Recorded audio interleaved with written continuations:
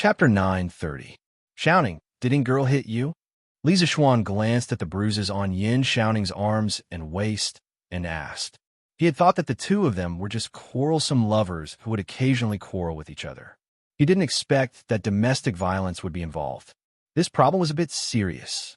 Yin Shouning said angrily, "Isn't it?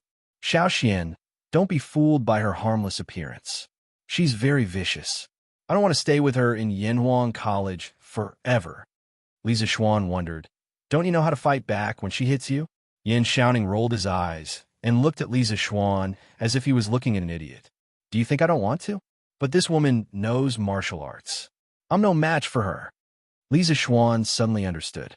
When he first saw Mo Lingwei, he saw that her lower body was extremely stable when she walked. He guessed that this girl might know martial arts. When Mo Lingwei showed her strength at the peak of the Grandmaster realm, Lisa Schwan was even more convinced that Mo Lingwei knew martial arts. He just didn't expect that this girl would use her martial arts for domestic violence. Yin Shouning was really miserable. Ink Girl was fine. Why did she hit you? Lisa Schwan thought about it and asked curiously. Yin Shouning spread his hands and said helplessly, "How would I know? That's why I told you that this woman is the most difficult to understand. This girl is a heartless and unreasonable woman." Lisa Schwan still felt that something was wrong. So he asked again, "Ahem, Shouning, tell me the details of the few times she's attacked you recently. I can help you with the details." It was rare for Yin Shouning to find someone he could confide in. He planned to complain about Mo Lingwei's atrocities. After seriously recalling for a while, he began to slowly tell Lisa Schwan the story. One day, Mo Lingwei was tired from grinding the lenses and said, "Hey, little Ningzi, let's rest for a while. Let's talk for a while." Yin Shouning, "Say what?" Mo Lingwei, with a shy face, "Just tell me your impression of me."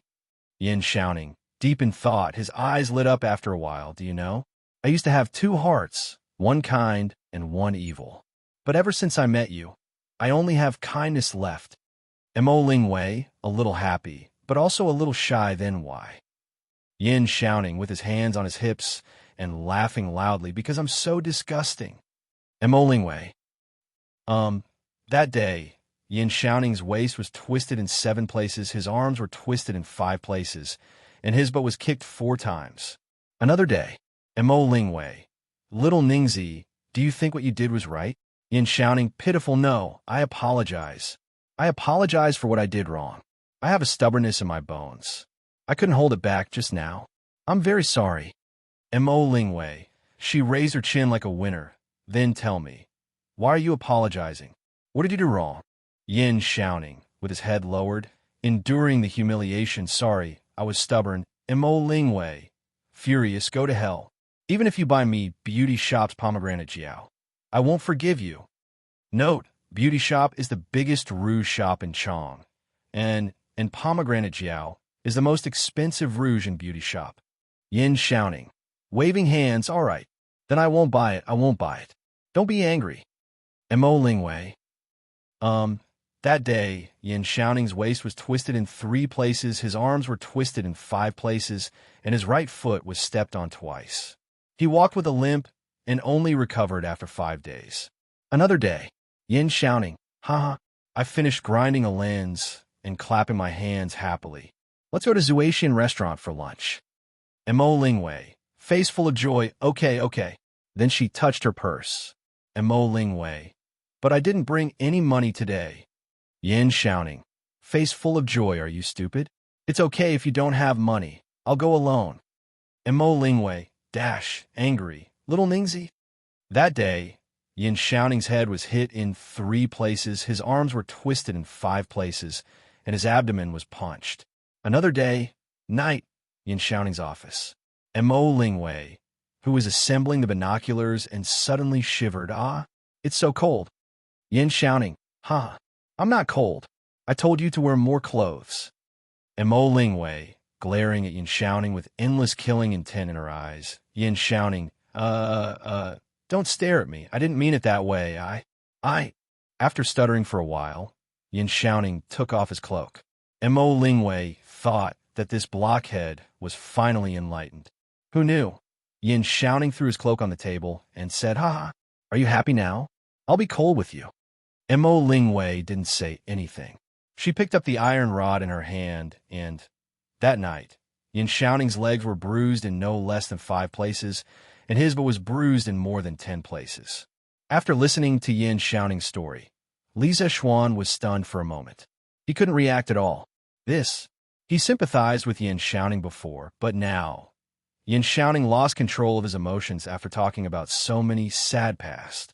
His eyes were red, and he said with grief and indignation, "Little Xian, help me be the judge. Isn't this kind of woman asking for a beating?" He was being unreasonable and making trouble out of nothing. "When I have the chance, I'll teach this girl a lesson. Otherwise, she'll never know how high the sky is and how deep the earth is." Li Zexuan opened his mouth and was speechless for a while. What should he say about these two people? It was impossible to generalize and say which side was right and which side was wrong. It could only be said that this was the inevitable result of an iron-willed straight man meeting a violent woman. Both of them were King amazing. "Little Xian, you're good at martial arts. Why don't you help me beat that girl up?" Seeing that Li Zexuan didn't say anything, Yin Shouning rolled his eyes and suggested again. Li Zexuan's old face turned black. Not to mention that he didn't hit women. If he really hit her and Yin Shouning got together with Mo Lingwei in the future, wouldn't he turn around and fight with him? Besides, she was the daughter of the Mo family's master. How could he beat her up just because he wanted to? Okay, don't say any more. What kind of stupid thing is this?" Li Zexuan waved his hand with a headache and said, "Shouning, in fact, you deserve all the beatings you've received. You should reflect on it yourself." After saying that, he left without looking back. Yin Shouning shouted behind him, Hey, little Xian, what do you mean? What do you mean I deserve it? F***CK. To think that I treated you as a brother." Chapter 9:31. The next day, Li Zexuan got up early and prepared to go to the morning court. Old Li had sent someone to inform him yesterday. After breakfast, Li Zexuan went out with 2 guards before dawn. They rushed all the way to Yinxing Gate in the east of Chang and City. At this time, the city gate was not open yet, but there was a long line of people outside the gate. Most of them were peddlers and civilians. Li Zexuan, a high-ranking official in his court uniform, stood out in the crowd. Many people subconsciously made way for him, not wanting to provoke Li Zexuan, an important member of the imperial court. But there were also people with sharp eyes who recognized Li Zexuan's appearance under the dim sky. Marquis, a middle-aged man in his 30s, tiptoed close to Li Zexuan and called out tentatively. Li Zexuan's night vision was good. He looked carefully and recognized the person who called him. It was Lu Dazhuang, who had taken the child to Yunshan to see a doctor. "Lu Dazhuang, it's you? Are you going to the city to sell eggs?" Li Zexuan sat on the horse and greeted Lu Dazhuang with a smile. He said so because he saw Lu Dazhuang carrying a basket of eggs on his back. Lu Dazhuang scratched his head and smiled foolishly. Eggs are becoming more expensive recently, so I collected all the eggs at home and sold them together, so I could buy some meat for my Xiao and to eat." Speaking of this, he seemed to have suddenly thought of something and hurriedly added, "Oh, the last time my family Xiao and got cholera, it was all thanks to Marquis's help. Marquis's great kindness to our Lu family is like a new life. I, Lu Dazhuang, am willing to repay Marquis's kindness with the rest of my life." Saying this, he knelt down in front of Li Zexuan and kowtowed 3 times. All of this happened in an instant. Li Zexuan, who was on horseback, couldn't react in time. By the time he jumped off the horse, Lu Dazhuang had already finished kowtowing 3 times. When he bent down halfway, a few eggs rolled out of the bamboo basket. Get up. I told you before, you don't need to repay anything. Go home, farm, and live a good life. That's the greatest repayment to me." Li Zexuan hurriedly helped Lu Dazhuang up and scolded him with a stern face. They made such a big commotion, kneeling and kowtowing. How could others not notice? "Marquis? This is Marquis Yong'an? It's really Marquis. Why does it sound like this person is implying that the Marquis of Yong and was the one who resolved the chaos? Shouldn't it be the Imperial Medical Department?" You don't know about this, right?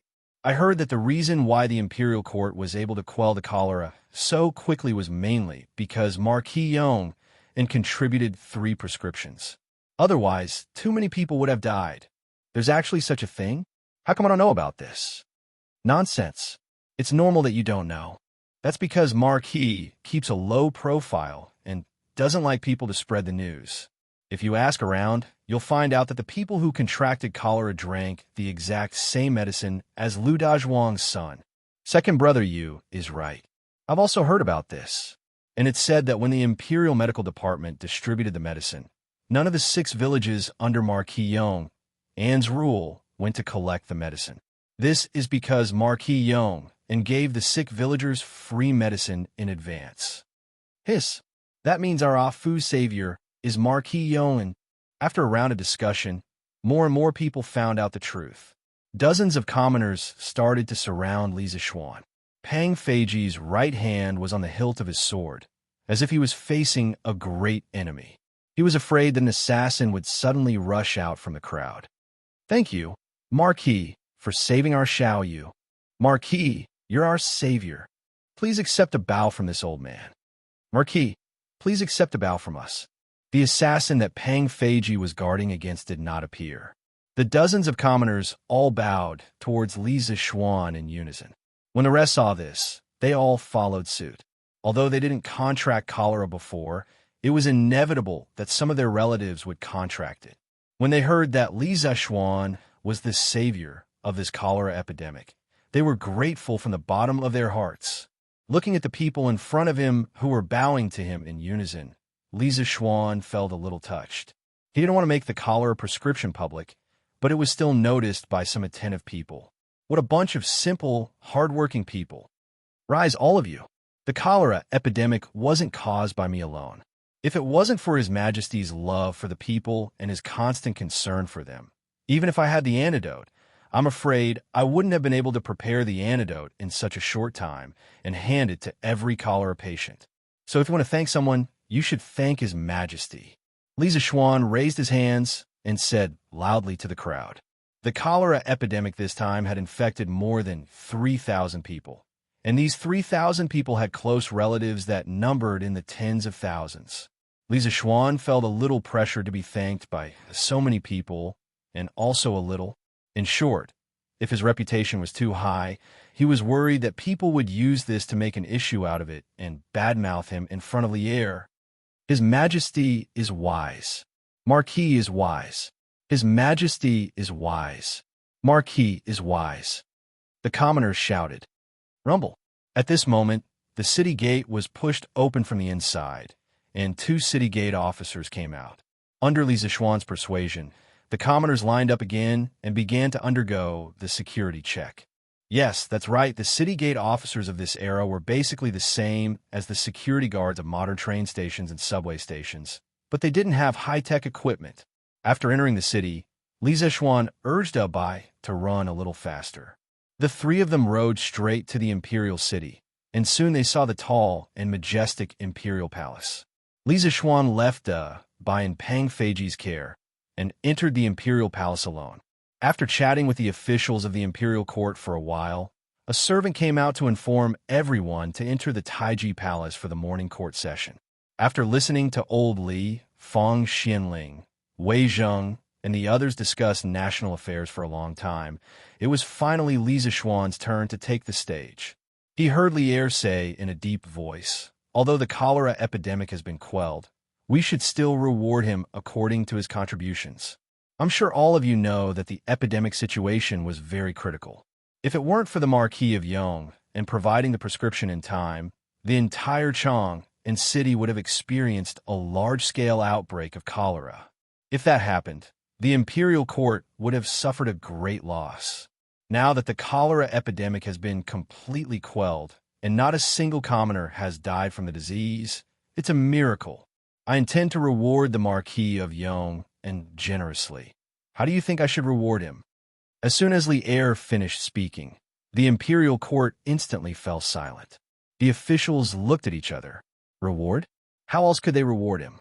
A 15-year-old marquis with a third-rank official position. How else could they reward him? If they rewarded him more, wouldn't they be invincible? Chapter 9:32. As for how to reward Li Zixuan had also thought about it for a long time. However, he realized that Li Zixuan was neither short of money nor status. As for his position, this fellow was naturally lazy, and he was even in charge of an academy now. If he was given another position, Li Zixuan would probably quit immediately. That was why he brought this matter to the imperial court. He wanted to see if the ministers had any ideas. However, Li Zixuan was a new noble who had just risen in the imperial court this year. The speed at which he rose was already unprecedented. How could the officials still think of a suitable reward?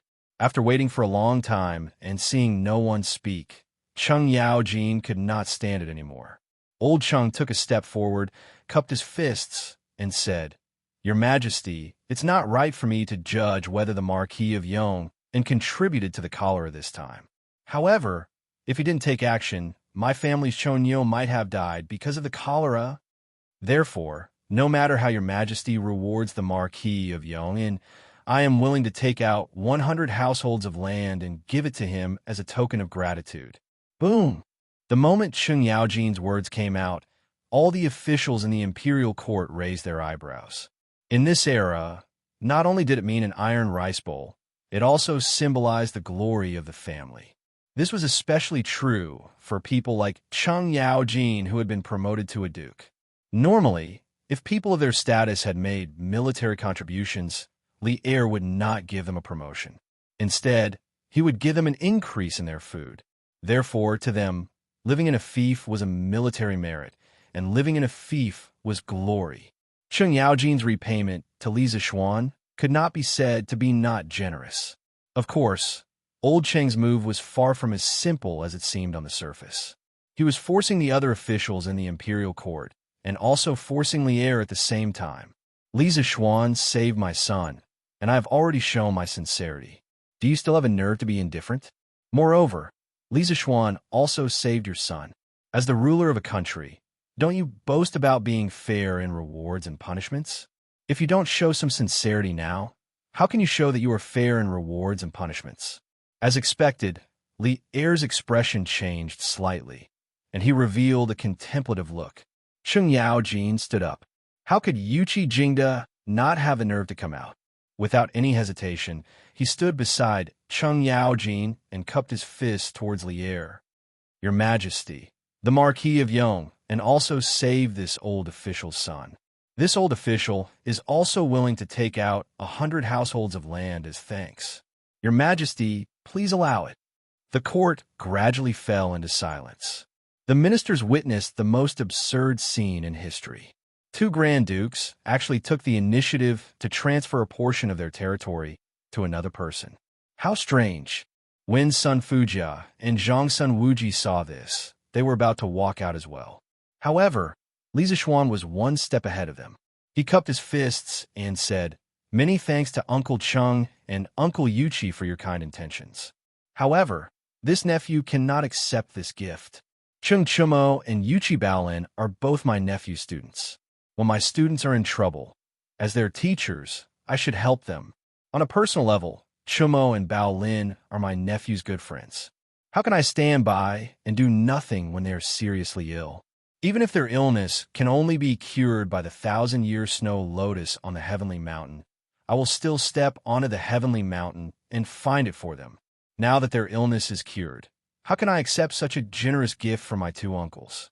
Then wouldn't I, Li Zixuan, become a vile person who seeks to repay kindness? Ha! Good lad. I, Old Cheng, did not misjudge you. You have enough loyalty. It's a pity that you were born 30 years later. Otherwise, I, Old Cheng, would definitely become sworn brothers with you." Li Zixuan had just finished speaking when Cheng Yaojin's large palm landed on Li Zixuan's body.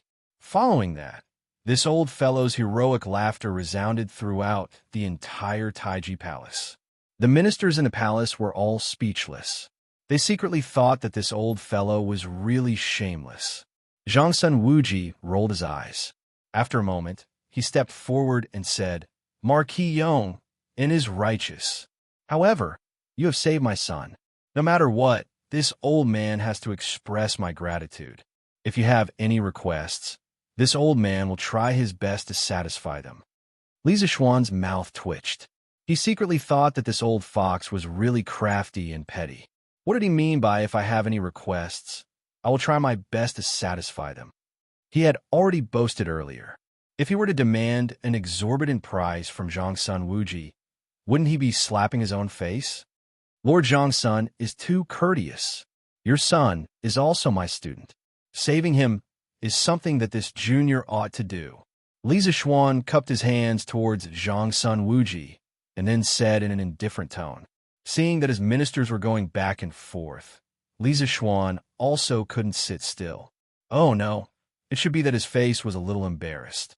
After all, Li Zishuan had also saved his son. Cough, cough. All right. Li Zishuan's contribution to the rapid pacification of the cholera could not go unnoticed. This was a matter of the nation, not a matter of a few beloved officials. Naturally, the imperial court should reward him. Li Zishuan, tell me, what reward do you want? Li Er, who couldn't maintain his face, coughed lightly and said in a deep voice. Only then did Cheng Yaojin, Yu Qigong, and the others calm down and look towards Li Zishuan. Bestowing a reward was a form of knowledge. Wasn't wanting a reward also a form of knowledge? Furthermore, the knowledge to bestow a reward was undoubtedly even more profound and difficult to grasp. Li Zishuan pursed his lips. Actually, when he received Li Er's notice to attend the morning court session yesterday, he had already guessed what would happen. Thus, he had already thought about what reward he should ask Li Er for. At this moment, he stepped forward and bowed slightly. Your Majesty, quelling the cholera was not the work of this subject alone. Furthermore, this subject is a marquis of the Great Tang Empire. Doing something for the Great Tang Empire is also this subject's duty. This subject does not dare to ask for a reward. One should be humble when needed. After all, if one was humble, this reward wouldn't run away. Li Zishuan loved to pretend to be a pig to eat the tiger. Li Er said unhappily, "If I want to give you a reward, you should accept it. When did you become so overcautious? Speak quickly." Li Zishuan didn't continue to pretend to be humble. Everything had to be done in moderation. He bowed and said, "Thunderbolts and rain are the grace of the emperor.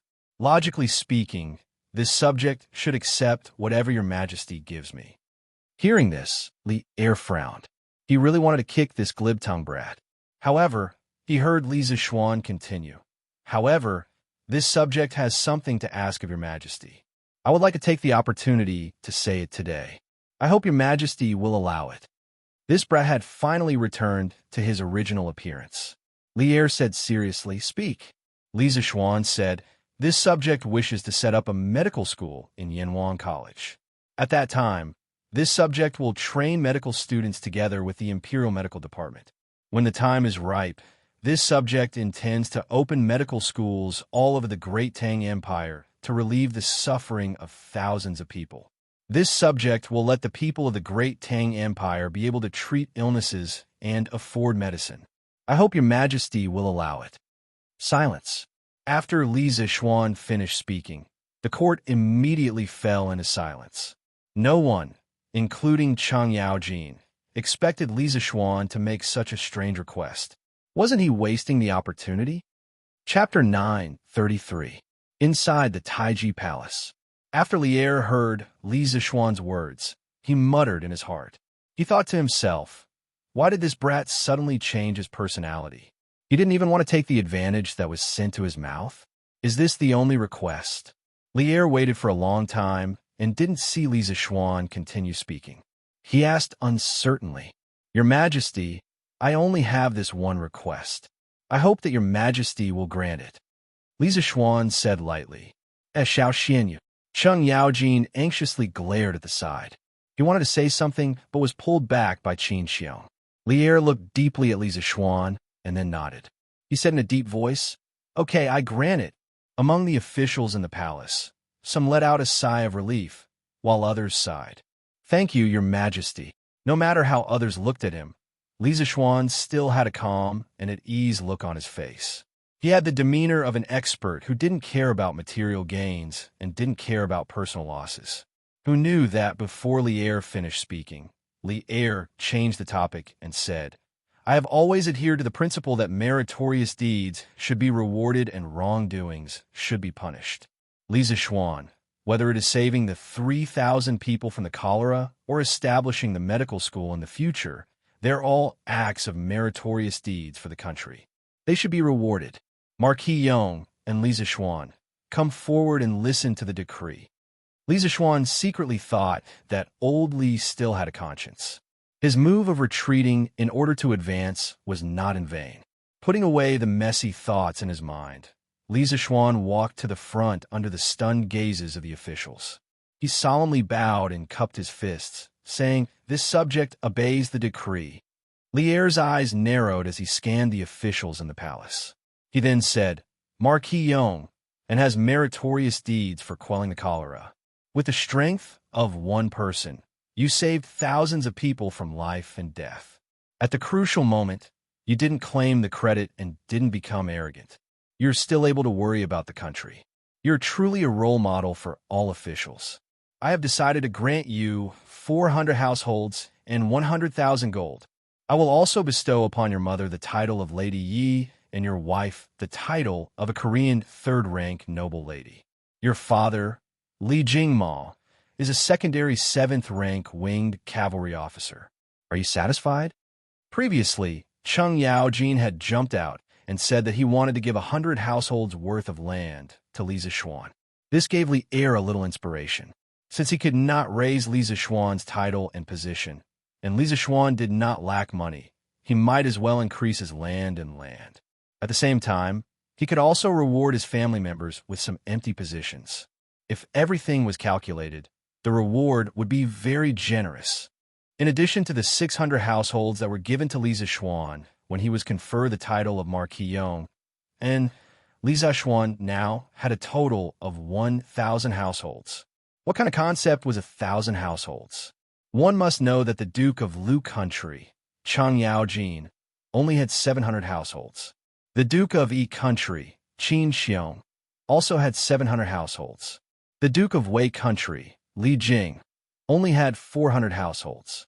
Li Zexuan's current land was almost catching up to the Prince of Hejing County, Li Shaogong. According to the records, Li Shaogong had 1,200 households.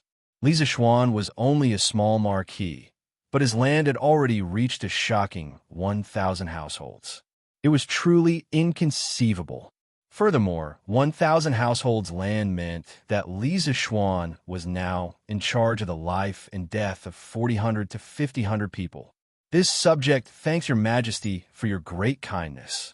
Li Zexuan was also shocked by Lier's sudden generosity. He had to admit that old Li's all-round, multi-layered reward plan made him very satisfied. Your majesty is brilliant. Chung Yaojin was overjoyed. He quickly followed behind Li Zexuan and sang praises. Zhongsun Wuji hesitated for a moment before saying, Your majesty is brilliant. The Marquis of Yong, and cared for the people and even quelled the cholera single-handedly. None of the ancient sages could do this. Your majesty's generous reward is definitely worthy of the Marquis of Yong'an's name. No matter what, Li Zexuan had saved his son, Zhongsun Chong. If he, Zhongsun Wuji, didn't do anything, it wouldn't make sense. Furthermore, the rewards that Lier gave were all within the rules. It wasn't too out of line. He had no reason to make things difficult for Li Zexuan on this matter. Instead, he might as well fulfill his wish. Since Zhongsun Wuji had already agreed, who else in the imperial court would dare to come out and cause trouble for such a small matter? Strictly speaking, Lier didn't give Li Zexuan a promotion. This was the most important thing. Most people could accept this result. Lier nodded and said, Yes, Li Zexuan, I heard that Yanhuang College has made an astronomical telescope. Through this mirror, one can observe the sun, moon, and stars in the sky. Is this true? Once he said that, everyone was shocked. The officials couldn't help but look at each other. They were shocked and speechless. What kind of mirror could observe the sun, moon, and stars in the sky? Why does this sound so much like nonsense? It had to be said that even though these people were high-ranking officials in the imperial court, they weren't as knowledgeable as most of the students in Yanhuang College. Li Zixuan was already prepared. It should be said that from the moment Yin Xiaoning and Mo Lingwei finished making the telescope, he had already expected that Li Er would know about this news soon. Furthermore, he had never thought of exchanging a national treasure like the telescope for money. He would definitely hand it over to the country. At this moment, Li Zixuan cupped his hands and answered, "Your Majesty, the Academy has indeed made an item that can see the moon and stars from hundreds of thousands of miles away. It's called the astronomical telescope. Many teachers and students of the Academy have tried this mirror." Hearing Li Zixuan's confirmation, the officials couldn't stay calm anymore. The quiet and orderly imperial court suddenly exploded like a drop of water in a pot of oil. What? Yanhuang College actually has a magical item that can see the sun, moon, and stars clearly? This can't be, right? I wonder what it's like on the moon. Other than these officials who were just here to watch the show, the eyes of many military bigwigs lit up.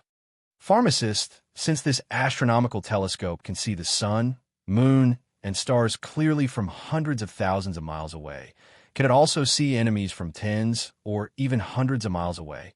It can predict the enemy's moves. This is what it means to predict the enemy's moves first. This magical item must not fall into the enemy's hands. That's right. We must fight for this item. This is a national treasure, not a toy. Seeing that the officials were all discussing in private, Li Er coughed lightly and said, "I heard that the astronomical telescope is more effective at night. Is this true?"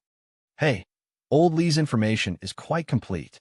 Li Zixuan muttered to himself, and then replied, "That's true. Your Majesty, the light in the day is too strong. If you use the telescope to look at the sky, it's very easy to hurt your eyes, so the effect is better at night." Li Er nodded, then made a decision that stunned everyone. "Tonight at 5 p.m., all officials of the third rank and above shall follow me to the Cloud Mountain to see the moon." The officials were stunned, but after they recovered from their shock, they all hurriedly cupped their hands and said yes. "Your Majesty." Those officials of the third rank and below opened their mouths and had a bitter look on their faces. In fact, they also wanted to go and see it. Unfortunately, they didn't have that fate. Chapter 9:34. After the morning court session, Li Zixuan finally revealed a proud smile on his face. This morning court session was not in vain. Now this young master has truly become a big landlord. Li Zixuan sighed in his heart. Now he had 1,000 households. In this era, there were at least 5 people in a household, and they owned about 100 mu of land. 1,000 households meant 100,000 mu of land. Although the yield of grain was very low in this era, 100 mu of land is only 300 dan, about 30,000 caddies. It could not cover the total amount of land. 100,000 mu of land could produce millions of caddies of grain every year. Even if he only collected 10% of the tax, he would still have millions of caddies of grain. This landlord could really just sit at home and wait for death. It could be said that with Li Zixuan's family business, even if his descendants did not achieve anything in their lives, it would be very difficult for them to squander the family business. "Marquis, is there good news?" Pang Feiji saw that Li Zixuan was very excited and came up to him with a smile. Li Zixuan mounted his horse and said with a smile, "And great news. Let's go. Let's go back. The Academy also needs to prepare. Tonight, His Majesty and the civil and military officials will go to the Academy." "What? His Majesty is going to the Academy at night?"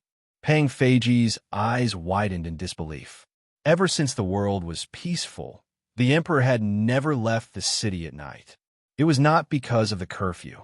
Why would an emperor care about that? The main reason was that it was not safe to leave the city at night. After all, there were no street lights in this era. Everywhere outside the city was dark, and it was easy for assassins to hide. Pang Feiji did not have time to think, because Li Zixuan had already rushed out. He quickly mounted his horse and led his men to chase after Li Zixuan. Yin Mountain. After Li Zixuan returned home, he was not in a hurry to tell his family about the reward that Li Er had given him. This was because he knew that in the afternoon, the imperial edict from the palace would be sent down. When that time came, they would naturally know. Sure enough, someone from the palace came in the afternoon. The person who came to deliver the decree was Zhao Song, Li Zixuan's old acquaintance. The two exchanged some pleasantries. Zhao Song saw that Li Zixuan's family members were all present, so he cleared his throat and took out an imperial edict from one of his followers behind him, reading it aloud. The Emperor of the Great Tang has decreed that we rule the world through literature and subdue chaos through force. Moreover, military commanders and generals were the pillars of the imperial court, the backbone of the country. They were capable of both civil and military affairs, and their contributions to the imperial court could diminish their achievements and not be rewarded with favor. Li Zixuan, the Marquis of Yong'an, has quelled the cholera and has rendered great service. He has single-handedly saved the lives of tens of thousands of people in Chong, and saving the lives of millions of people from the ravages of cholera. Therefore, he will be granted 400 households and 100,000 gold coins. By the emperor, Li Zixuan said, "This subject, Li Zixuan, accepts the decree. Thank you, your majesty." When Li Jingma, Madame Li, and Han Yushi heard the good news, they were all stunned. This was really good news from the heavens. When Li Jingma came to his senses, he was about to send a servant to fetch the money when Zhao Song took out another imperial edict from the servant behind him. He paused, looked at Madame Li, and said, "The Marquis of Yong'an's mother, Madame Yi, accepts the decree." Madame Li's eyes widened. She could not react for a long time. She tugged at Li Jingma and pointed at herself in disbelief. Old master, is eunuch Zhao talking about me?" Li Jingma hurriedly urged, "Go quickly. Who else could it be if not you?" Madame Li was convinced that she did not hear wrongly. She straightened her clothes and stepped forward. "This old one, Yi Yuzhu, accepts the decree." Zhao Song continued reading. "The Emperor of the Great Tang has decreed that the Marquis of Yong'an's mother, Madame Yi, is virtuous and prudent, diligent and gentle and pure, gentle by nature, and good at educating her son. She will be conferred the title of a third-rank noble lady by the emperor." Madame Li was a little confused. A third-rank noble lady. This status was comparable to the wives of important officials in the imperial court. Even a provincial governor would not dare to look down on her. Such a prominent status was bestowed from the heavens, just like that. "Madam, accept the edict quickly." Li Jingma was so anxious that his forehead was sweating. He urged softly from behind. In fact, he was a little jealous at this moment. His status in the family was low. Now that his wife was conferred the title of a third-rank noble lady, wouldn't his status be even lower in the future? Madame Li hurriedly said, "This old one accepts the edict. Thank you for your grace, your majesty." Zhao Song was not angry because he had to wait a little longer. He handed the imperial edict to Madame Li with a smile and said a few pleasing words. Then he took out the third imperial edict and said, "The Marquis of Yong'an's wife Han accepts the decree." Han Yushi's heart trembled, and her little heart thumped. She walked forward and bowed. "This concubine, Han Yushi, accepts the decree." Zhao Song saw that although Han Yushi's eyes were a little nervous and flustered, her actions were still natural and unrestrained. He could not help but nod and say, "The Tang Empire's emperor decrees that the Marquis of Yong'an's wife Han is gentle and virtuous, graceful and elegant, dignified and virtuous. She is conferred the title of a third-rank noble lady, your majesty." Han Yushi's heart was immediately filled with great surprise. She bowed and said, "Han Yushi accepts the decree. Thank you for your grace." Li Jingma's face was full of shock. Fortunately, his hand was not on his chin, otherwise he would have pulled off his beard. Although the title of a noble lady was only a symbol of honor and did not have any real power, two third-rank noble ladies in one family had almost never appeared in the 10 years since the establishment of the dynasty. Even the previous dynasty, very few people could receive such an honor. It was no wonder that he was so surprised. However, apart from being surprised, Old Man Li could not help but feel a little disappointed. His wife was conferred the title of a third-rank noble lady because of her son, and his daughter-in-law was also conferred the title of a third-rank noble lady because of her husband. As the father, why did he have nothing? Could it be that he did not contribute to the birth of Lisa Xuan, his son? Just as Old Man Li was feeling sour, Zhao Song spoke again. Li Jingma accepts the decree. Li Jingma immediately came back to his senses, and a smile finally appeared on his old face. I, Li Jingma, accept the decree. Zhao Song recited. The Tang Empire's emperor decrees that a family that accumulates good deeds will have more to celebrate. Those who have not done good deeds will not be affected. How can I be stingy with my praise? Your son, Li Zixuan, has a righteous character and good conduct. He is adept in literature and martial arts. You have taught your son well. I hereby grant you the title of a 7th-rank winged cavalry officer, Your Majesty. 7th rank? Li Jingma was not a novice. He still had some common sense. Even though this winged cavalry captain didn't seem to be of the same rank as a third-grade noble lady, this was a genuine military merit. Normally, only those soldiers with military merits would be able to obtain it. Therefore, Old Man Li was grinning from ear to ear. Li Jingma accepts the decree and thanks for your grace. No matter what, he would never have thought that he would have the opportunity to become an official at such an age. The wonders of life were truly indescribable. Moreover, the 4 imperial decrees had arrived at Yinshan today. It could be considered as 4 consecutive blessings. Chapter 9:35. 4 imperial edicts to reward the same family was a rare sight in the Tang Empire. The fact that Li Zixuan was favored by the emperor made people look at him in a different light. But were these rewards really a lot? Not at all. Although there were 4 imperial edicts as rewards, the real benefits were only 400 households and 100,000 gold coins. The rest were nothing more than empty titles. Compared to Li Zixuan's contributions, these rewards were really not much. Think about it. If Li Zixuan did not help, even if Sun Simiao could rush back in time, it was unlikely that he would be able to produce the antidote immediately. With the epidemic spreading like wildfire, the delay in producing the antidote would increase the number of people infected with cholera. When a number of people could not be controlled, the Tang Empire's capital, Chang'an, would be in great danger. Therefore, the rewards given by Li Er were not much at all. Haha, good, good. Today is really a day of great joy. Ha ha. After Zhao Song left, Li Jingma laughed heartily. It was rare that Madame Li did not dampen old Li's enthusiasm. She looked at her son lovingly and said, Xian is getting more and more favored by the emperor. Thanks to you, Xian, offering the antidote for cholera. Not only did you save the people, but you also earned a title for your father. Your father will be happy for a while. Old Li was immediately unhappy. Huh, madam, weren't you unwilling to let Xian help the king of Wei treat cholera? Madam Li said unhappily. I was afraid that our son would accidentally contract cholera too. So you're not afraid now? You're just a 7th-rank winged cavalry captain. How dare you talk back to a 3rd-rank honorary lady? You're offending your superiors. Hey, madam, this is not how things are supposed to be. Seeing their parents quarreling, Li Zixuan and Han Yushi couldn't help but look at each other and smile. This was life.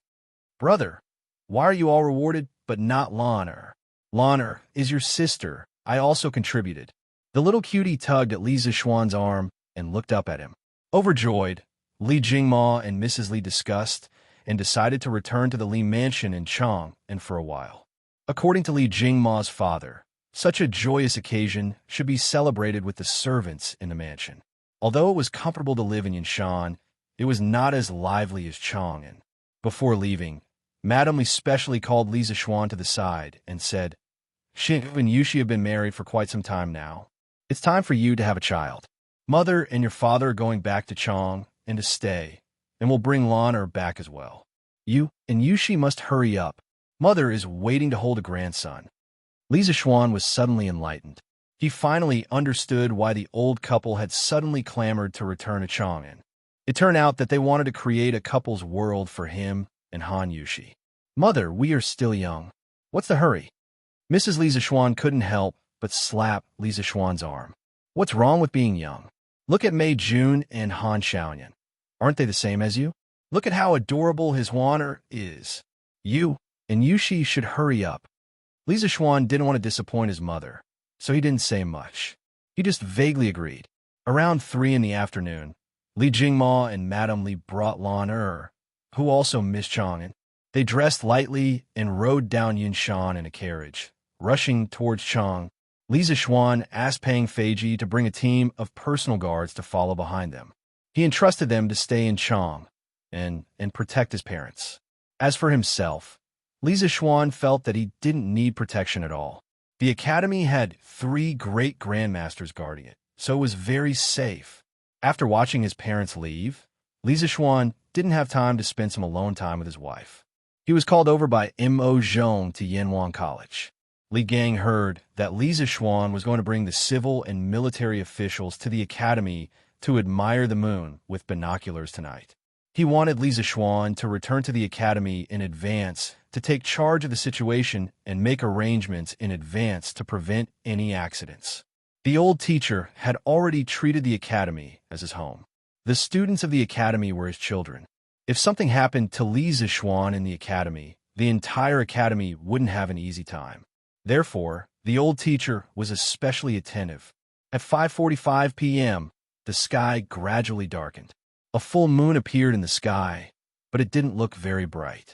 The civil and military officials who were admiring the moon, led by Li Zixuan, ascended Yinshan and arrived at the gate of the academy. They saw that there were big lanterns hanging on both sides of the road leading out of the academy. They were hung up every 5 steps, making the entire academy as bright as day, even at night. Li Zixuan brought the leadership of the academy to the school gate to welcome them personally. I'm just here to try the binoculars. You're so good, making such a big fuss. I wonder how much money you've spent. After exchanging pleasantries, Li Zixuan pointed at Li Zixuan and scolded him jokingly as he walked. Li Zixuan cursed in his heart, but he said, "Your Majesty and the officials of the imperial court came to the academy to admire the moon. Of course, the academy should prepare in advance. Otherwise, if your Majesty and everyone accidentally knocked or bumped into each other in this pitch-black darkness, wouldn't it be my fault?" You're getting more and more glib-tongued, Li Zixuan said unhappily. After exchanging a few more words, they arrived at the courtyard of Guanghua Building. A huge binoculars came into view. Li Zixuan looked at it with interest. He touched and knocked on it for a long time before asking, "How do I use this?" Li Zixuan explained, "Your Majesty only needs to put your eyes in front of the cylinder.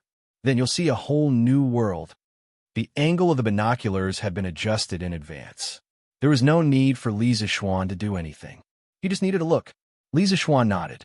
Under the gazes of the officials, he bent his knees slightly and put his eyes in front of the binoculars. Suddenly, Li Zixuan opened his mouth in shock. He saw a bumpy sphere in the binoculars. When the attentive officials saw this, they couldn't help but be secretly shocked. Even before Li Zixuan ascended the throne, he didn't show his emotions on his face, let alone now that he was the emperor. He didn't show his emotions on his face. But now, Li Zixuan looked so surprised that people couldn't help but think, what kind of scenery could surprise Li Zixuan, the emperor of a country? The more they thought about it, the more eager they were to use the binoculars. But here came the problem. Li Zixuan had been in front of the binoculars for almost 15 minutes, but he still didn't have any intention of leaving. What could the officials do? Could they go up and kick Li Zixuan away? So they could only wait at the side for Li Zixuan to finish using it. Chapter 9:36. TSK. I didn't expect the moon to be like this. There's no moon lord, no jade rabbit, and no trees.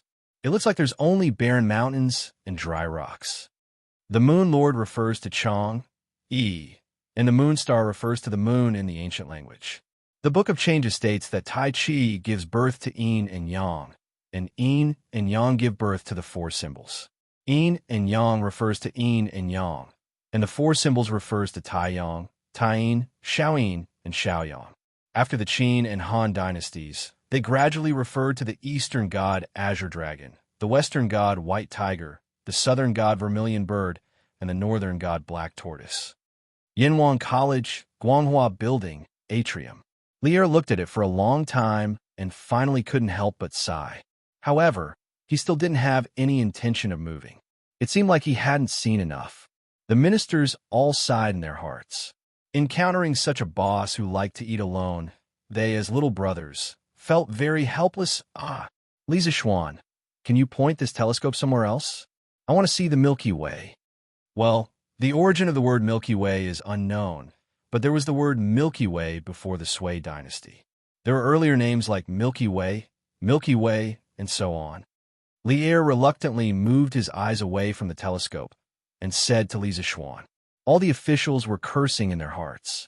Lier was really pushing his luck. They hadn't even seen the moon yet, but only wanted to see the Milky Way. He was pushing his luck. Most of the ministers were angry, but they didn't dare to say anything. However, there were always one or two brave ones. Your Majesty, why don't you let me see what the moon looks like? I've lived for most of my life and have seen everything, but I've never seen what the moon looks like. Sheng Yaojin couldn't help but mutter. Old Li didn't take it to heart. He laughed and said, Jijia, there's no hurry. The night is long, and there's still a long time. Besides, it'll be late at night and the moon will rise. You'll see it more clearly, right? Everyone was speechless, thinking that Lier was really a shameless old scoundrel. Seeing Lisa Schwan looking at him again, Lisa Schwan had no choice but to bow and say, Your Majesty, this telescope is just a prototype. There are still many imperfections, so it is not enough to see the celestial bodies outside the moon. If you want to see other celestial bodies in the Milky Way, you have to wait for the Academy to make a greater technological breakthrough in the future. To be honest, this telescope was still very crude, and its image was not very clear. It could barely be used to see the moon, but as for other celestial bodies, forget about it. Lier shook his head and said with a smile, It's fine. I just want to see what's the difference between using this telescope and using the naked eye. When Lisa Schwan heard this, he could only nod in agreement. He looked up at the night sky. Fortunately, the weather was very good tonight. He could clearly see a band of light in the night sky. That was the Milky Way. Lisa Schwan stepped forward and pointed the telescope at a random location in the Milky Way, then said, Okay, Your Majesty. Lier nodded. Under the covetous gazes of the officials behind him, he once again put his eyes in front of the telescope's eyepiece. What he saw made Lier feel as if he was in a sea of stars, surrounded by boundless stars.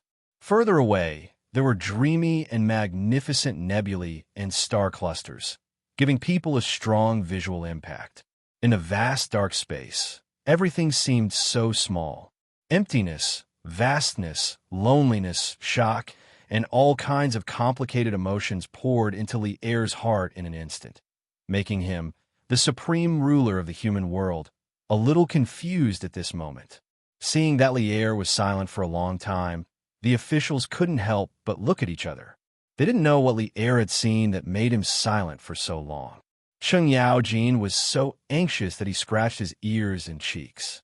If the person squatting in front of the telescope was not Lier, but someone else, Old Chung would probably go forward and kick him away and take his place to enjoy himself. In fact, Lisa Schwan quite understood Lier at this moment. In his previous life, when he went to the cinema to watch Interstellar, he had been severely shocked. Some movies were not worth going to the cinema to watch. The big screen also exposed the shortcomings. Some movies were born for the big screen. When he went to the cinema to watch Interstellar, he was deeply shocked by the visual effects on the screen. Even after walking out of the cinema for a long time, his heart was still in a state of accelerated heartbeat, and he did not calm down for a long time. It was also because of this that he had specially gone to the capital's planetarium in order to feel the vastness of space and the brilliance of the interstellar. Those who had seen the star chart in space, regardless of whether they were men or women, could not resist its charm. At that time, his dream was really the sea of stars.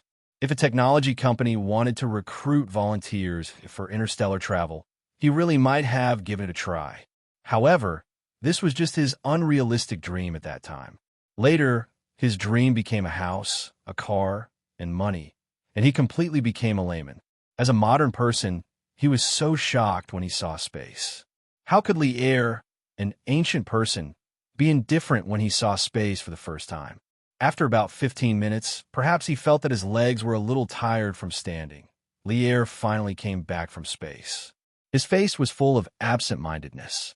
He walked to the side and stood beside Lisa Schwan, giving up the position of the telescope. Cheng Yaojin could not wait any longer. This old guy was afraid that someone would beat him to it. He rushed to the front of the telescope and shouted, "Xiao Xian, quick! Quickly point this guy to the position of the moon. Old Cheng, want to see if there are any fairies on it." Hearing this guy start talking nonsense, everyone could not help but laugh. Lisa Schwan had no choice but to step forward and point the telescope at the position of the moon. Old Cheng smacked his lips and began his journey to the moon. Lisa Schwan returned to his original position. Seeing that Lier was still in a daze, he said, "Your Majesty, what do you think after seeing this Milky Way?" Lier murmured, "Vast, vast. I feel that I am so tiny in the midst of all the stars in the heavens. Previously, you said that the ground under our feet was a sphere. At that time, I didn't believe it. Tonight, I completely believe it. In the past, I was still complacent about conquering this land. But compared to the universe, this land is probably as small as a speck of dust." After a pause, Lier looked at Lisa Schwan with a burning gaze and said faintly, "Marquis Owen, is it possible for Yanhuang College to let me go to the sky to take a look in my lifetime?" Lisa Schwan was speechless. He never thought that old Li's feelings after seeing space were to actually want to go to the sky. Could it be that Lier wanted to conquer the sea of stars in the future? Wasn't that too ridiculous? Chapter 9:37. Your Majesty, when engineering is developed to the extreme, it is indeed possible to achieve interstellar flight. However, there is still a long way to go. It could take decades, or even centuries. Lisa Schwan was speechless for a while. He looked into Lier's burning eyes and replied, "In his previous life, the United States of America, which had been established for more than 100 years, relied on its advanced and complete industrial system to launch the Apollo program, which started in May 1961 and ended in December 1972. They achieved the first moon landing in history. The entire Apollo program lasted for about 11 years and cost more than $25 billion. It accounted for about 0.57% of the United States GDP and about 20% of the United States total scientific and technological research and development funds. At the peak of the project, there were more than 20,000 companies, more than 200 universities, and more than 80 research institutions that participated in the project. The total number of people involved was more than 300,000. It could be said that the United States of America had mobilized the entire country to complete the first moon landing project. Even a powerful country like the United States of America had done so. For a feudal dynasty like the Tang dynasty, which did not even have a complete industrial system, to complete space travel was tantamount to a fantasy. Not to mention a few decades. Even 100 or 200 years would be difficult. A few decades? A few hundred years? Lier's eyes suddenly dimmed. He muttered, "How I wish to live for a few hundred more years." Lisa Schwan thought to himself, if Lier had heard Han Lei's borrow another 500 years from the heavens, would he also sing a song to his heart's content? Feng Zhidai, who was standing behind Lier, could not help but feel shocked when he heard the conversation between Lier and Lisa Schwan. According to his official position, Feng Zhidai was actually not qualified to stand here tonight. However, as the vice minister of the guard, he had the responsibility of accompanying the emperor. Moreover, for some reason, Lier seemed to be afraid that he would forget and specially sent someone to inform him to accompany the emperor at Yanhuang College tonight. Hence he came. Although he had not used the binoculars before, from Lier's expression and words, he could roughly imagine what Lier was describing. After hearing Lisa Schwan's reply, he could not help but feel a huge wave of emotions surging in his heart. This was because Lisa Schwan did not give Lier a direct negative answer.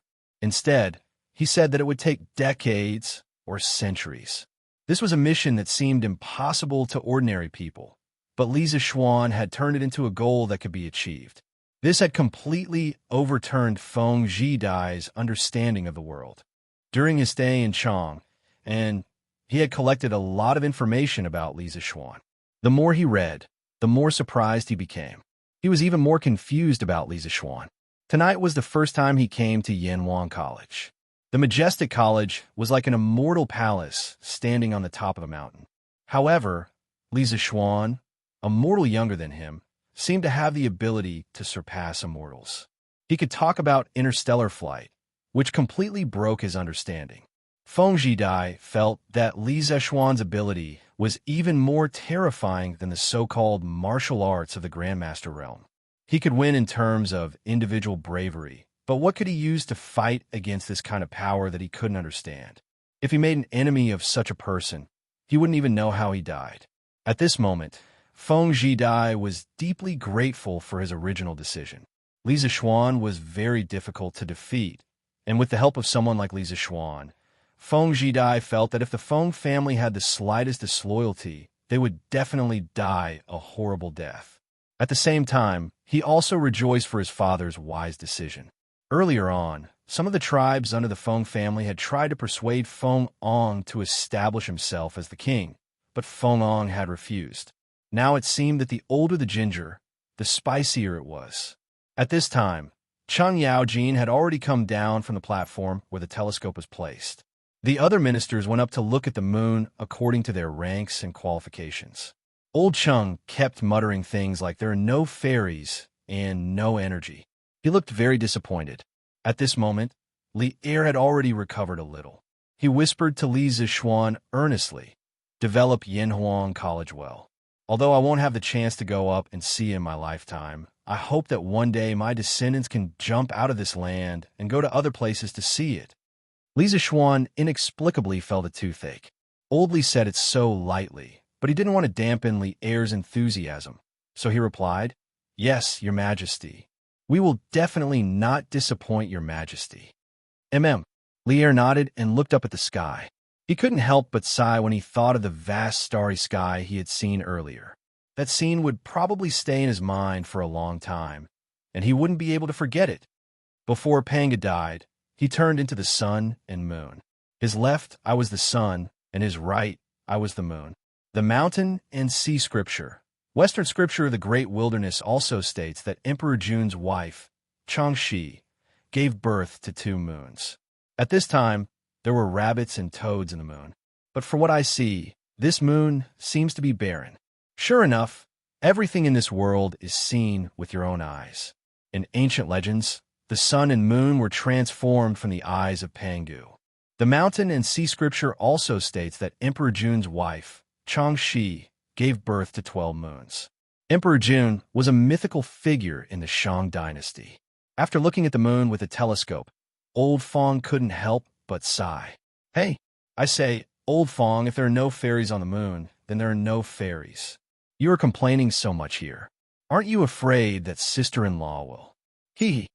Cheng Yaojin couldn't help but make fun of Feng Xianling after listening to him for a long time. Everyone roared with laughter. Few people didn't know that Feng Xianling was afraid of his wife. "You, Cheng Jijia, if you continue to talk nonsense, do you believe that I won't go to your house and tell sister-in-law what you muttered before?" Feng Xuanling's face turned red, and he pointed at Cheng Yaojin angrily. As the saying goes, don't expose a person's shortcomings. Cheng Yaojin was too immoral. While these people were making fun of each other, there was never a shortage of people around the telescope. The courtiers who had never used it came up one by one to try it. After about 2 hours, almost all the courtiers had tried the telescope. At this time, a middle-aged man in a Taoist robe walked out of the crowd. He had a jade-like complexion and a graceful demeanor. It was Li Chunfeng. He was only a minor official in the Imperial Historian Bureau. Logically speaking, he wasn't qualified to be here tonight. He heard from the Imperial Historian Bureau that Li Er was going to bring courtiers above the 3rd rank to the Cloud Mountain to use Li Zixuan's newly made telescope to observe the moon. He was curious, so he asked Li Er personally for a spot. When Li Chunfeng met Li Er for the first time this year, he left a deep impression on Li Er with his knowledge of the calendar. When Li Er heard that Li Chunfeng wanted to go to the academy to observe the moon, he thought about it and agreed. At this moment, seeing that this man in a Taoist robe also wanted to use the telescope, Li Zixuan was curious. He couldn't help but ask, "May I know who you are?" Li Chunfeng smiled and bowed. "I am Huang Guanzi. Greetings, Marquis Yong." Chapter 9:38. Huang Guanzi? Li Zixuan found the name familiar. It didn't take him long to remember. When the results of the entrance exam of Yanhuang College were announced, Li Zixuan had investigated the families of the top students. Li Zixuan was ranked second among the freshmen. Li Chuanfeng's information was on Li Zixuan's desk. Therefore, Li Zixuan knew a thing or two about Li Chunfeng. Li Chuanfeng's Taoist name was Huang Guanzi. In the first year of Jingguan, he made 18 comments on the Wuyin Yuan calendar written by Fu Rinjun, a Taoist priest. Li Er appreciated his talent and accepted 7 of his comments. Li Chunfeng was appointed to serve in the Bureau of Imperial History. Right now, Li Chunfeng was just a young man who had just made a name for himself in the imperial court. Few people would pay attention to him. However, Li Zixuan, who had transmigrated from the modern world, knew what Li Chuanfeng's name meant. For this reason, he even asked someone to look into Yuan Tiangong's information. He didn't give up until he found out that Yuan Tiangong wasn't in the imperial court. In fact, Yuan Tiangong only entered the imperial court in the 5th year of Jingguan. "Oh, it's Taoist Li. Sorry for the disrespect." Li Zixuan bowed to Li Chunfeng and said politely. Li Zixuan looked at Li Zixuan seriously. This made Li Zixuan uncomfortable. He felt that Li Chuanfeng's eyes had a penetrating power that could see through everything. Under this kind of gaze, no secrets could be hidden. Li Zixuan's heart skipped a beat. He quickly used the Taishan Sutra to maximize his mental strength and stay alert. Li Chuanfeng's face suddenly turned pale. Sorry. I was surprised by Marquis' appearance just now. I couldn't help but look at you a little longer. I hope Marquis won't blame me." Li Zixuan smiled and said, "It's fine. You and I are both Taoists, so how can we blame each other? This Marquis has heard that Taoist priest is quite accomplished in calendar, astronomy, and mathematics. If there's a chance in the future, I'll definitely ask for your advice. I hope Taoist priest won't hold back." Li Chunfeng cupped his fists and said, "Marquis, you flatter me. Marquis has been taught by a famous sect since he was a child. How can my insignificant skills be compared to Marquis'? I'm here today to use Yanhuang College's binoculars to verify some of my past conjectures. I hope that Marquis can help me." Confirm some conjectures? It was probably related to the calendar, right? Li Zixuan thought to himself. At the same time, he promised, "Just use it, Taoist priest. In the future, the door of the academy will always be open for you. If you want to use this telescope, you can come anytime." Li Chuanfeng's face lit up, and he said, "Marquis, are you serious?" Li Zixuan smiled and said, "Of course. If I'm not wrong, you probably want to use the telescope to calculate the calendar, right? Since ancient times, the calendar has been very important to the people's agriculture. If this telescope can help you, then it's Yanhuang College's and my good fortune, isn't it?" Li Chuanfeng's face turned serious, and he bowed sincerely. "Marquis, you are a righteous man. This humble Taoist is very impressed. The people of the world will definitely remember your kindness, Marquis." Li Zixuan was right. His main purpose for coming today was to see if Yanhuang College's telescope could help him improve the accuracy of his calendar deduction. Simply put, the so-called calendar was based on the natural law of the changes in the sky to measure the longer time intervals, judge the changes in the climate, and predict the arrival of the seasons. The calendar based on the cycle of the moon's phases, the synodic month, was called the lunar calendar. The calendar based on the cycle of the Earth's rotation around the sun, the solar year, was called the solar calendar. China's ancient calendar used the solar year as the unit of year and the synodic month as the unit of month. It was a combination of the solar and lunar calendars. When the rulers of the dynasties ascended to the throne, they would usually organize officials to revise the calendar. This was because the people's annual spring plowing, autumn harvest, and other agricultural activities were all based on the calendar. The importance of the calendar to the country could be seen from this. Many people who knew about China's lunar calendar would sigh in their hearts. How could the 24 solar terms in the lunar calendar, which had existed for thousands of years, be so accurate in predicting agricultural activities? At the beginning of spring, people would start to cultivate the land to raise seedlings. The rain would weed the wheat, the insects would fertilize the wheat would grow at the spring equinox, and so on. Every mid-autumn festival, the moon would never be round. The creator of the calendar and the discoverer of the laws of the calendar for thousands of years was truly admirable. Compared to it, the modern Gregorian calendar was so weak. In fact, China's lunar calendar used the 24 solar terms to determine the year, the leap month, the leap year, and the lunar moon to determine the month. The 24 solar terms were based on the solar calendar.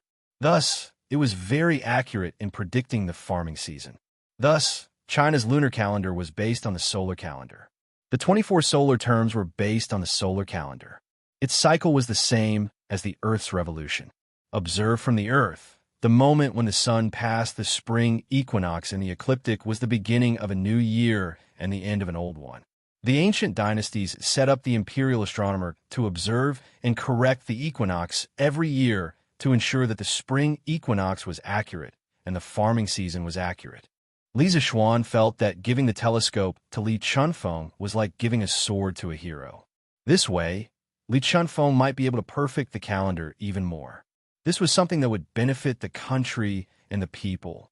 Furthermore, if Li Chunfeng discovered the 8 planets of the solar system through the telescope and came up with a heliocentric theory or solar system theory, wouldn't that be a contribution to the Tang Dynasty's astronomy? You Marquis Yowen, I don't know what tricks you used to make Dr. Sun move to Yinshan, but now you want to use the telescope to poach my man? The two of them were chatting happily, as if they regretted not having met earlier. Li Er walked over from the side and said angrily. He had always been a good judge of character. Li Er had high hopes for Li Chunfeng. I am afraid I, Li Chunfeng, will always be loyal to your majesty and the Tang dynasty. Perhaps Li Er was joking, but Li Chunfeng had not known Li Er for a long time, so he did not know much about Li Er's personality. As the saying went, being in the king's company was akin to being in the company of a tiger, so he did not dare to treat Li Er's words as a joke. Li Zixuan wasn't afraid at all. He could tell that old Li was joking. He cupped his hands and said helplessly, Your Majesty, I would like to borrow the Academy's technology to help Li Shirlang perfect the calendar. We are both working for your Majesty, the Tang Dynasty, and the people. How can you say that we are poaching him? Although Li Zixuan did have this idea, he couldn't say it out loud. Chapter 9:39. In fact, Li Zixuan wasn't the only person he wanted to poach. He wanted to poach a few other people as well. Previously, he had mentioned in the imperial court that he wanted to establish a medical school in Yanwang College. This wasn't something he said on the spur of the moment. He truly wanted to contribute to the development of Tang Dynasty's medical science, not only for others, but also for himself. As the saying went, how could people not get sick after eating grains? He had a strong internal energy, so he wasn't worried about getting sick. However, what about his family? What they got an incurable disease? What could he do with his half-baked medical skills? Sun Simiao had great medical skills, but how could he be in Chang and every day? Therefore, Li Zixuan had to push the development of Tang Dynasty's medical science on the right track, even if it was for the sake of his family's health and longevity. The cholera incident had given him a huge warning. Just think about it. If he didn't happen to know a few prescriptions for cholera, Chang might have been hit by a large-scale cholera outbreak. As the saying went, when the nest was overturned, no egg would remain unbroken. When that time came, how would their family be able to stay in one corner of the country? The only way was to develop medical science and establish a medical school. However, establishing a medical school required a large number of medical-related talents. That was why Li Zixuan had made a request to Li Er in the imperial court. He wanted the Imperial Physician Bureau to help Yanwang College train medical students. Of course, it was not a bad idea to poach a few imperial physicians with excellent medical skills and noble medical ethics into the Yanhuang Academy during the process of nurturing them. The moon viewing event lasted until around 9 in the morning. When they were about to leave Yanhuang College, a group of military officials asked Li Zixuan if the telescope could be used in the military. After Li Zixuan gave a positive answer, the military officials requested Li Er to ban the telescope manufacturing technology in Yanhuang College and put on the list of prohibited weapons. Only Tang Dynasty's fourth-rank generals and above had the right to own it. Reality had proven that none of these bigwigs who had been able to make it to their current positions in the imperial court were fools. Even without Li Zixuan's reminder, they could imagine just how great of a threat it would be to their side if the telescope were to fall into the enemy's hands. Li Er naturally understood this as well. He didn't think too much about it and agreed to Li Jing, Qin Xiong, and Niu Jinda's request. However, before leaving, Li Er asked Li Zixuan in front of all the officials, "You're now an adult. Do you have a courtesy name?" According to the weekly system, a man will be crowned at the age of 20. However, in order to take control of the country as soon as possible, the emperor and the dukes will do it earlier. Legend has it that King Wen of Zhou crowned at the age of 12 and King Chang crowned at the age of 15. Later generations changed according to the time and place. Among the people, it was held from the age of 15 to 20. Li Zixuan was about to reach the age of 15, so he could be considered an adult. Li Zixuan naturally replied that he didn't have one. Li Er smiled and said, "You're multi-talented and you're proficient in both literature and martial arts." Zhuge Liang once said in the Book of Commandments that a gentleman should cultivate his body with quietness and cultivate virtue with frugality. Without living a simple life, there is no way to show one's aspiration. Without being tranquil, there is no way to reach far. I hope that you can look at the big picture and have lofty aspirations. You'll be ambitious. In ancient times, people not only had names, but also had names and even nicknames. For example, Zhuge Liang had a name called Kong Ming and was called Crouching Dragon. Another example was Bai Juyi. His name was Bai Juyi and his courtesy name was Letian. He also had a nickname, Fragrant Mountain Hermit. Therefore, the names of the ancient people should be divided into 3 types: name, courtesy name, and nickname. The name was the official name for oneself. The courtesy name was the continuation of this name, and the nickname represented one's ambition. Before Li Zixuan could say anything, Fang Xianling clapped his hands and laughed. "Wonderful! Wonderful!" In his Zhuizhuan, Zipai once said that a gentleman knows the big picture and knows the big picture. A villain knows the small picture and knows the small picture. One knows the big picture and the other knows the big picture. Marquis Yong and is so lucky. Li Zixuan thought about it carefully for a long time and felt that Li Er's words were not bad. He cupped his hands and said, "Thank you, Your Majesty, for the words. I will remember Your Majesty's admonition today." Li Er, who liked to trick people, finally didn't trick him this time around.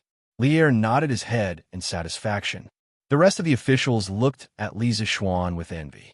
This was the first time Li Er bestowed words to a court official. They never thought that this great honor would fall on Li Zixuan, who had just entered the court for less than a year. It really made them feel a little jealous. Li Zixuan, who had a big heart and nerves, was naturally not afraid of the envy and jealousy of others. After Li Er and the ministers left, he returned to the courtyard and spent a rare 2-person world with Han Yushi. Cough, cough. Although there was still Xiao He and Xiao Shi in the courtyard, but these 2 girls had heard the word bed too many times, so Li Zixuan no longer treated these 2 girls as outsiders. They shamelessly fooled around until 1 o'clock in the morning before going to sleep. Li Zixuan slept comfortably until the sun was high in the sky the next day before he woke up. Li Zixuan stretched his body and ate the breakfast that Xiao Shi had prepared. He then went to the academy. There were still many things to do there. First of all, he had promised Mo Lingwei that he would persuade her father, Mo Lingwei. However, there were a lot of things to do yesterday. He had to attend court, receive the imperial edict, and receive Li Er and the other big shots who came to the academy to look at the telescope. Therefore, Li Zixuan did not have time to do this. However, since he had promised Mo Lingwei, he had to get it done as soon as possible. Otherwise, when that girl went crazy, Not many people could control her. Back then, Mo Lingwei said that the principle of the telescope was proposed by Li Zixuan. She did not want the credit for inventing the telescope. She only wanted a little effort to make Li Zixuan persuade her father to let her stay in the academy. However, from the looks of it now, this credit was undoubtedly more worth it for her.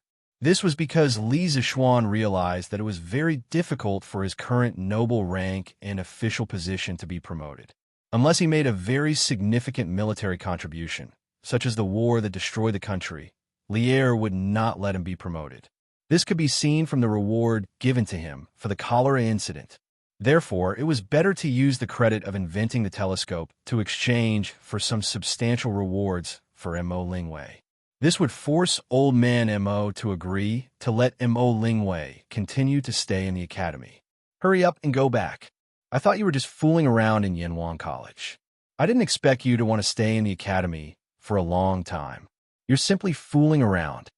Sure enough, just as he approached Mo Huai's office, he heard old man Mo's angry roar from inside.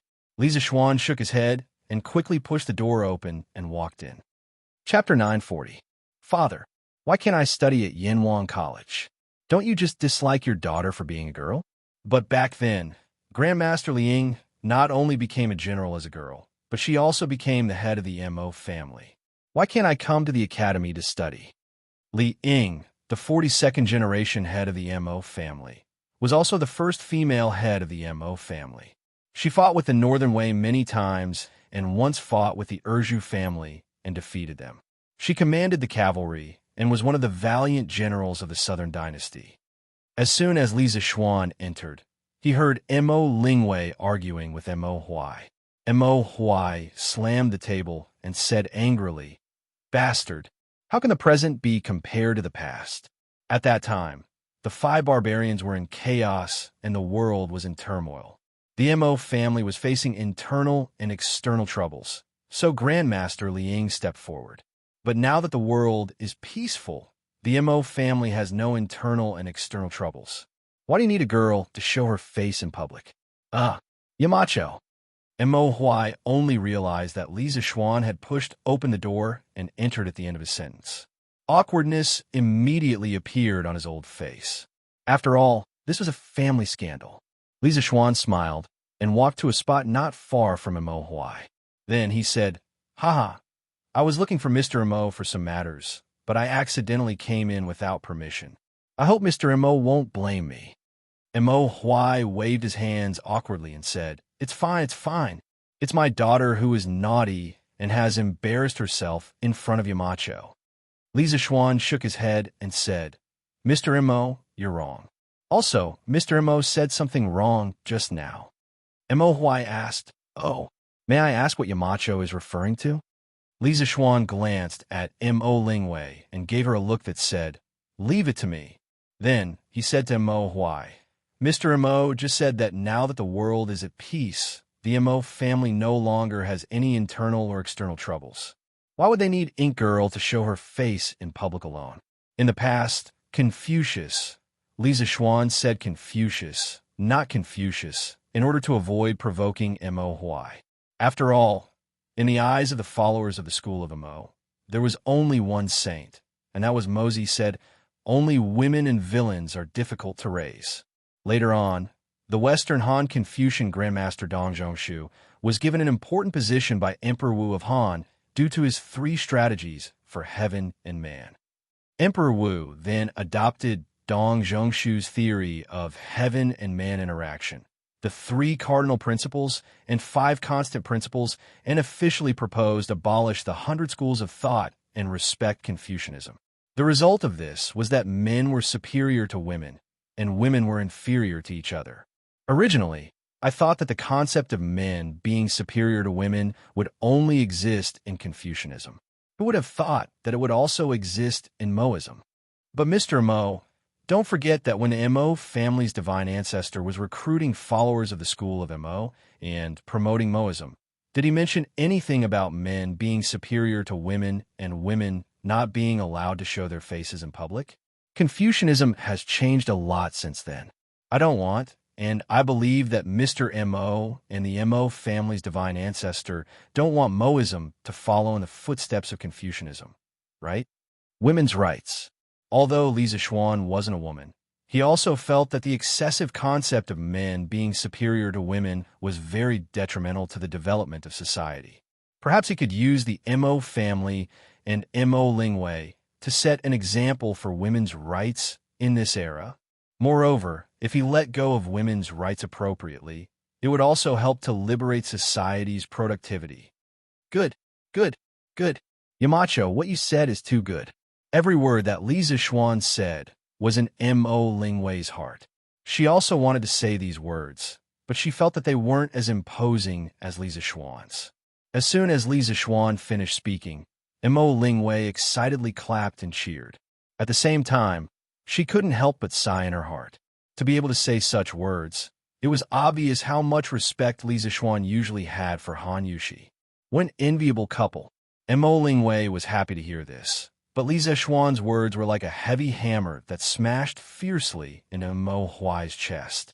His expression changed drastically, and his brows were tightly knitted. A drop of cold sweat slid from his forehead to his chin and landed on the ground with a plop. After a long time, M.O. Huai spoke. His voice was a little hoarse. Thank you, Yamacho, for your reminder. Mo's legacy has indeed deviated from its original path. Yamacho's words today are like a warning bell. I will definitely keep them in mind at all times. Actually, M.O. Huai's feelings for Li Zixuan were very complicated. Cough, cough, don't misunderstand. These feelings weren't ordinary feelings. When he first met Li Zixuan, he looked down on this young brat and was slapped in the face on the spot.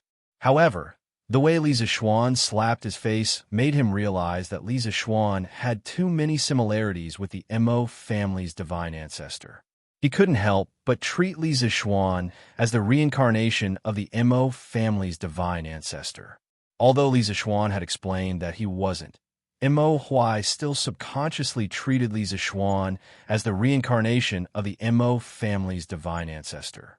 It was precisely because of this that he was willing to bring the few remaining members of the M.O. family to Yanhuang College. He felt that this might be a better way to continue Mo's legacy. Li Zixuan's words just now made M.O. Huai feel that the M.O. family's divine ancestor was beating him to his face. That was why his expression changed drastically and he broke out in cold sweat. Li Zixuan saw this and hurriedly said, Mr. M.O., you're too kind. That was just my opinion. If you feel that it's wrong, please don't take it to heart.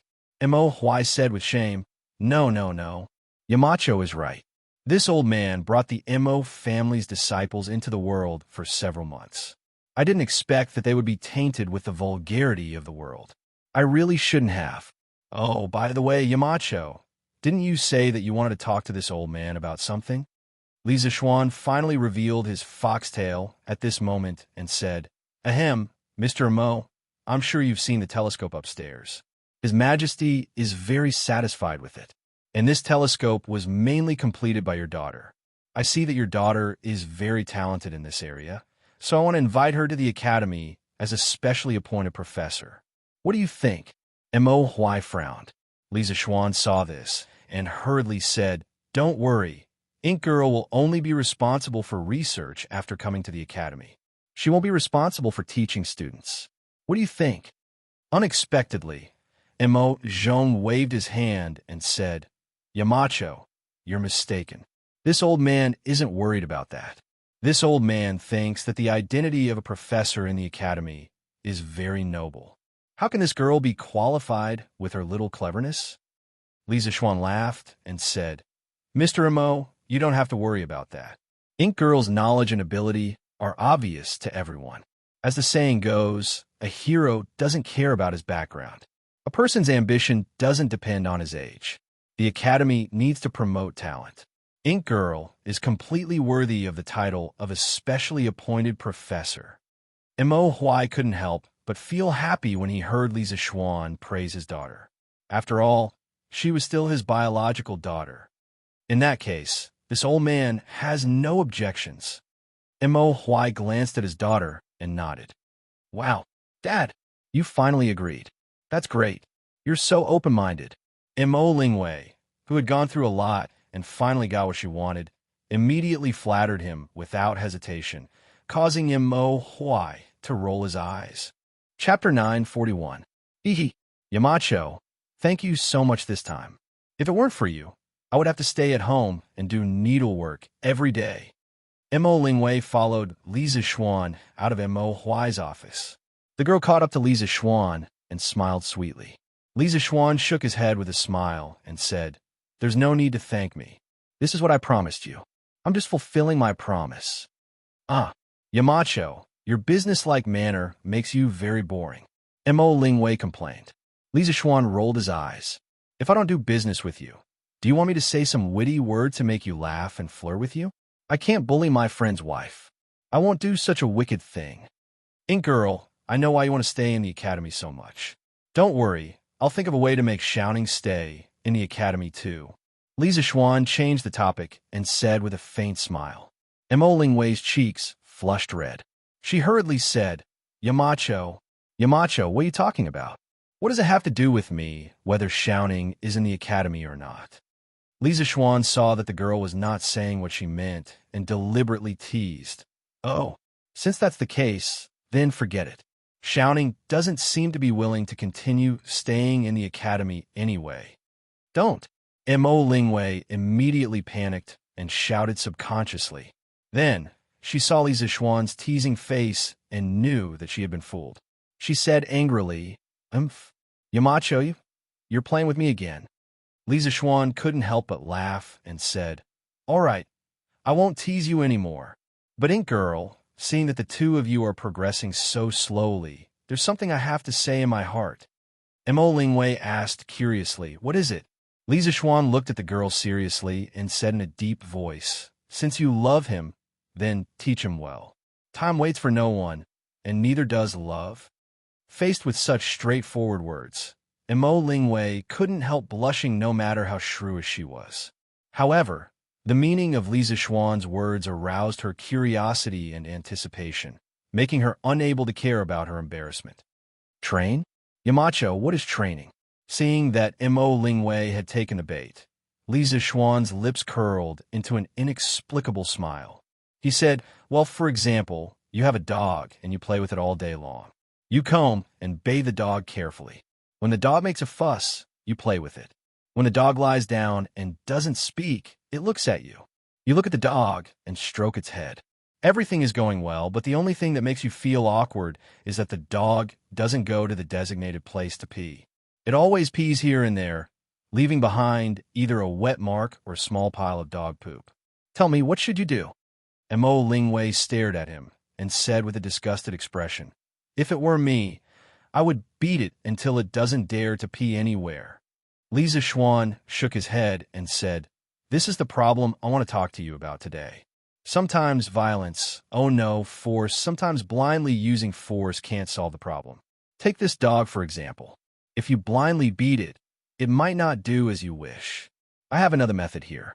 You can see if it's better. You can first lead the dog to the designated place to pee 5 or 6 times a day for a week.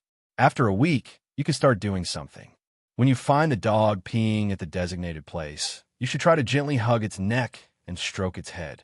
Let it know that it will be praised by its owner if it pees here. When you find the dog peeing somewhere else, you should severely reprimand on the spot. Poke its nose and scold it. After a period of time, the dog will obediently go to the designated place to pee. Mo Lingwei frowned and thought seriously for a while. She said, It seems that Yamacho's method is better.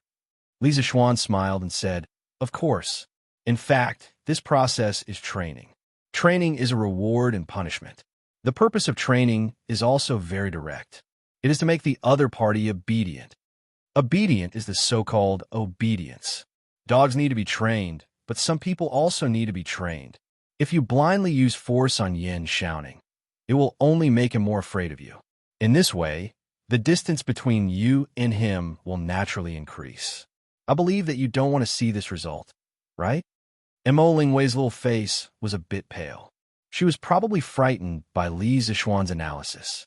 At this moment, the girl nodded pitifully and said, Yes. Although Yin Xiaoning is usually quite hateful, I know that he has a good heart. Yamacho, did you just say that you wanted to train him like a dog? Underscore. Li Zishuan was sweating profusely. He resisted the urge to vomit blood and said, "Cough, cough, that was just an example." Mo Lingwei blinked and said, "I know. I mean like training a dog. You have to clearly punish and reward Yin Xiaoning. This way, he won't be afraid of me in the future." Li Zishuan said in his heart, "That's what you mean, but can't you put it in a nicer way?" Logically speaking, he was already regretting telling Mo Lingwei these things. He didn't know if it was good or bad for Yin Xiaoning. He waved his hand and turned around. "All right, I've said everything that needs to be said. If you feel that this relationship is worth cherishing, then manage it well. You can't always let your emotions affect your decisions. When you encounter problems, you have to think for the other party. Things like relationships are not simple at all. I'll leave first. Think about it carefully." "Oh," Mo Lingwei replied sullenly. She was a little curious as to why Li Zishuan knew so much about relationships. Seeing that Li Zishuan was about to leave, she suddenly thought of something and hurriedly chased after him. Hey, Yamacho, I'm now a professor of the academy. Can you give me a courtyard in Yinshan?" Li Zishuan's face darkened. Not only did he have to be a relationship consultant for this girl for free, he also had to give her a house. What the F***ck is going on here? According to the rules of the academy, it's like this. Li Zishuan's face tightened as he said sullenly. Mo Lingwei was instantly amused. "Ha ha. Then Yamacho, can you give me the third courtyard?" Li Zishuan was a little curious as to why this girl wanted the third courtyard, but he couldn't give it to her. He shook his head and said, "No, Sun Daozhong just moved into the third courtyard. You'd better choose another courtyard." Mo Lingwei's face was filled with disappointment. Suddenly, she raised her head and said with bright eyes, "Yamacho, can you arrange for me to live in the fourth courtyard, and then move little Ning from the second courtyard to the fifth courtyard?" Li Zishuan was suddenly enlightened, and then immediately retreated. He was completely defeated by this girl who dared to love and hate. Chapter 942. In the end, Li Zishuan didn't agree with the girl's nonsense and slipped away. At this time, he came to the third courtyard, Sun Simiao's temporary residence. The old Taoist was drying herbs in the front yard. Hu Jingyao was also there to help. The little girl was wearing a white dress and had a reserved temperament. Coupled with her smile, she looked a little ethereal and was becoming more and more like the fairy doctor. "Young master, you're here." Hu Jingyao saw Li Zishuan at the entrance of the courtyard and greeted him with a smile. Sun Simiao heard and turned around with a smile. "Xiao Xian, you're here?" "Oh, no. Now that you have a courtesy name, I should call you Ziyuan." "Ha!" Li Zishuan smiled. Actually, he hadn't gotten used to the name Yuan yet. If someone else were to call him Ziyuan next to him, he probably wouldn't know who they were calling out to. "Haha, Tao is Sun. Ziyuan is me. Xiao Xian is also me. You can call me whatever you like. I don't mind at all. Hey, are you guys drying medicinal herbs?" Li Zishuan greeted Sun Simiao, then looked at the medicinal herbs in the courtyard and asked. Sun Simiao nodded. "Yes. A few days ago, I and Xiao Xian picked some herbs on the west side of Yinshan. Since the weather is good these 2 days, let's take them out and dry them." Li Zishuan asked curiously, "There are herbs on Yinshan?" Sun Simiao handed the bamboo sieve to Hu Jingyao and smiled at Li Zishuan. "Heaven and earth have spirits and nurture all things. Every blade of grass and tree can be used as medicine. Yinshan has abundant rain and water, and the west side of the mountain is uninhabited. Of course, there will be many mature herbs." Li Zishuan thought about it. Indeed, very few people went to the west side of Yinshan. According to Second Master Lu, the terrain there was dangerous and there were often some ferocious beasts. At the end of the Sui dynasty, many farmers risked hunting in the mountains in order to get food. There were often casualties when they went to the west side of Yinshan. Thinking of this, he said worriedly, "Taoist son, the west side of Yinshan has dangerous terrain and there are often some ferocious beasts. In my opinion, you shouldn't go there to pick herbs in the future. Besides, there aren't any rare herbs there, so why would you take the risk?" Sun Simiao waved his hand and chuckled. "Ha, it's fine, it's fine. Over the years that I've been traveling the world, I've also picked herbs from various places. Qinling Mountains, Taibai Mountains, Zhongnan Mountains, Mount Shu, and Wudong Mountains. Which of these places is not more dangerous than Cloud Mountain? This poor Taoist has a way to avoid wild beasts. Little Xian, you don't have to worry. To be honest, Sun Si Miao was still not used to calling Li Zixuan by his courtesy name. Li Zixuan was helpless. After thinking for a while, he suddenly had a bright idea and said, Priest Sun, since there are medicinal herbs in this Cloud Mountain, why don't we mobilize the people and let everyone go into the mountain to gather the herbs together? First, it will be safer with more people. Second, the herbs that the villagers gather can be sold to us. For them, it can be considered a considerable income. Third, Priest Sun, your medical skills are superb. There are countless patients waiting for you to treat, yet you often go out to gather herbs. This is simply a waste of talent and will delay the treatment of many patients. At this moment, Hu Jing looked up and said to Sun Si Miao, Master, what the young master said is very reasonable. Previously, Aunt Han Sun had an intestinal abscess, appendicitis, and came here to look for you. But you went to gather herbs alone. If you hadn't taught me how to treat this disease, Aunt Han Sun might have died. Sun Si Miao frowned and looked troubled. He thought for a moment and sighed. How can this poor Taoist not know that what you said is reasonable, little Xian? Many times, saving a life is far more important than gathering a basket of herbs. But if this poor Taoist doesn't go to gather herbs, then I can only go to the pharmacy in Chong and to buy herbs. The prices of all kinds of herbs, they're generally very high. This poor Taoist's entire fortune is not enough to treat the people's illness for 3 days. Li Zixuan understood when he heard this. It turned out that Old Sun not only did not charge a consultation fee, but also did not charge for the herbs when he treated the people. Even if he did charge, it was probably just a token charge, right? How could this be? Li Zixuan, who had experienced all kinds of unreasonable charges in the modern era, felt that where could he find such a good doctor like Old Sun? If there really was, even 1,000 of them wouldn't be too much. That Taoist son, I came here today because I have something to discuss with you. Li Zixuan changed the topic and cupped his hands towards Sun Si Miao. It's about the medical school, right? Sun Si Miao smiled. Although he was not in the imperial court, he still knew some news about the imperial physician department. Li Zixuan nodded and said, That's right. Since Dao's son already knows the news, then I'll just say it. It has been more than 200 years since the imperial physician department was first established during the northern and southern dynasties. Although the current size of the imperial physician department in Great Tang is much larger than before, how many students are there in total? Only about 300 people, right? But the Great Tang has more than 360 states and counties. These 300 students of the imperial physician department are like a cup of water to the entire Great Tang. Furthermore, the imperial physician department only serves the important officials in the imperial palace and the imperial court. If the common people want to see a doctor, they can only seek help from the private medical centers. The inheritance of medical skills among the common people is mostly passed down through the family. How can the common people's medical skills improve if they keep it to themselves? Dao's son, although your medical skills are superb, you're still just one person. Once there are more patients, you won't be able to do anything else. My original intention of establishing the medical school is to cultivate thousands of medical experts like you.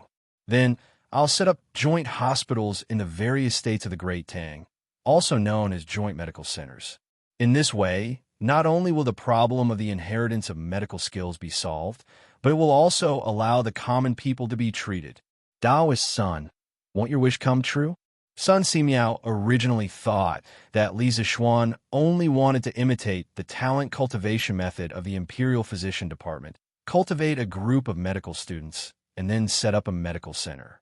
However, he never expected that Li Zixuan would have such a huge plan behind it. He couldn't help but be shocked.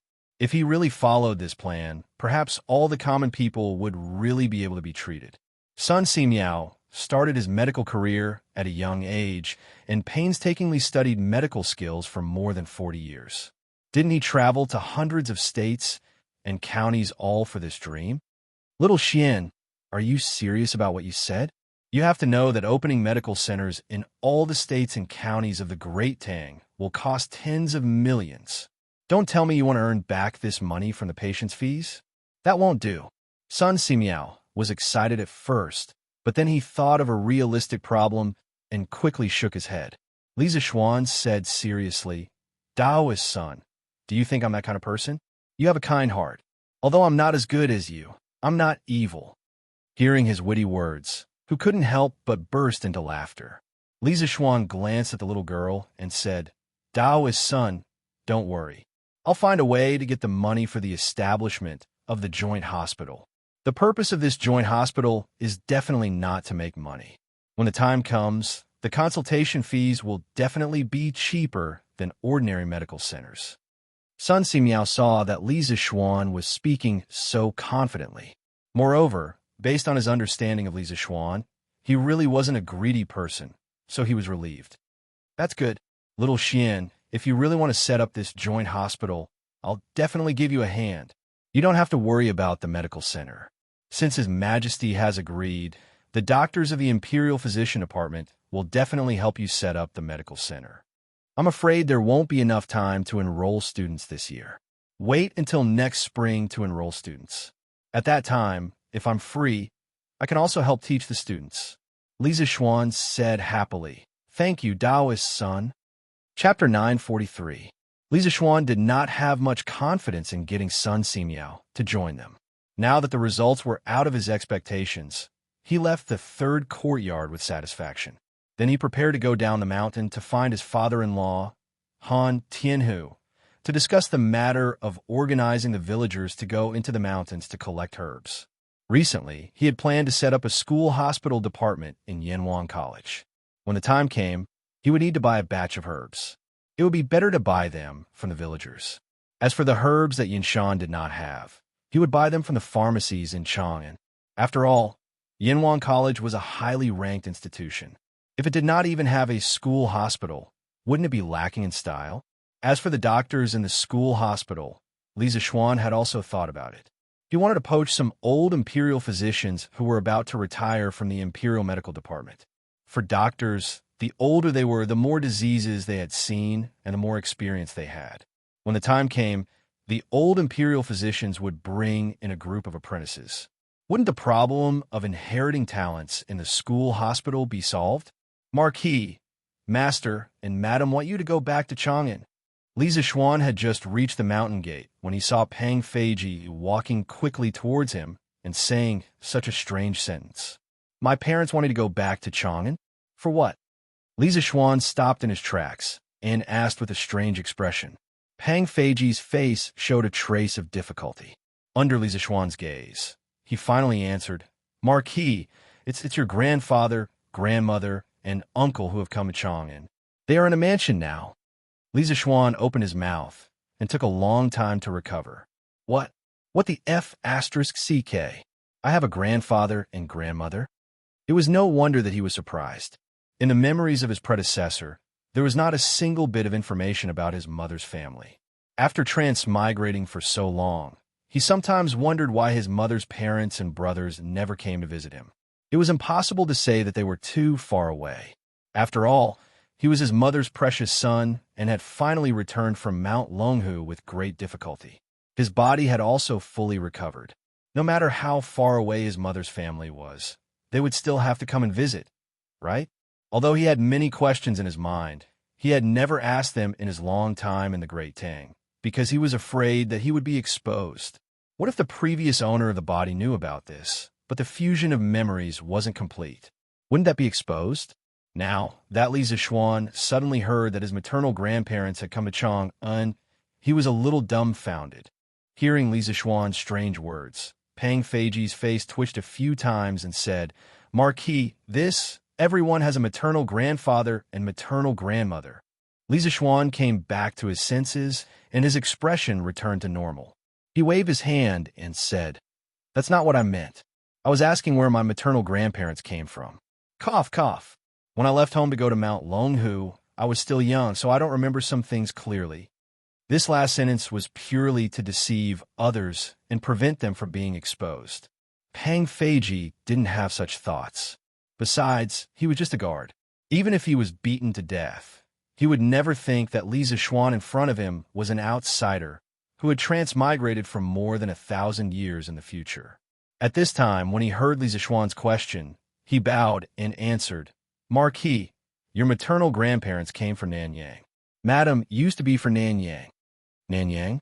Li Zixuan was even more puzzled. Nanyang was not far from Chang, and only about 400 li. If they rode a horse carriage, they would arrive at Chang and in at most 5 days. But his grandson, who had been away for treatment, had returned to Chang'an for so long. Why hadn't his maternal grandparents come to visit him? It didn't make sense. Pang Feiji definitely didn't know the answer to this question, so Li Zixuan was too lazy to ask. He ordered, "Feiji, go to the Han family village and find my father-in-law. Tell him to inform the 8 villages under my rule that there are large amounts of herbs in the west of Mount Yinshan. Each village can organize young adults to go into the mountain to collect herbs. The herbs that they collect can be sold in Chang and by themselves, or they can be sent to the academy to exchange for money. The academy recently wants to purchase a batch of herbs. In short, this matter is voluntary and not forced. But you must travel together to ensure your safety." "Yes, Marquis." Pang Feiji bowed and left to receive the order. Li Zixuan turned and walked towards the side yard. He definitely couldn't go back alone and leave Han Yushi here alone.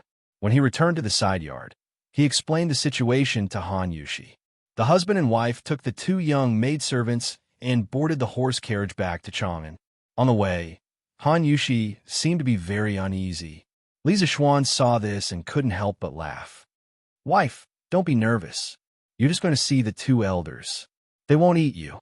Han Yushi said uneasily, "But, husband, what if grandfather and grandmother don't like me?"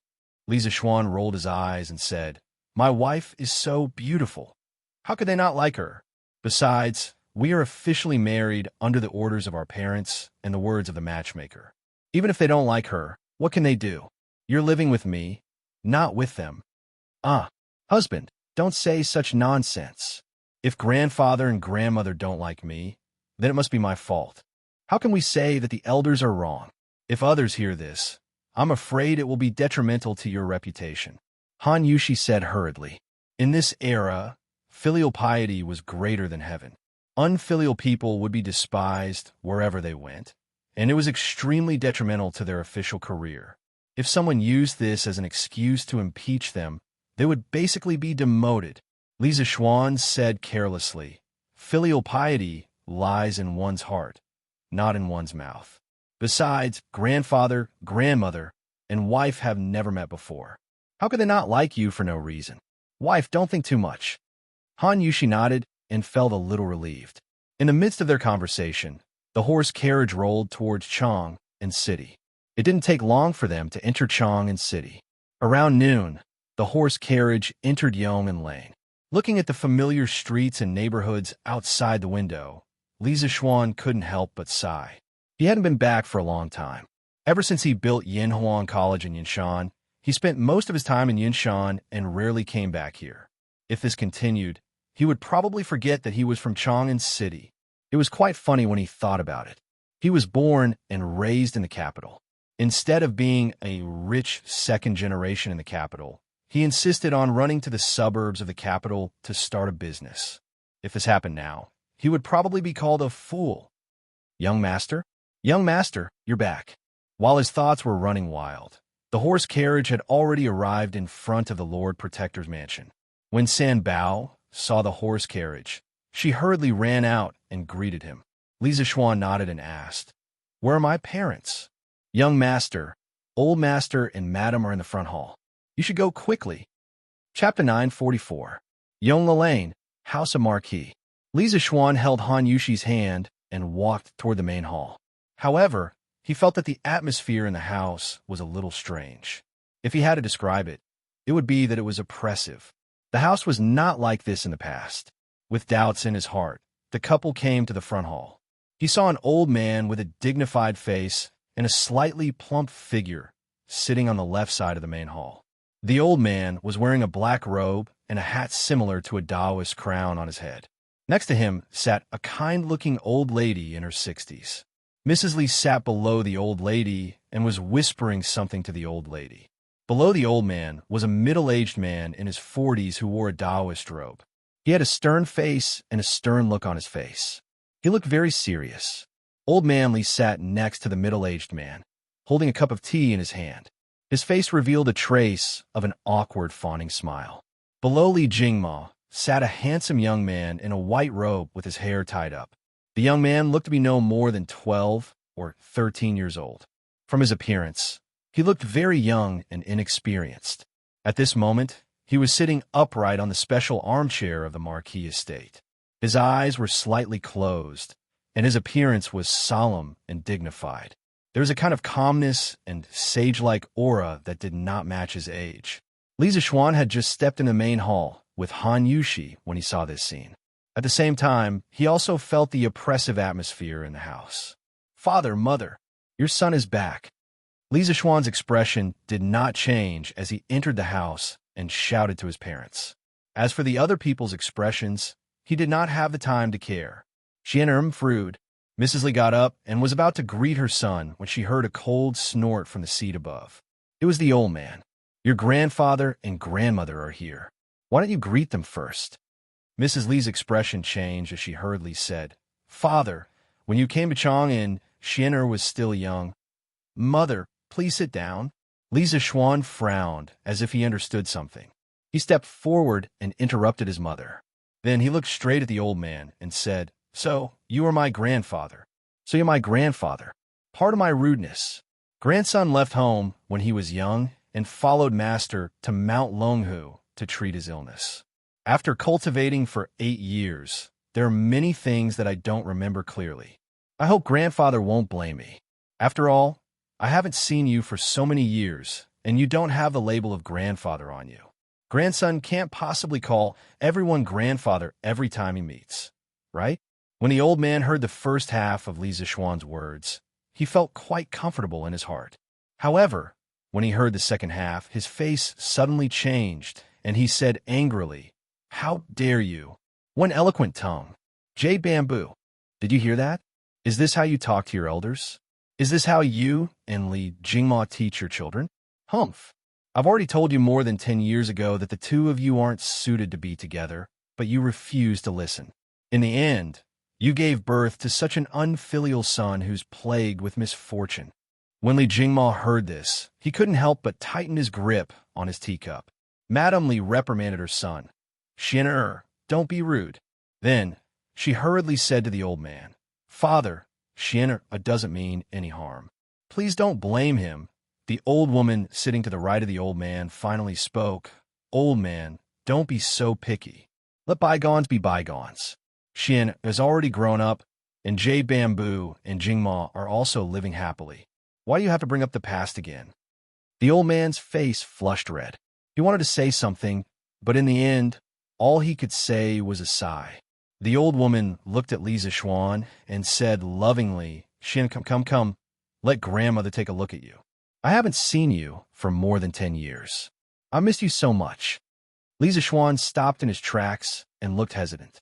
Madame Li nudged her son and whispered, "Xian, go. Your grandmother is calling for you." Li Zixuan thought for a moment, then finally walked forward and called out to the old woman, "Grandmother. Hey. Good grandson, come to grandmother's side." The old woman held Li Zixuan's hand, the smile on her face never fading.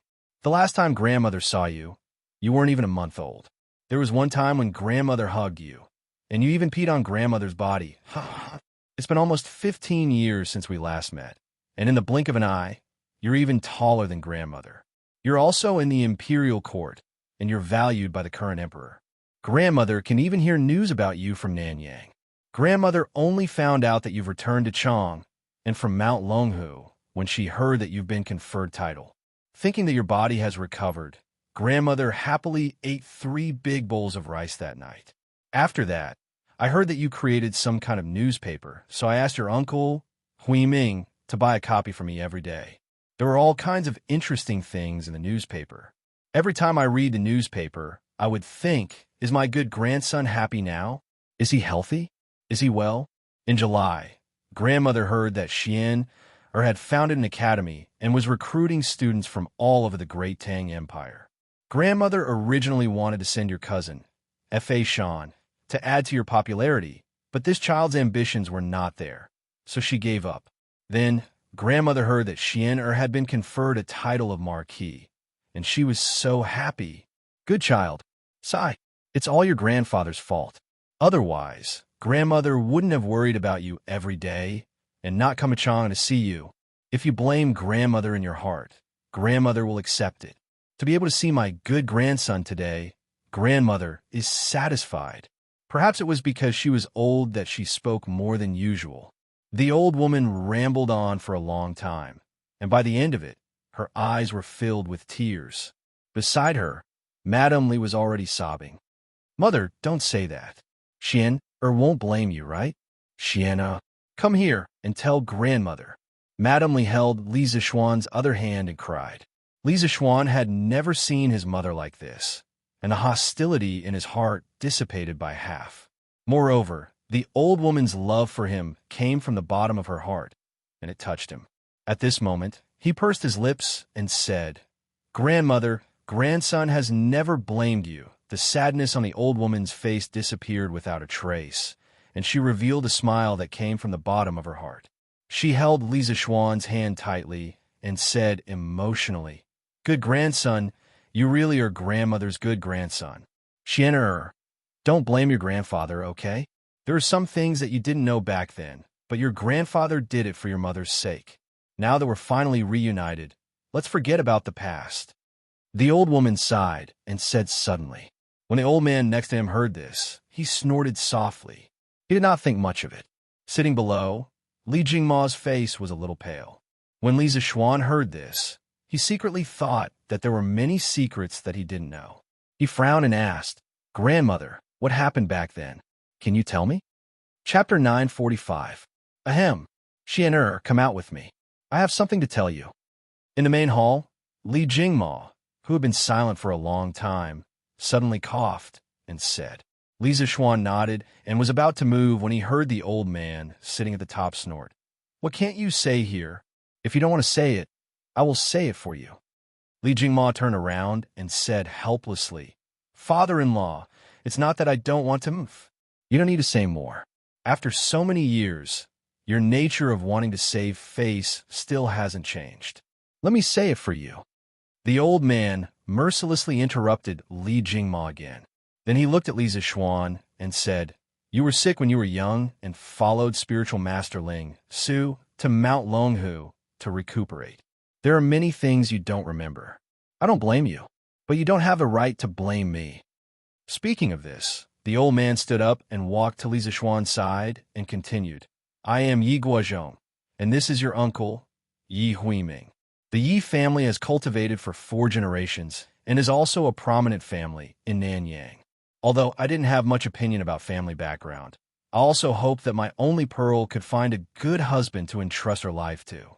But I never expected that your father, who is just a traveling merchant and a poor boy, would cheat away my beloved daughter's heart.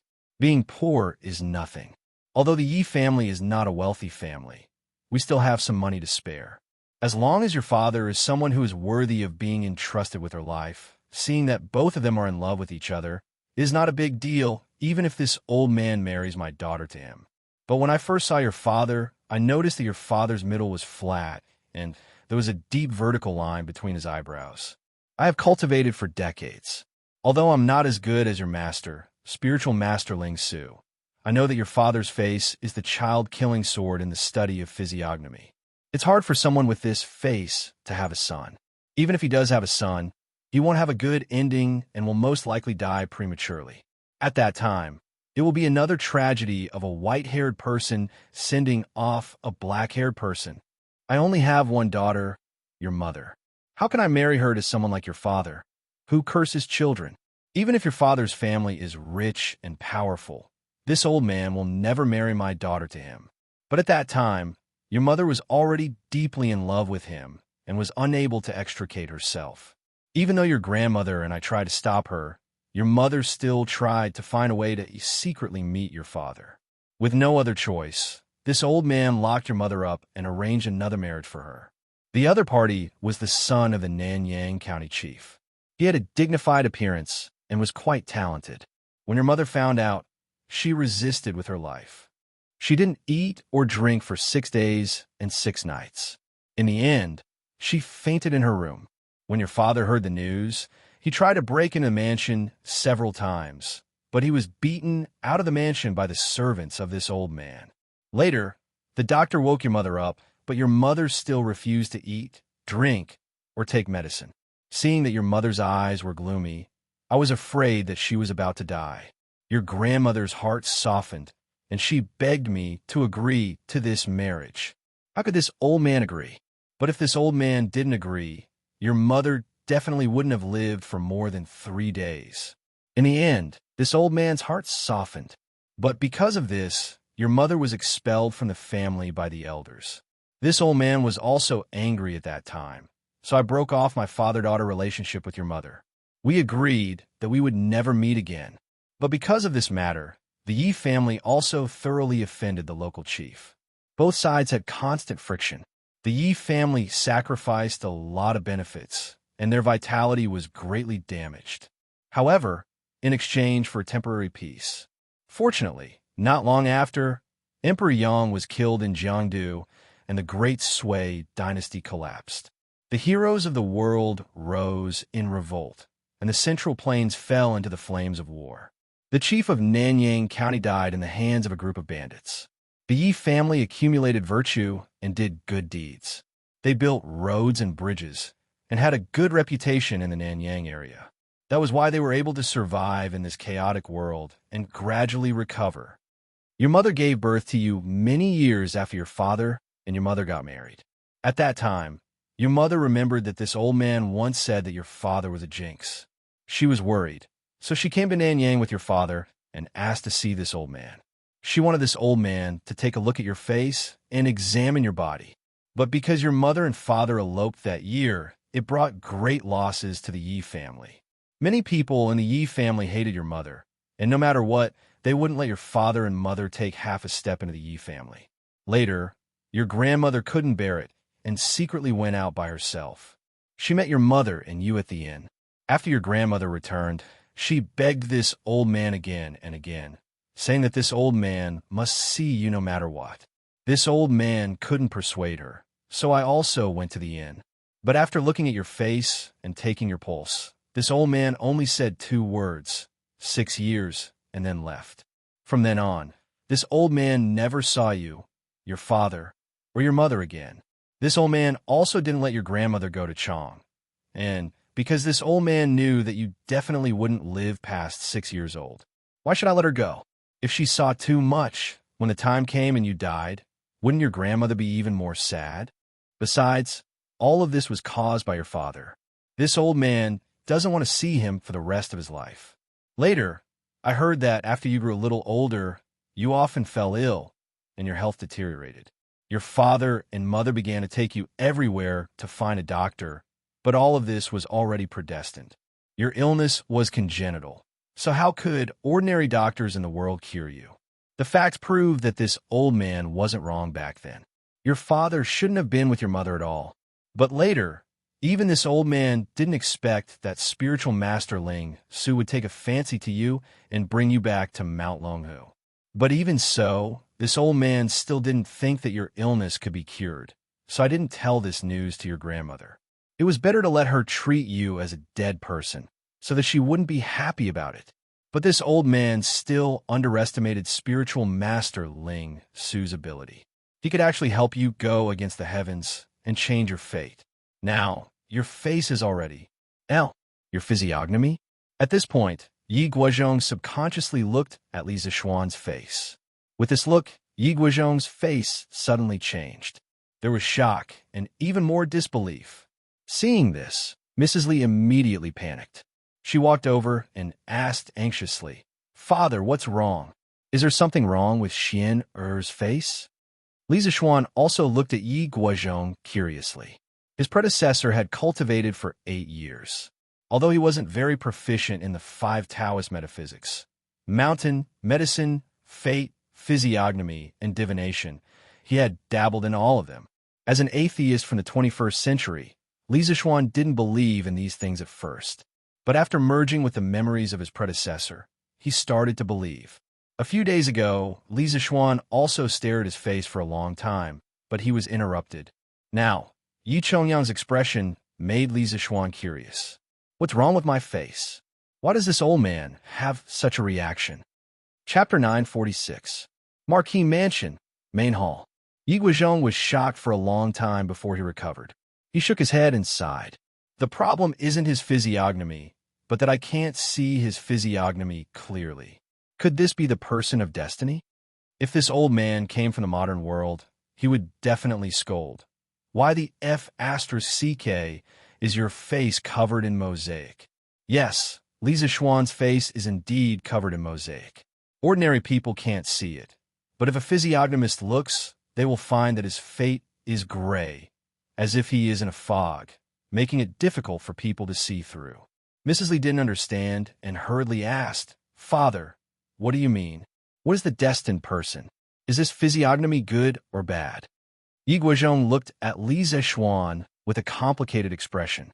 He was speechless and said, "The destined one. The destined person is also called the person outside of fate. The person who has this kind of fate is already out of the control of the heavens. In the future, he may conquer the world, intimidate the world, or he may be the enemy of the world and die an unnatural death. In short, it is difficult to predict whether it is good or bad. It is either great luck or great misfortune. It is all up to the destined person to choose." At this moment, the young man who had been sitting quietly on the chair stood up and said as he walked over. Madame Li and Li Jingma were both stunned. They never expected that this unremarkable little fellow would actually say such words that did not match his age. Li Zixuan was also a little surprised. From a moment he entered the room and saw this young boy, he felt that this child was somewhat different. Now it seems that his guess was not wrong. This child is most likely a Taoist, and his cultivation time is definitely not short. While talking, the young boy had already walked in front of Yi Guozhong. He raised his head and stared at Li Zixuan's face with burning eyes. But don't forget, he is only 11 or 12 years old. His face is still childish. Coupled with such a mature expression, it will make people want to laugh and think that he is pretending to be profound.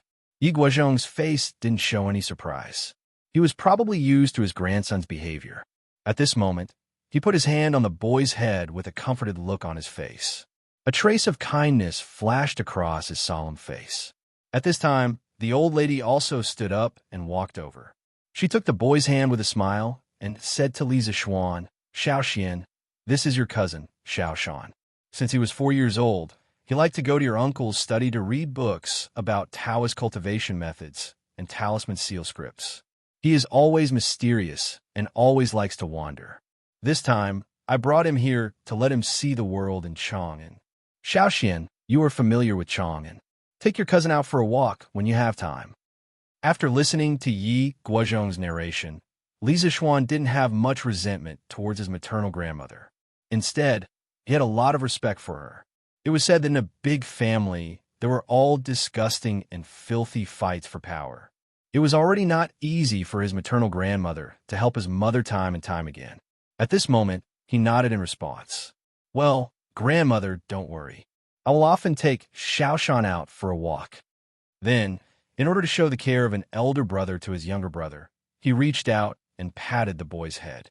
He didn't expect that the boy deftly avoided it. "Cousin, please don't call me Xiaoshan. That's what grandfather and grandmother call me. My name is Yi Fashion. Please call me by my name." The boy raised his head and frowned slightly. He said with a serious face. It seemed that he was very dissatisfied with Li Zexu's behavior and the way he called him. The old lady laughed, and everyone laughed. Li Zixuan was amused and wanted to laugh too. But after hearing the boy's real name, the smile on his face suddenly froze. "Aha! Father, mother, Xiaoshan is so cute. By the way, father, what Xiaoshan said about the destined one, is it true?" Mrs. Li smiled and returned to the topic she was worried about. Yi Guozhong stroked his beard and said with emotion, Of course it is true. No one can say for sure about this child's future. No one can affect it. Only he can decide. But Yuzhu, you don't have to worry. From the fact that Xiao Xian has been conferred the title of Marquis at such a young age, his future will definitely be smooth. Mrs. Li heard this and felt a little relieved. She smiled and said, "Father, Mother, sit here. I'll go to the kitchen to arrange the food." The old lady smiled and nodded. At this moment, she saw Han Yushi, who had not made a sound since she entered the door. She smiled and said, "Oh, this is Xiao Xian's wife, right? Come and let grandmother take a look."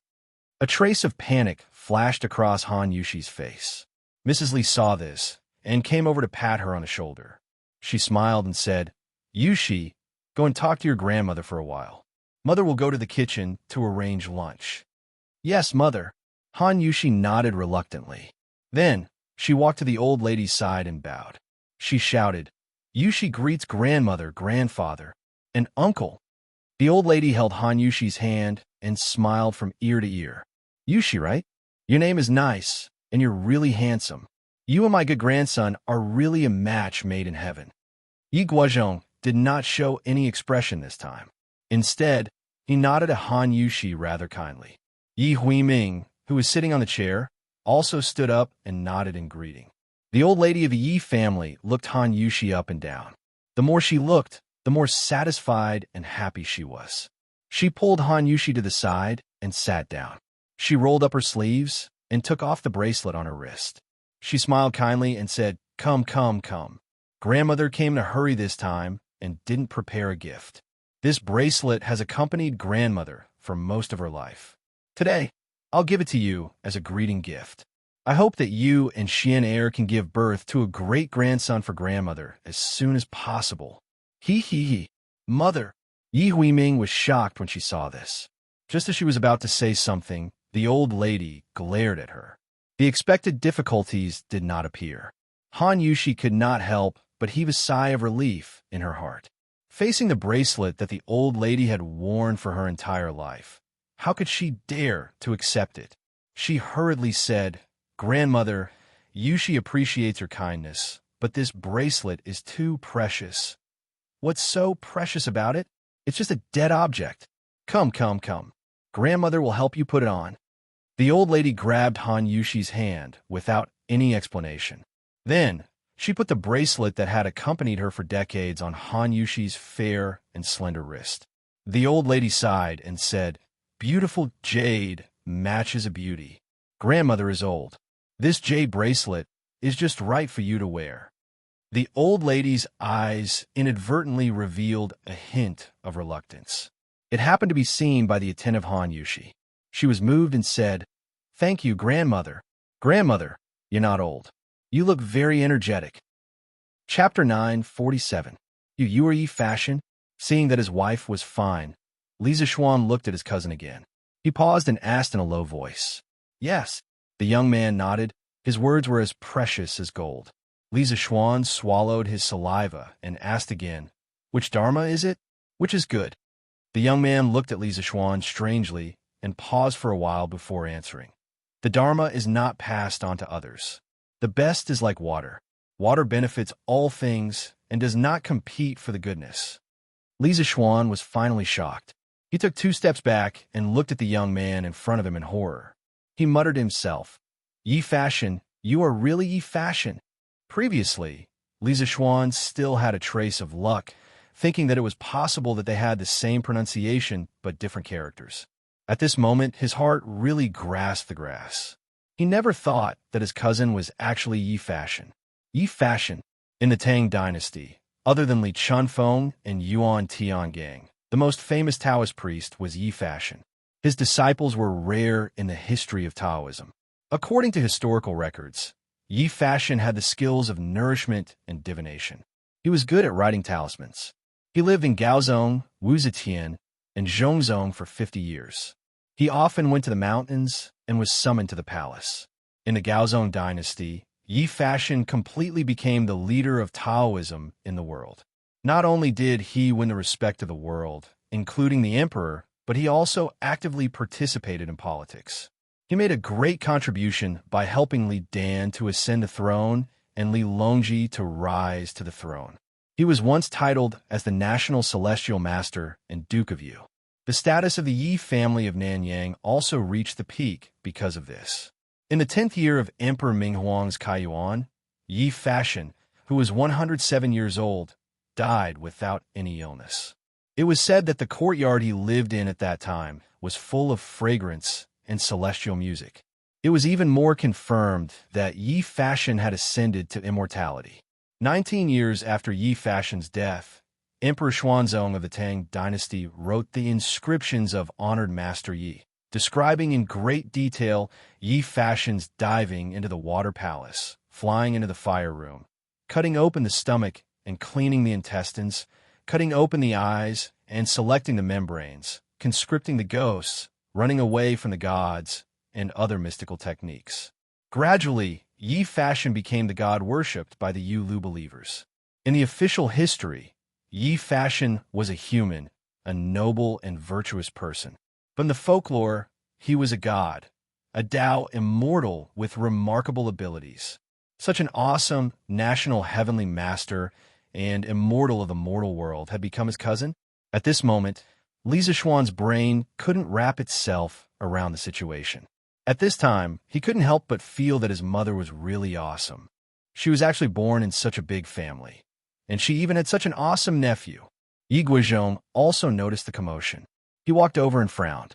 He looked at Li Zishuan and asked, "Xiao Xian, what's wrong? Is there something wrong with the name Shan?" Logically speaking, the two words Shan and Shan were originally based on the Book of Changes and the Taoist principles of Yin and Yang and the 5 elements. It took him a lot of effort to come up with a name. How could there be a problem? Li Zishuan came back to his senses and quickly waved his hand. No. This name is very good, very good. Grandfather, please take a seat first. I'll bring my cousin around the mansion to familiarize himself with the environment. After saying that, he dragged Yi Fashion out without any explanation. Shan, how many years have you been cultivating? Who is your master? Outside the house, Li Zishuan didn't bring Yi Fashion around the mansion. Instead, he went to the pavilion in the west courtyard to fish for information from this kid. After all, he was very curious about the legendary heavenly master Yi. Moreover, most of the historical records about Yi Fashion were too fantastical and legendary. Li Zishuan more or less had doubts in his heart. Cousin, please don't call me Shan. Yi Fashion frowned and said seriously, Okay. I won't call you Shan. Meeting such a serious kid, Li Zishuan felt helpless. He could only change the way he addressed Yi Fashion. Then, Fashion, how many years have you been cultivating? Who is your master? Yi Fashion then answered, Cousin, I started cultivating when I was 4 years old. Now, I've been cultivating for more than 8 years. However, the Tao that I cultivate comes from my own family. I haven't found a master yet. For next year onwards, I plan to leave Nanyang and travel around the famous mountains to find a master and find a way to transcend the Tao. The 4 generations of Yi family cultivators all used Yin arts and impeachment to save people. It could be said that the family had a long history. Even if Yi Fashion didn't go out, he could still learn the profound Tao. Before Yi Fashion, the Yi family had many famous Taoist priests. For example, his granduncle Yi Jingning was good at Tao, but he was good at literature. When his grandfather was still alive, he was a Taoist priest and a Taoist priest. He had more than 100 disciples. Yi Jingning's status in the Tao world was even higher than Yi Guizhong's. The Old Tang Book, biography of Zhongzong Wei Shuren, stated, the Taoist priest Yi Jingning was good at charms and restrictions. He often served Qin Ku and was also good at medicine. Guanglu Shaoqing Yangjun was good at cooking meals. They all went in and out of the palace. Yi Jingning not only obtained the position of Taoist priest because of his knowledge and Tao skills, but also became the favorite of the empress. He went in and out of the palace. His political status was extraordinary. This was really a mature child. Li Zishuan muttered in his heart. He didn't know what kind of education Yi Fashion received in his childhood to develop such a strange personality. This was the Yi family's fortune. At the same time, Li Zixuan also felt that this was Yi Fashion's misfortune. This kind of life meant that he was destined to lose his carefree childhood. Li Zixuan was surprised to hear that this child was going to travel alone next year. He said with a straight face, "Fashion, do your father and grandfather know that you are going to travel?" Even though Yi Fashion was young and mature, he was still afraid of his father and grandfather. At this moment, he shrunk his neck and showed a rare guilty look on his face. He answered crisply, "So what if they know? So what if they don't? My goal is to cultivate and save the world. No one can stop me from going out to search for the Tao." "What a stubborn child," Li Zixuan said helplessly. "Fashion, have you heard of the saying that parents should not travel when they are alive? You are still young. It is inevitable that you will encounter danger when you travel. Why don't you wait a few years before you consider this?" Yi Fashion raised his head and said solemnly, "My father and mother are still healthy. It is the best time for me to go out and search for the Tao. Besides, the love of family is just a small love. Saving the world is the greatest love. There are countless people in the world who are suffering from diseases. I want to search for the Tao and come back to save the world. Father and mother will definitely understand me." All right. Li Zixuan had been in the Tang Empire for so long and was used to seeing all kinds of weirdos. However, he was still defeated by this weirdo in front of him. He opened his mouth and was about to say something when suddenly, Lan Er's voice came from behind him. "Ah, brother, you are here." Chapter 948. Lan Er. When Li Zixuan turned around, Lan Er had already skipped over. Li Zixuan couldn't help but rub the ponytail on his little sister's head. He smiled and said, "Lan Er, where did you go just now? Why didn't I see you after so long?" Lan Er smiled and slapped Li Zixuan's big hand away. Then, she said weakly, Lan was looking for little Gray to play in the backyard. Grandfather and uncle looked very fierce. Lan didn't dare to play in the front yard. Before Li Zixuan came back, the main hall was occupied with Li Jingma's being criticized special meeting. The atmosphere in the house had always been very oppressive. Children were usually more afraid of this kind of atmosphere. So Lan sneaked into the backyard to play with little Gray. Brother, isn't he that?" As she spoke, I noticed Yi Fashion standing behind Li Zixuan. She quickly covered her mouth with her hand. At the same time, a trace of embarrassment appeared on her delicate little face. It was very cute.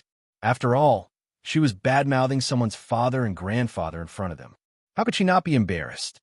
"Huh, Lan this is your cousin, Yi Fashion. You should have seen him before." Li Zixuan couldn't help but laugh and say. Lan had an "I know I was wrong" expression on her face. She said to Yi Fashion in a crisp voice, "Nice to meet you, cousin." Yi Fashion wanted to say something, but seeing Lan Er's cute appearance, he couldn't bring himself to scold her. He could only mutter, "Nice to meet you, cousin. Haha, that's enough. Let's go back to the front yard to eat. Otherwise, mother will come and call us later." Li Zixuan stood up and patted both of them on the shoulder. Yes. Let's eat, let's eat. Lan is starving." Mrs. Li was very happy to see her parents after so many years. She was also able to untie the knot in her heart. This level of happiness was almost comparable to the time when she saw her son return from Mount Longhu. Although she had been expelled from the family back then, Mrs. Li understood that being able to be together with the person she loved in such a big family under such circumstances was already the best ending. Haven't you seen other young ladies of noble families fight to the death for marriages they don't like? In the end, their parents are still unmoved and watch coldly as they commit suicide. The living conditions of big clans were good, but most of the so-called big clans were cold-blooded. She, Yi Yuzhu, was able to walk together with Li Jingma in the end because Yi Guozhong was soft-hearted at the last moment. Expelling him from the family was just an explanation to the other members of the family. "Mother, try this mushroom celestial steamed pigeon." Yi Yuzhu picked up a small piece of pigeon and placed it in the old lady's bowl. The Yi family was also considered a wealthy and influential family. What kind of food had they not eaten? However, the old lady had never heard of this dish before. She couldn't help but ask curiously, "Yuzhu, why is the name of this dish so strange? This old lady has never heard of it before." Yi Yuzhu chuckled and said, "Mother, this dish is a new dish that Yushi came up with a while ago. Put the pigeon into a pot in advance. Add mushrooms, scallions, ginger, garlic, immortal wine, and salt, and mix it well. After marinating it for 2 hours, put it into a pot and steamed it for 2 hours. This dish is the most nourishing. Mother, quickly try it." The old lady said in surprise, "Oh, it's actually a dish that my granddaughter-in-law came up with. This old lady has to try it properly." After saying that, she picked up the white and tender pigeon and put it into her mouth. Who knew that the pigeon meat would melt in her mouth? It was even more tender than tofu. Moreover, a strong mushroom fragrance and wine fragrance instantly exploded in her mouth. The old lady had lived for most of her life and was not a greedy person at all. At this moment, her eyes widened and she picked up another piece for herself. After eating, the old lady sighed. "And Yuzu, this pigeon tastes really good. It melts in the mouth, is smooth and tender, and leaves a fragrance in the mouth and teeth. It's simply endless aftertaste. The kitchen maids of the Marquis's mansion definitely can't do this. It should be you who made it, right? I didn't expect my Yuzu's cooking skills to be so good now. Jingma, Lan Er, and Xiaoxian have been blessed these years." Mrs. Li smiled and said, "Mother, your eyesight is really good. It's not easy for you and father to come. Of course, Yuzu has to personally cook a few delicious dishes for you. Actually, Yushi is better at doing this than me. I learn it all from her. If she personally cooks, Mother, you will know what true delicacies are." The old lady smiled and said, "Hee, not only is my granddaughter-in-law beautiful, but she also cooks so well. Xiaoxian, you have to treat Yushi well and strive to give birth to a great-grandson for grandmother as soon as possible." "Yes, grandmother." Li Zishuan did not want to dampen the old lady's mood, so he agreed. Han Yushi's face was flushed red, and everyone in the room laughed. Of course, other than the other two little fellows who were engrossed in eating. "Mother, you don't know. Actually, the one with the best cooking skills in our family at first was Xian. Ugh. The new dishes in the Zuatian restaurant in the West City were almost all made by him at the beginning of the year. But later, this child was put in an important position by the emperor and became busier and busier. He didn't have the mood to think about food anymore. One look, and you can tell that she's his biological mother.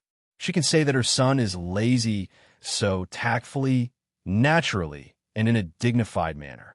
Later on, when Yushi married into our family, this child followed the new dishes that Xiaoxian made in the past and came up with many dishes himself, such as fried chicken with black bean sauce, fresh shrimp with sweet wine, mushroom chicken pot, fried crab meat with rice flavor, shrimp scallops, kung pao shredded taro, abalone mushrooms, colorful beans fried rice cake, snow pear, and white fungus stewed meat soup.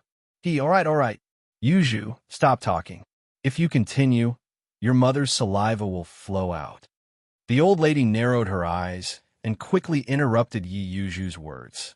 She looked at Han Yushi next to her and said with a loving expression, "These dishes, just hearing the names makes grandmother salivate. Yushi, Xiaoxian is really lucky to have married you." Mrs. Li smiled and said, "Isn't that so? Mother, look, Xiaoxian has been married for less than half a year, and he's already a little fat from eating. Hee."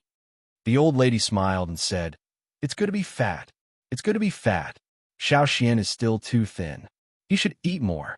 Who asked this child to be so lucky to have married such a good wife? It's just that my granddaughter-in-law has suffered." Han Yushi was a little overwhelmed by this fierce praise. She hurriedly said, "Mother, grandmother, this is what Yushi should do. Don't praise me like this. Husband is out handling official business all day long. It's much harder than Yushi. Ha, wife, you don't have to be modest. Mother and grandmother are telling the truth. However, the one who deserves the most praise should be me.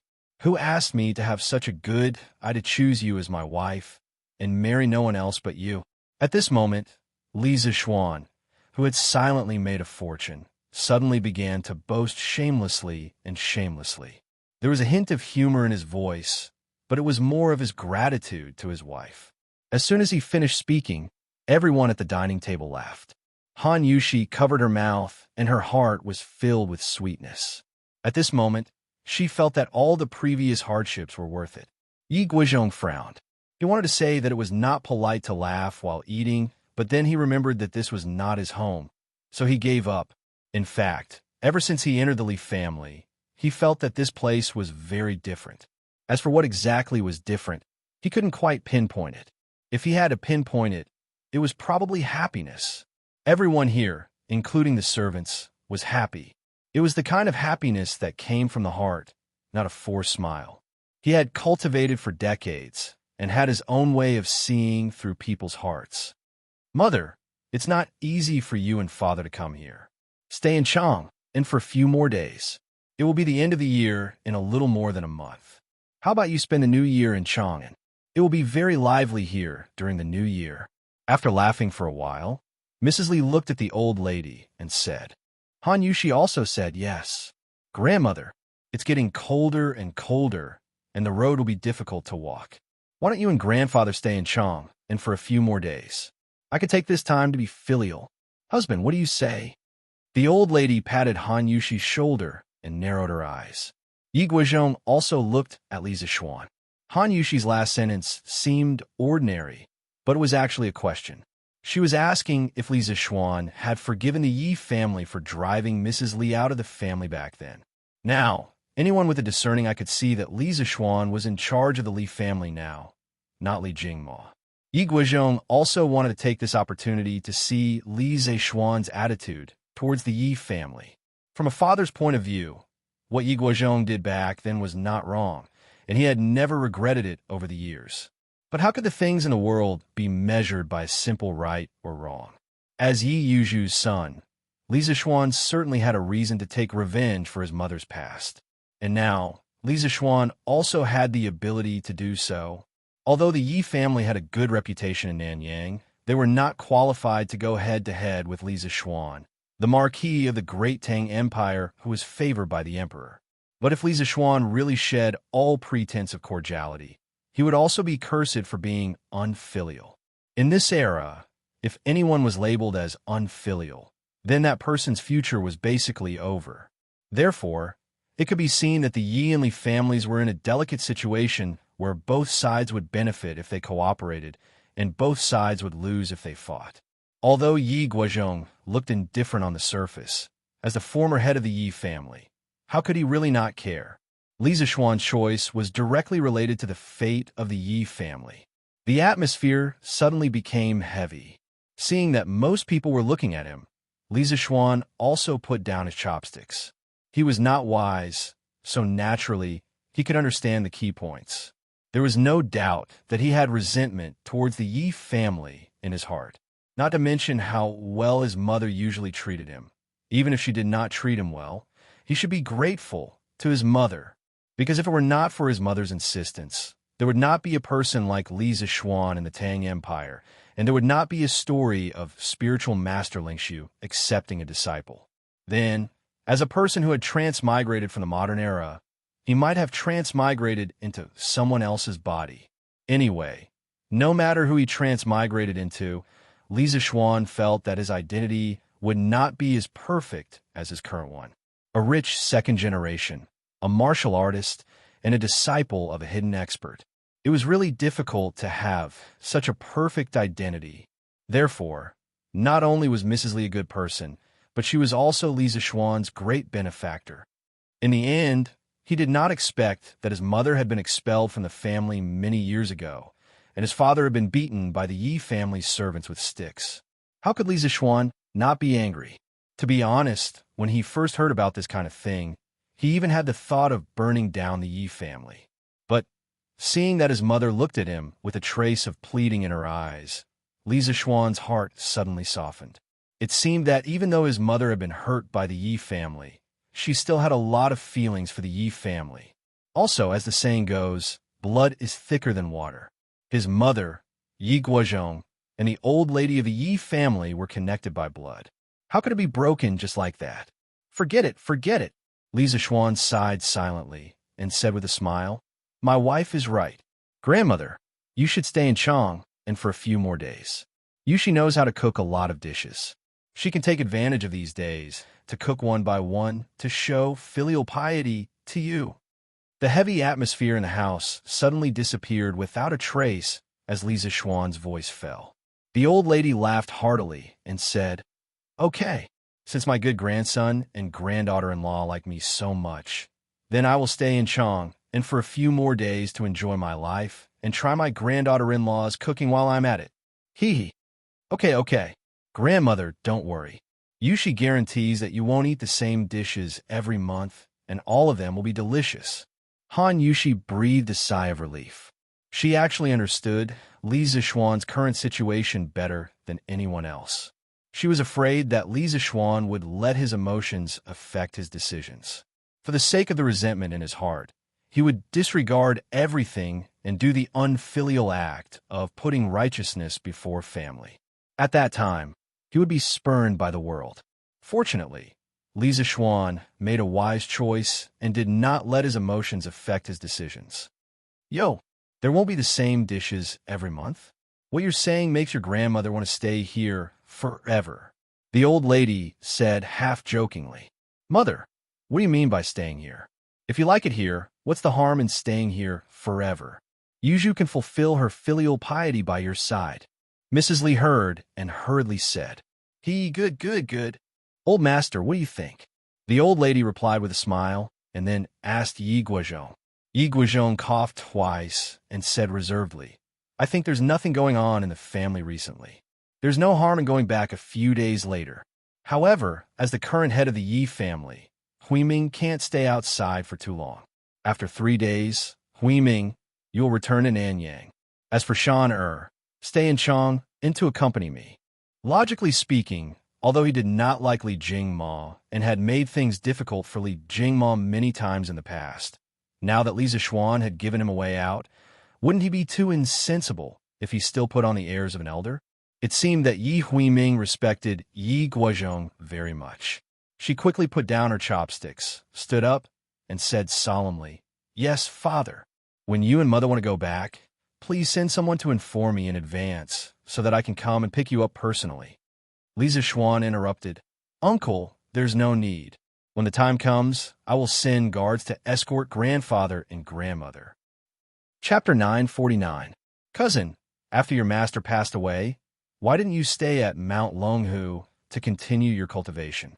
Why did you return to Chang'an? Is it because you didn't have a good life at Mount Longhu? The next morning, after breakfast, Lisa Schwann planned to bring his cousin to Cloud Yamacho to broaden his horizons.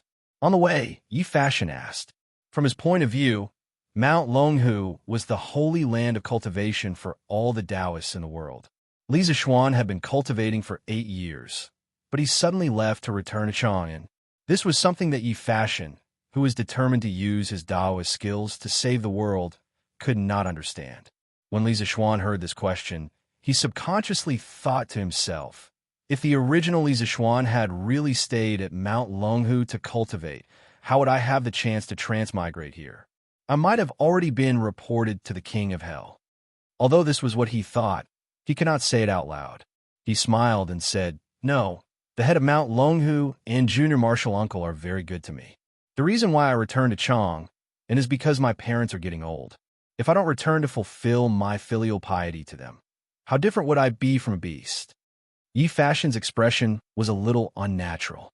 He said, Then, cousin, how will you continue your cultivation in the future? Lisa Schwann turned around and looked at Yi Fashion's young face, which was pretending to be mature. He said, Fashion, I think you have a misunderstanding about cultivation. Who said that you can only cultivate in a Taoist temple? As long as you have the Tao in your heart, where can you not cultivate? What is not Tao? What is not cultivation?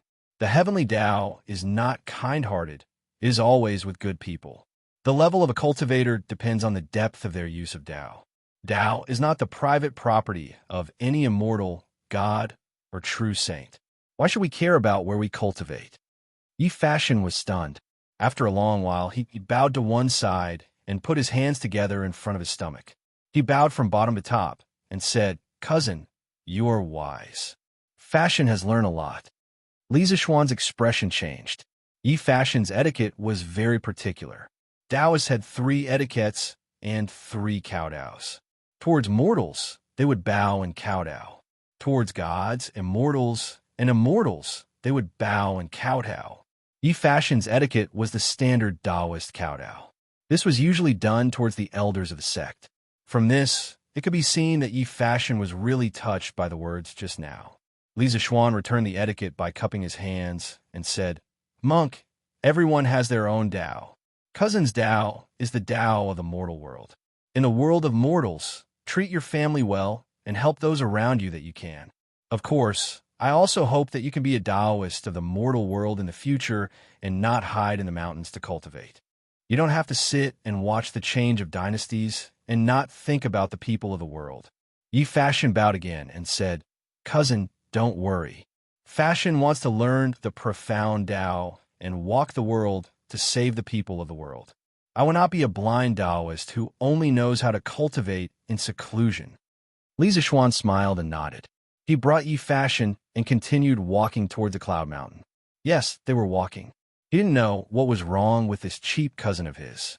The home mansion clearly had horses, but he wasn't willing to ride them. Even if there was a carriage, he wasn't willing to sit in it. He said that he wanted to see how the people were living.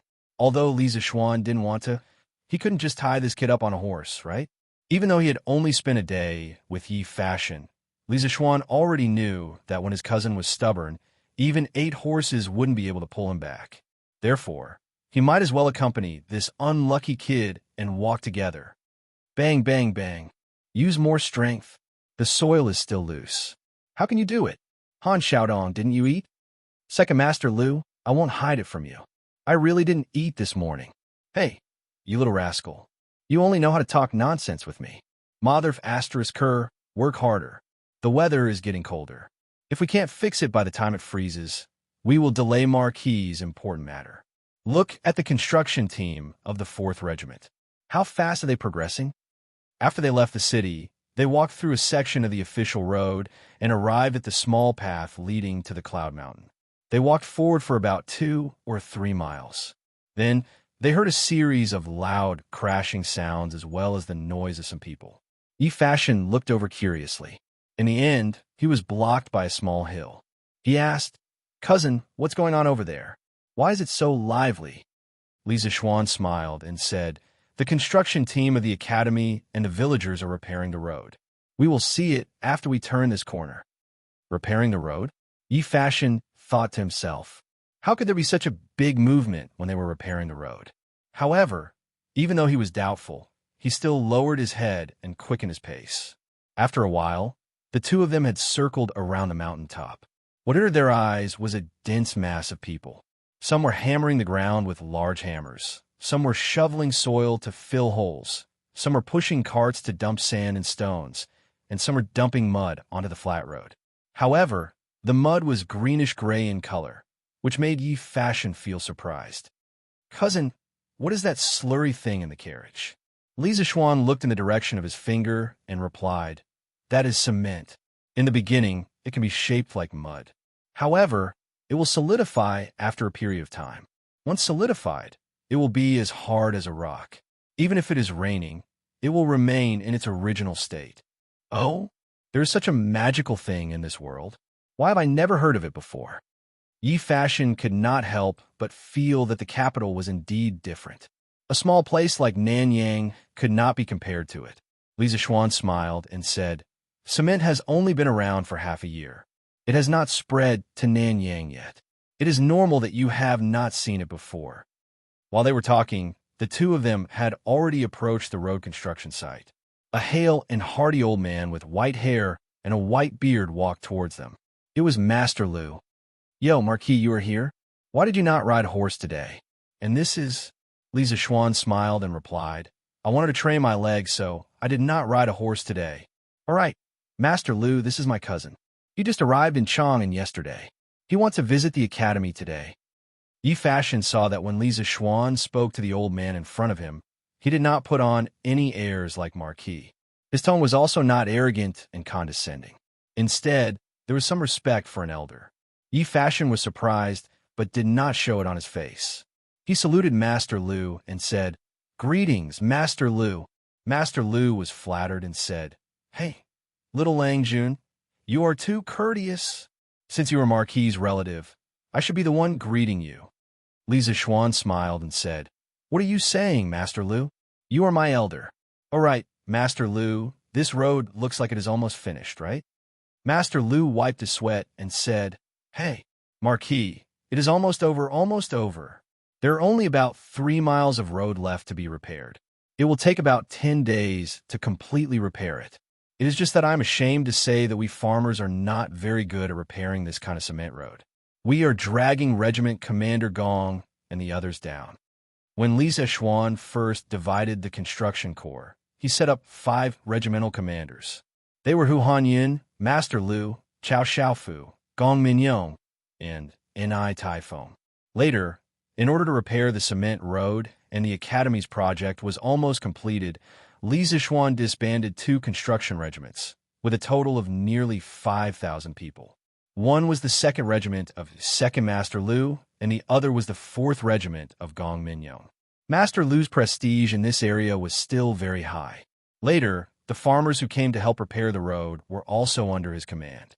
In this way, Master Lu's 2nd Regiment now had more than 3,000 people in name.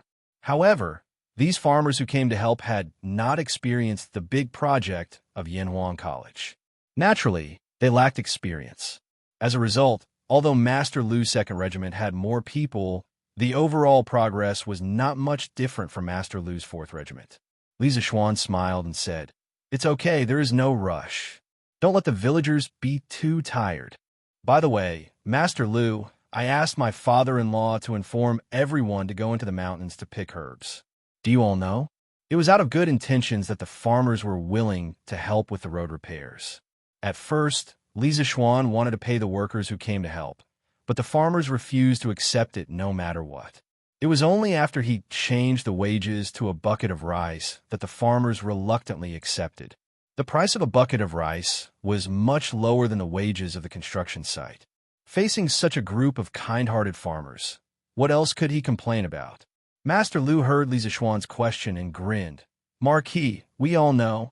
In the afternoon, it is said that each village will organize some young men to be guards. Even if they encounter wild beasts, they will not be afraid.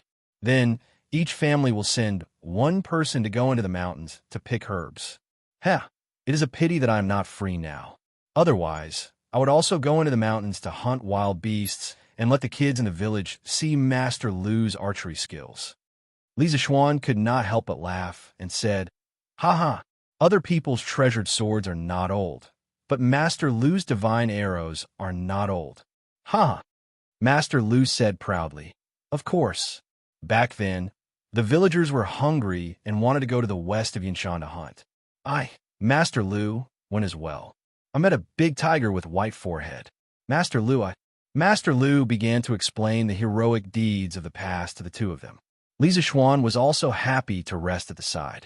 Yi Fashion, on the other hand, was frowning deeper as he listened. Half an hour later, they bid farewell to Master Lu and continued to walk on the wide and flat cement path towards Yanshan. Yi Fashion suddenly opened his mouth and said, Cousin, if the farmers go into the mountains to pick herbs, then just pick herbs. Why do they have to fight wild beasts in the mountains?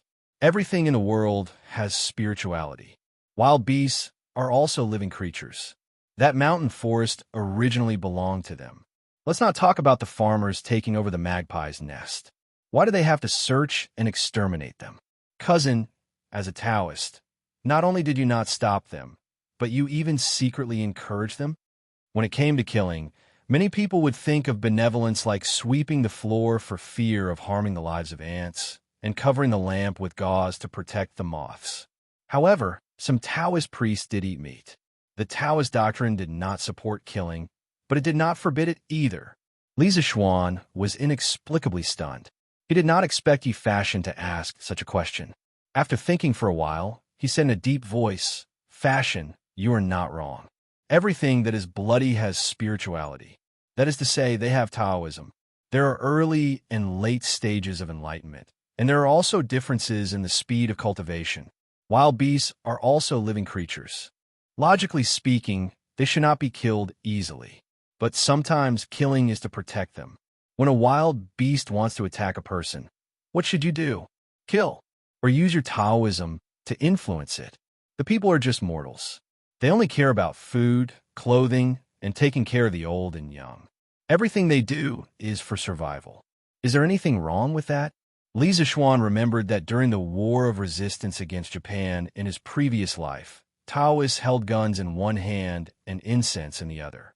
After killing the Japanese, they also worshipped the gods. Compared to those Taoist priests who only knew how to cultivate in seclusion deep in the mountains and forests and did not care about the suffering of the people, such Taoist priests were the ones he admired.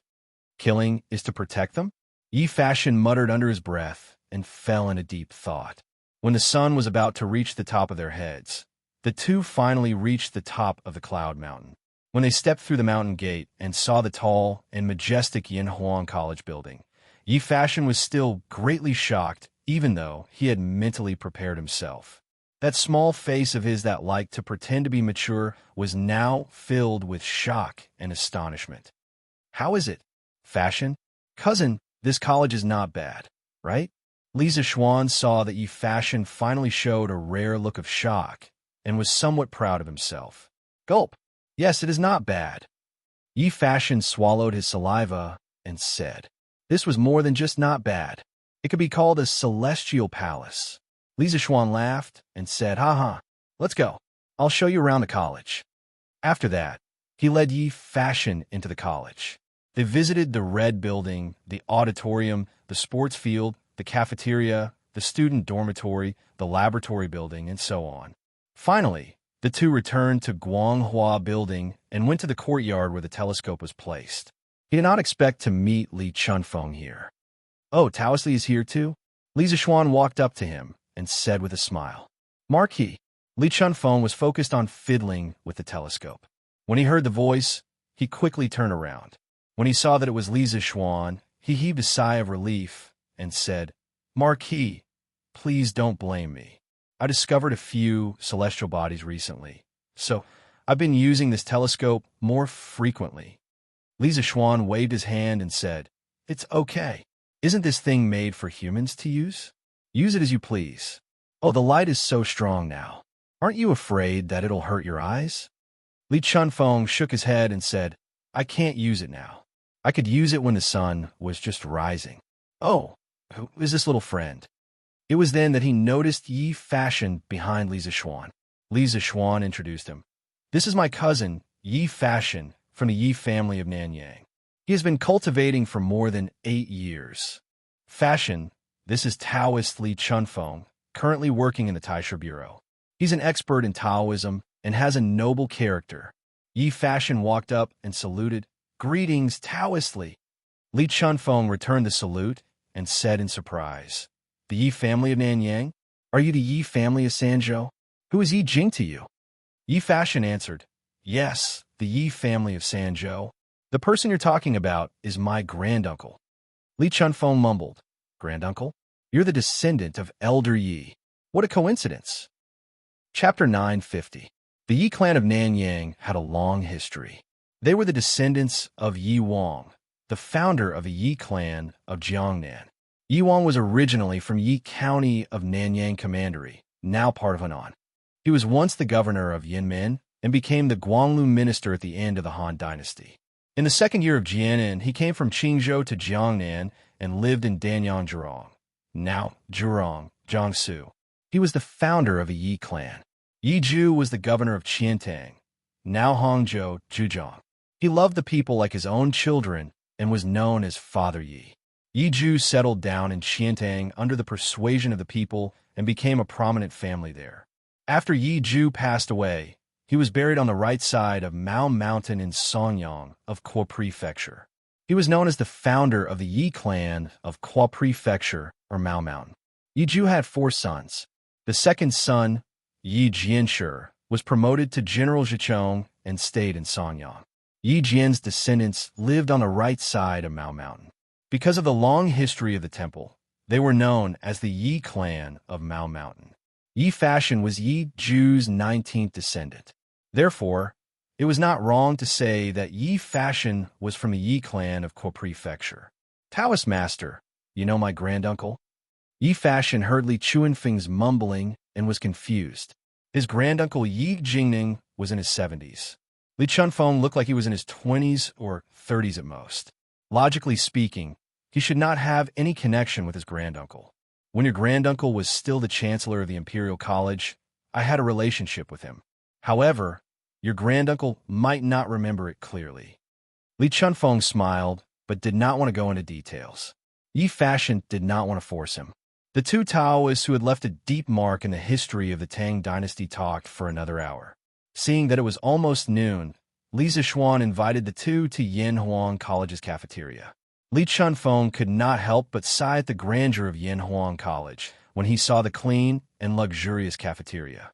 Yi Fashion was not surprised because this kid had just visited the cafeteria.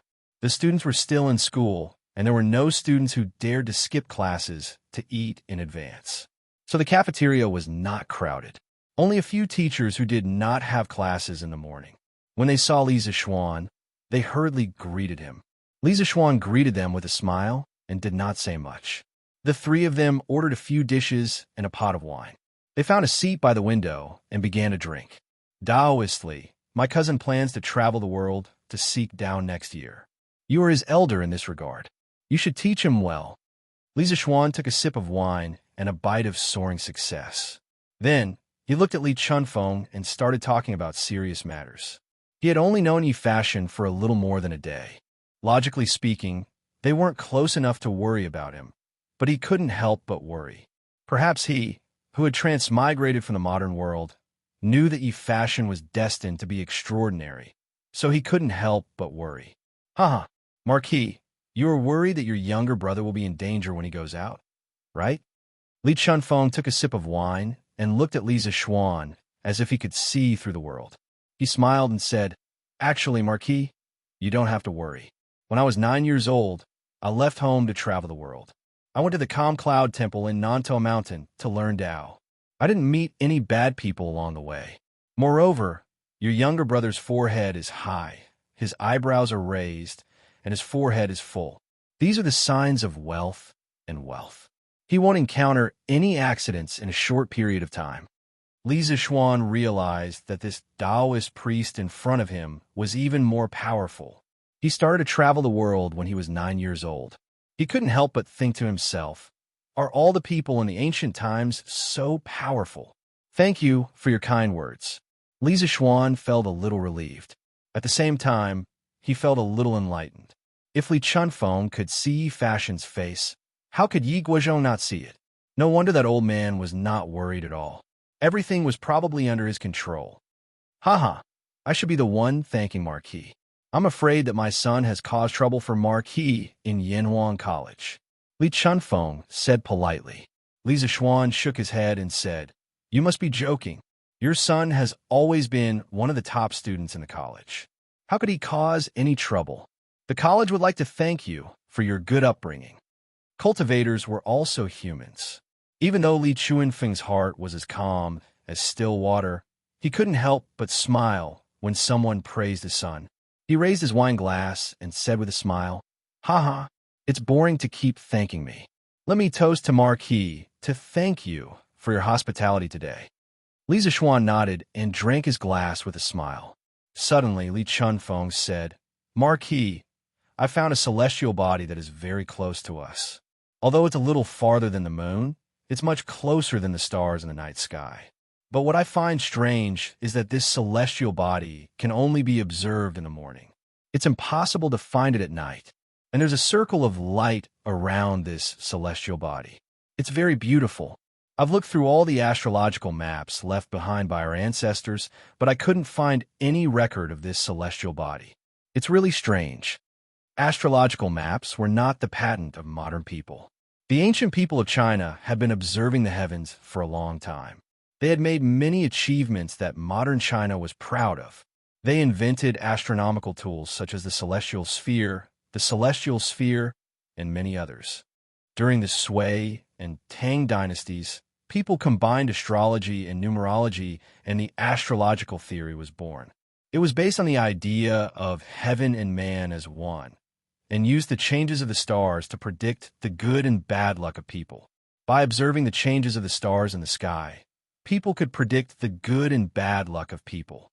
The 3 enclosures and 4 signs, the 28 mansions, the 7 political systems, and the 4 miscellaneous elements were the basis of the astrological theory. After Li Chunfeng finished speaking, Yi Fashion's eyes widened. He never thought that the cylinder with a support frame in the courtyard of Guanghua Building was actually used to observe the stars. Furthermore, from what Li Chunfeng said, it was to observe the stars during the day. Why did it sound so mysterious? Li Zixuan was secretly shocked. Based on Li Chunfeng's description, it was very likely that he had found Saturn by accident. Saturn could be regarded as one of the more peculiar planets in the solar system. Through a telescope, its appearance was like a straw hat. The existence of the halo made Saturn the most beautiful planet among the stars, causing the viewers to exclaim in admiration. At first, people thought that Saturn was the only planet in the solar system with rings. However, from the late 1970s to the late 1980s, the discovery of the rings of Uranus, Jupiter, and Neptune changed this view. The telescope made by Mo Lingwei did not have a large aperture magnification, so the imaging effect was not good. Therefore, it ruled out the possibility that the celestial bodies Li Chunfeng saw were Uranus, Neptune, and Jupiter. Compared to these celestial bodies, Saturn's rings were more obvious and easier to find. If one was lucky, they could see Saturn's rings with their naked eyes, even without the help of a telescope. Congratulations, Taoist priest. You have found a new planet. In time, you might be able to perfect the existing astrological map. By then, your name will be recorded in history. Li Zixuan clasped his hands together and smiled. He did not tell Li Chunfeng about the 9 planets in the solar system. Oh, it should be the 8 planets. Some things were too easy to get, and people would not cherish them. Sometimes, it felt good to be a quiet prophet and let people discover things that they already knew. Li Chunfeng quickly waved his hand and said, "This is not my credit. If it wasn't for the help of Yanhuang College's telescope, I wouldn't have found this. Besides, there is still one thing I don't understand. Why can't I see this planet at night? And why is there a ring around it?" At this time, Li Chunfeng was talking about his new discovery.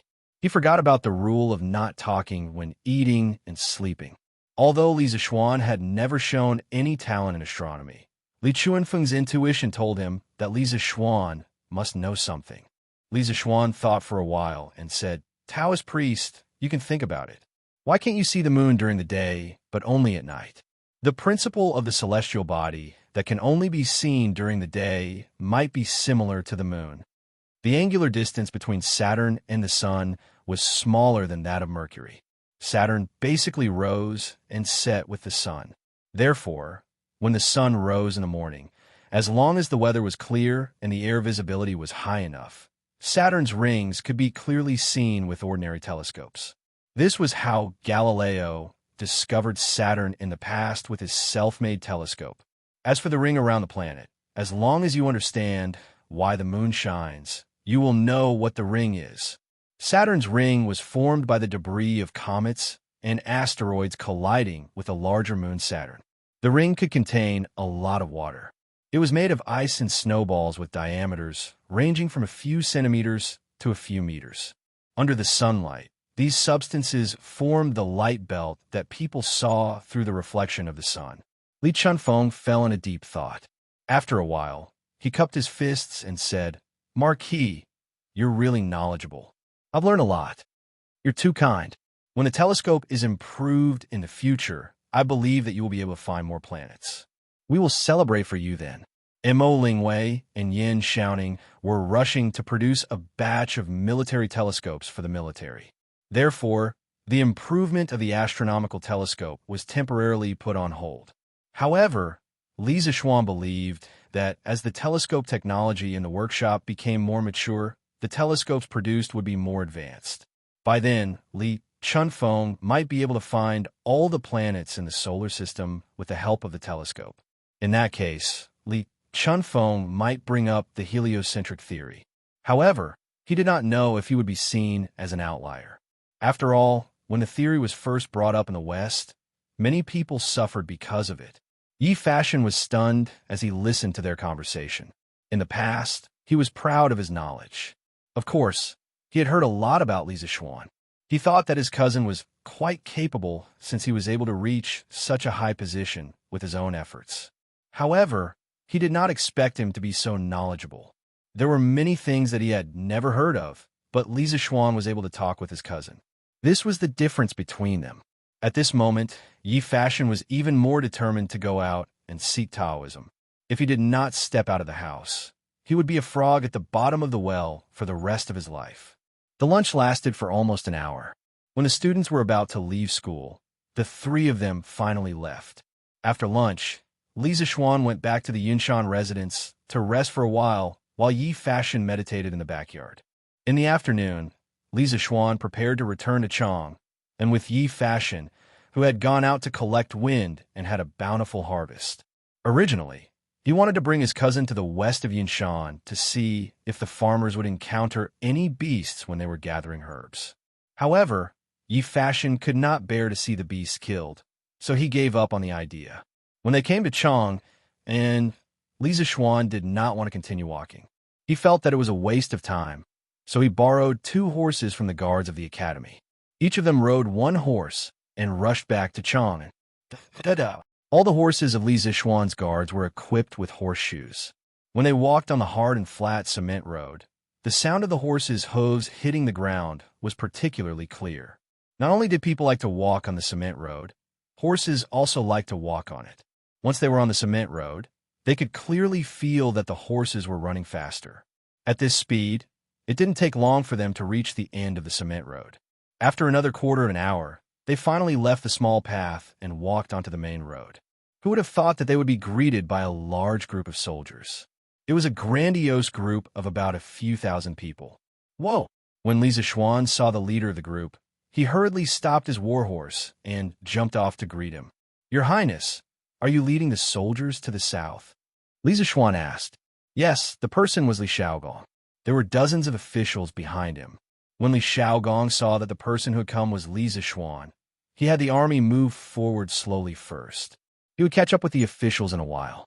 Then he replied to Li Zishuan, "That's right. Now that the prototype of the Department of Shipping has been completed and the officials of the key departments are in place, His Majesty is in a hurry, so this prince can only bring them to Guangdong in such a hurry."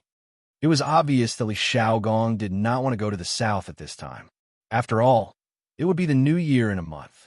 If Li Xiaogong went to Guangdong now, it was very likely that he would have to spend the new year there. "Your Highness, please be careful." Li Zishuan cupped his fists and said, "Oh, this little guy is?" Li Xiaogong saw Yi Fashion and asked curiously. Li Zishuan introduced, "Your Highness, this is my cousin, Yi Fashion. He is from the Yi family in Nanyang. He just arrived in Chang'an yesterday." "Cousin?" Li Xiaogong pondered for a moment and said, "Oh, your mother's family is willing to come and find your mother? Ha! I know a little about your mother's matter. I didn't expect the Yi family to give in the end. Ha!" Li Zishuan was speechless. Hearing Li Xiaogong's words, he already knew about the Li and Yi families. However, this guy was really tight-lipped. He had never mentioned it before. He was really cunning. "Ha! By the way, Xiaoxian, take a closer look at my team. Is there anyone you know?" Li Xiaogong suddenly lowered his voice and said mysteriously to Li Zishuan. Chapter 9:51. On the official road outside Chang and city. Li Zishuan's mysterious words had piqued Li Zishuan's curiosity. He had been so focused on talking that he hadn't noticed the lineup Li Xiaogong had brought with him to the south. He calmly glanced behind Li Xiaogong. Although Li Zishuan didn't know the names of these officials, he had seen them all in court before.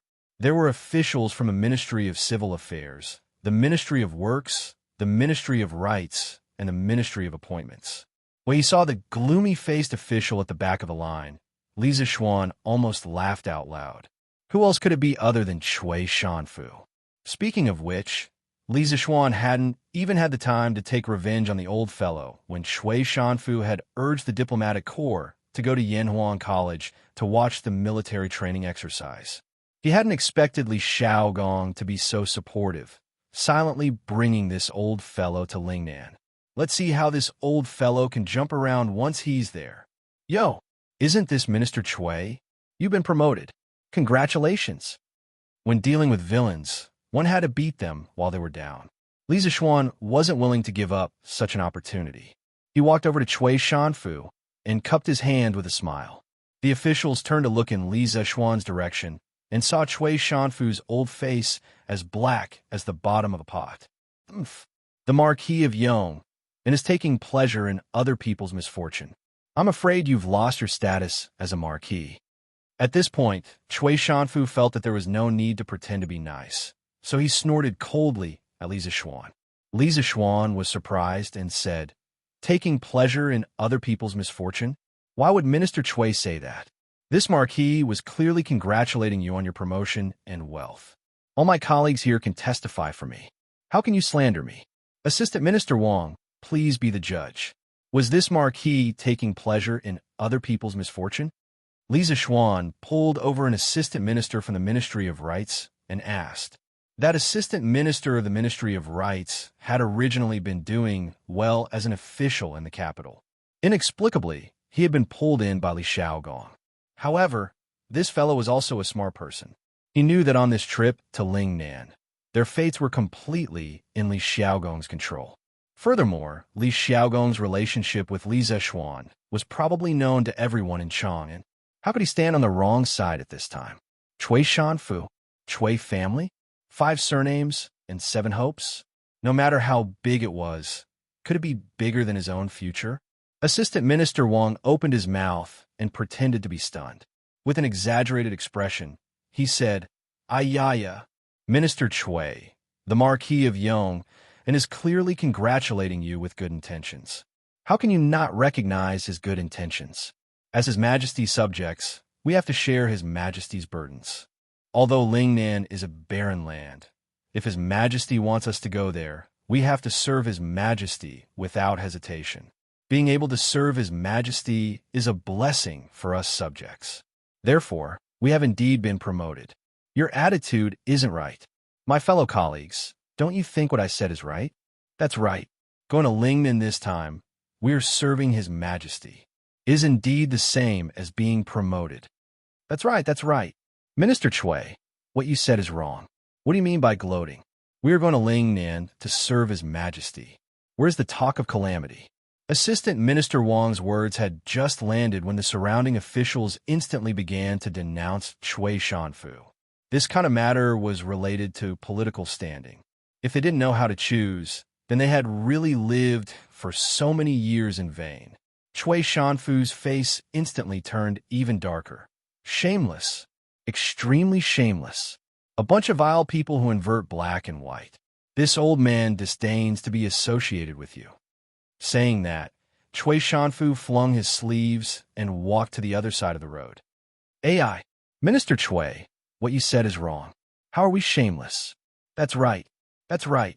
Minister Chui, you are clearly flying into a rage out of humiliation. The officials weren't willing to be sinister, vile people and immediately began to stab Chui Shanfu. Every stab stabbed into his heart, making Chui Shanfu almost vomit blood. All right, everyone, get on your horses and catch up to the army. At this moment, Li Xiaogong roared. Everyone hurriedly acknowledged. Speaking of which, when it came to Lingnan, the sky was high and the emperor was far away. Li Xiaogong held a large number of troops in his hands and represented the imperial court. Even the local emperors like Fengong and Tandian in Lingnan had to be respectful to him. Therefore, these officials were truly obedient to Li Xiaogong because their lives were all in Li Xiaogong's hands. Although Chui Shanfu was unwilling, he didn't dare to say much. Presumably, he had resisted before, but later realized that resistance was futile. Now, he could only accept his fate. Little Xian, this prince will be leaving. Help me look after that stinking brat Huiran. If you need to beat him, beat him. Don't be courteous to this prince. Li Xiaogong urged his horse to go to Li Zixuan's side and smiled. Li Zixuan cupped his fists and said, Your Highness, don't worry. I will keep an eye on Huiran. The mountain is high and the road is long. I wish Your Highness a smooth journey. Li Xiaogong laughed. I'll count on your auspicious words. But if there's an emergency at the Bureau of Shipping, you, as the right commissioner of the Bureau of Shipping, can't refuse. Li Zishuan hastily replied, I wouldn't dare, I wouldn't dare. But then he suddenly remembered something and whispered, Your Highness, the Bureau of Shipping deals with an enormous amount of money every day. You must prevent the people below from being corrupted and forming factions. After saying this, he meaningfully glanced at Cui Shanfu's back. Li Xiaogong's lips curled into a cold and profound smile. Don't worry about that. This king was worried that he wouldn't jump around. His Majesty has already made arrangements. Otherwise, how could one of the 9 ministers be moved by this king? Li Zishuan instantly understood. At this moment, he was completely at ease. Since Cui Shanfu had already been targeted by Li Er, he wouldn't be able to cause any waves in the Great Tang. For the rest of his life, he could only obediently live out his days. The moment he made a move, he wouldn't even need to do anything. Li Er would probably use this chance to eliminate him. The imperial treasury was now plentiful and had many soldiers and generals. Even the great clans weren't afraid. Moreover, Li Er had the time bomb Li Zishuan at his side to intimidate them. The great clans didn't dare to act rashly, because Li Zishuan was a true bomb. Feng Jidai had been able to see the clues in the overnight destruction of Snake Spirit Mountain. So how could those old foxes not see it? This was also why the Chui clan didn't dare to retaliate when the second young master of the Chui clan, Chui Yunhan, had been exiled to Cheongzhou because of Li Zishuan. This was because they were afraid that Li Zishuan would do the same thing to their clans as he had done to Snake Spirit Mountain. If that happened, who the hell would be able to bear it? Since your Highness and His Majesty have already made arrangements, then this little nephew won't say anything more. Once again, I wish your Highness a safe journey. Li Zishuan rubbed his nose and cupped his fists. Until we meet again. Hiya. Li Xiaogong laughed out loud and spurred his horse to leave. Chapter 952. In the Sweet Dew Hall of the Imperial Palace. Xiaogong's group should have left the city by now, right? Li Er softly asked from his throne. Your Majesty, His Highness has already left the city. Zhao Song bowed and replied. Li Er's eyes narrowed as he muttered. Whether or not the Great Tang's treasury can withstand the war with the Turks will depend on whether Xiaogong's Bureau of Shipping can shoulder the burden, and also the Chui clan, Chui Shanfu.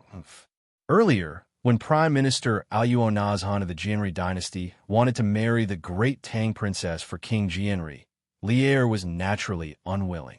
Chang'e was his most beloved daughter. How could he marry her off to a barbarian? But as the sovereign of a country, he could not let his emotions affect his decisions. Even if he was just going through the motions, he still had to listen to the opinions of his officials. In the end, Li Zishuan's bravery and righteousness had satisfied him. But Cui Shanfu supported the marriage of the Great Tang Princess and vigorously advocated for a peaceful marriage between the two countries. At that time, Li Er had wanted to kill Cui Shanfu, but he had never found a good opportunity. He had never imagined that Cui Shanfu's name would be on the list of officials selected to go to Lingnan that Li Xiaogong had brought a few days ago. Logically speaking, Cui Shanfu, as an official of the Chamberlain of Dependencies and one of the 9 ministers, should not have been sent to Lingnan. But when Li Er saw the name Cui Shanfu on the list, many thoughts flashed through his mind. And so, the final list of the Bureau of Shipping shocked everyone. After all, Cui Shanfu was not only an official of the Chamberlain of Dependencies, but also the successor of the Cui clan of Qinghe. Did Li Er not take the great clans seriously by making such a decision? But on second thought, many people realized that Li Er really did have the confidence to not take the great clan seriously. In the past, the Great Tang did not lack good generals, nor did it lack elite soldiers, but it lacked money. If a war broke out, the Great Tang's supply of provisions might run into problems. But now, the imperial court's treasury was abundant. It did not lack soldiers, generals, or provisions. If the great clans dared to be impudent, they would have to consider whether or not they could withstand Li Er's thunderous strike. Would the great clans dare to be impudent? Of course not. Since Lier had dared to make this decision, it meant that he had already made preparations for the counterattack of the great clans. If the great clans made any strange movements, they might just be playing right into Lier's hands. After all, for Lier, stabilizing the rear before dealing with the Turks was not a bad choice. Because of this, East Commandery Duke Chui Junshuo, who had not been to court for decades, came to Ganlu Hall with a walking stick to plead for Chui Shanfu. Of course, Lier did not neglect, but he did not agree. In the end, he sent Chui Junshuo back with the reason that Chui Shanfu's trip to Lingnan is only temporary. Once the Department of Shipping is on the right track, he will be summoned back. Just like that, under Lier's strong insistence, the matter of Chui Shanfu, following Li Shaogong to the south, was completely settled. However, even Lier did not understand why Li Shaogong would write Chui Shanfu's name on the list. If one were to say that this old man was talented, there were many ministers in the imperial court who were more talented than him. No matter how one looked at it, it seemed that Li Shaogong had deliberately written Chui Shanfu's name. But what enmity did Li Shaogong have with Chui Shanfu? Lier was not too sure about this. Recently, pay more attention to the Chui family. If there are any strange movements, immediately report to me. A cold light flashed in Lier's eyes as he instructed in a deep voice. He was now really confident because the Ministry of Works research on gunpowder had made great progress. If the great clans chose to make a strange move at this time, he did not mind giving them another round of justice from the heavens. Marquis, I have found the information you wanted. At night, in the study of the Marquis's residence in Yongla Lane, Li Zishuan stood in front of the window with his hands behind his back. Pang Feiji cupped his fist behind him. Oh, tell me about it. Recently, he had not paid attention to the situation in the imperial court. After meeting Chui Shanfu on the road today, he had the heart to ask Pang Feiji to find out more information. Pang Feiji cupped his fists and reported, Marquis, according to my investigation, Chui Shanfu was in the first batch of officials selected by the regional prince to go to Lingnan City. Many people in the imperial court were against it, but I did not expect His Majesty to agree in the end. After that, the Chui family's ancestor, the East County Duke, personally went to the palace to plead for leniency, but it did not seem to have any effect. That is why Chui Shanfu went south with the regional prince today. Oh, I see. Li Zishuan suddenly understood and then asked doubtfully, but why did the royal prince want Chui Shanfu to go to Lingnan? He doesn't seem to have any enmity with Chui Shanfu, right? Pang Feiji's expression was a little unnatural as he said, This, I asked young Master Huiran. He said that the regional prince did not like Chui Shanfu for a long time, so. Did not like him? Li Zishuan was stunned. This reason was so strong and so willful. Well, I just don't like you and want to do you. What's wrong with that?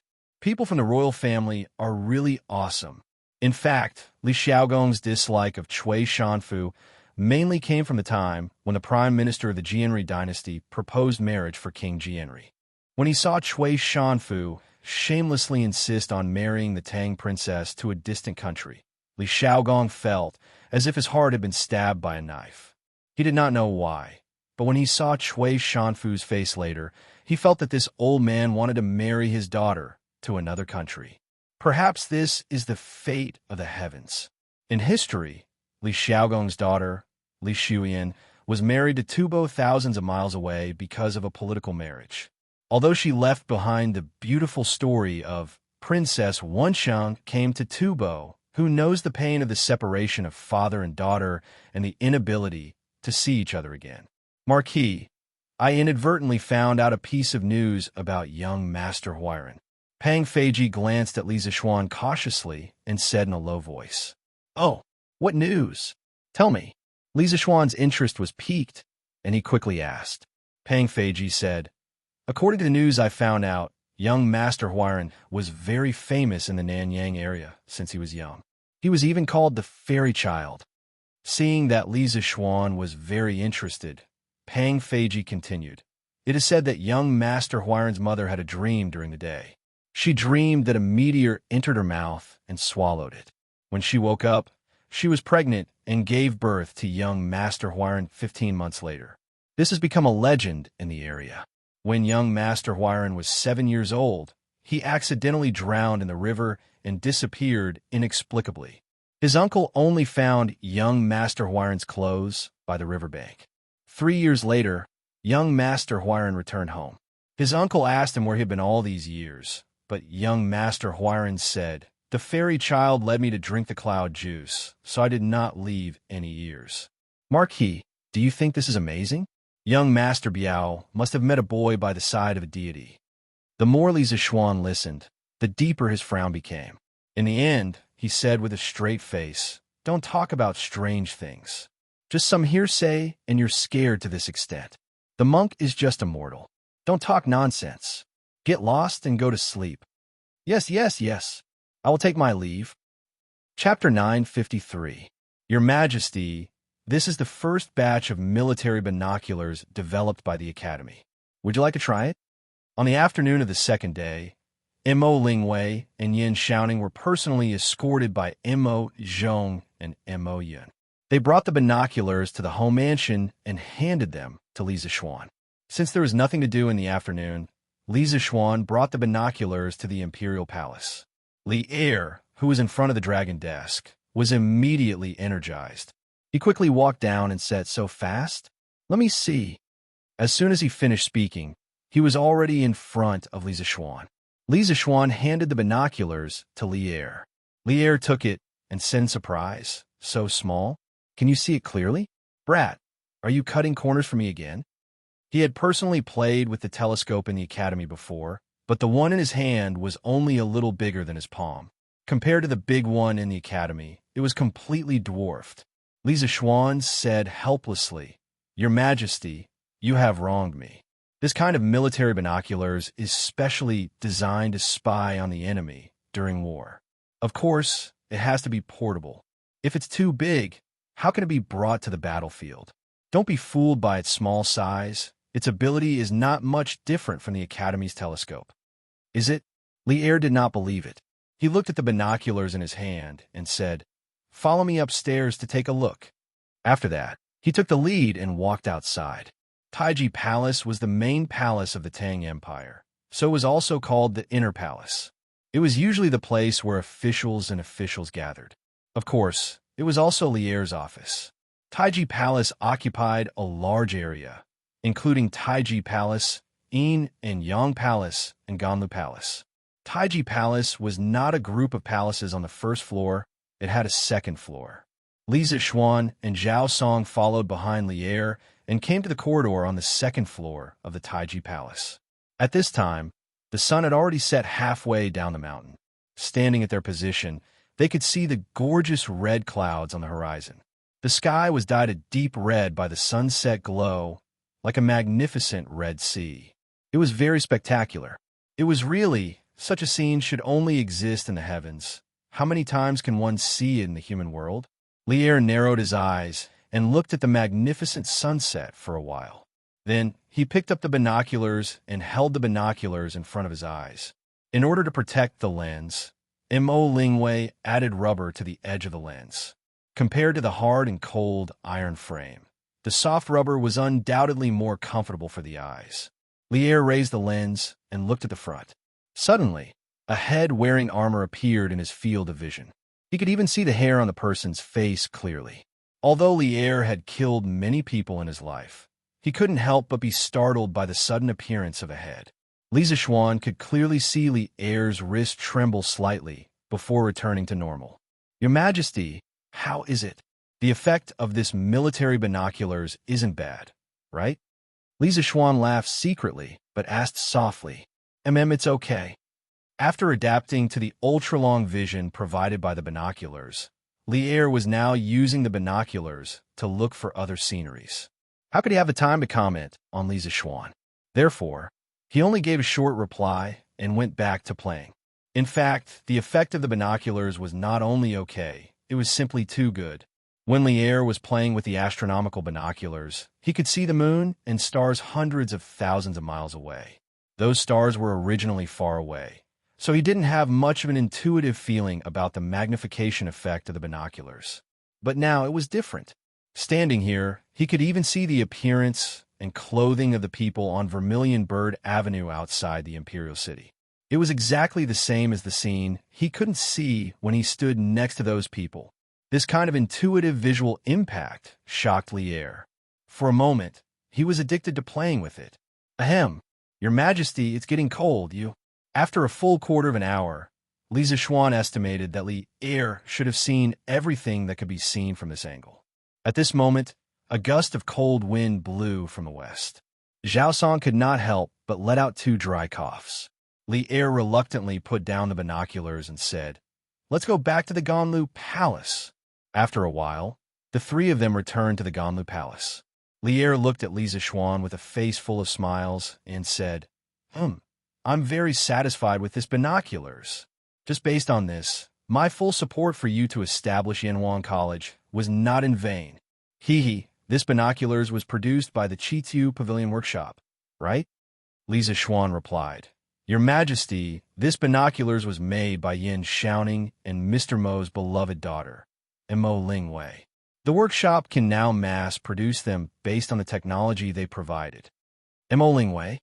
Lier muttered once, then suddenly seemed to remember who Mo Lingwei was. He smiled and said, The idea of this binoculars was originally thought of by you, right? You still want to use them to fool me? Lisa Schwann said helplessly, Your Majesty, this was indeed the idea that I provided. However, the work after that was completed by Xiaoning and Ink Girl. The fact that this binoculars could be produced so quickly is due to the 2 of them. Lier smiled and did not waste his breath on this issue. He paced 2 steps with his hands behind his back and said, Your workshop will produce another batch of binoculars like this.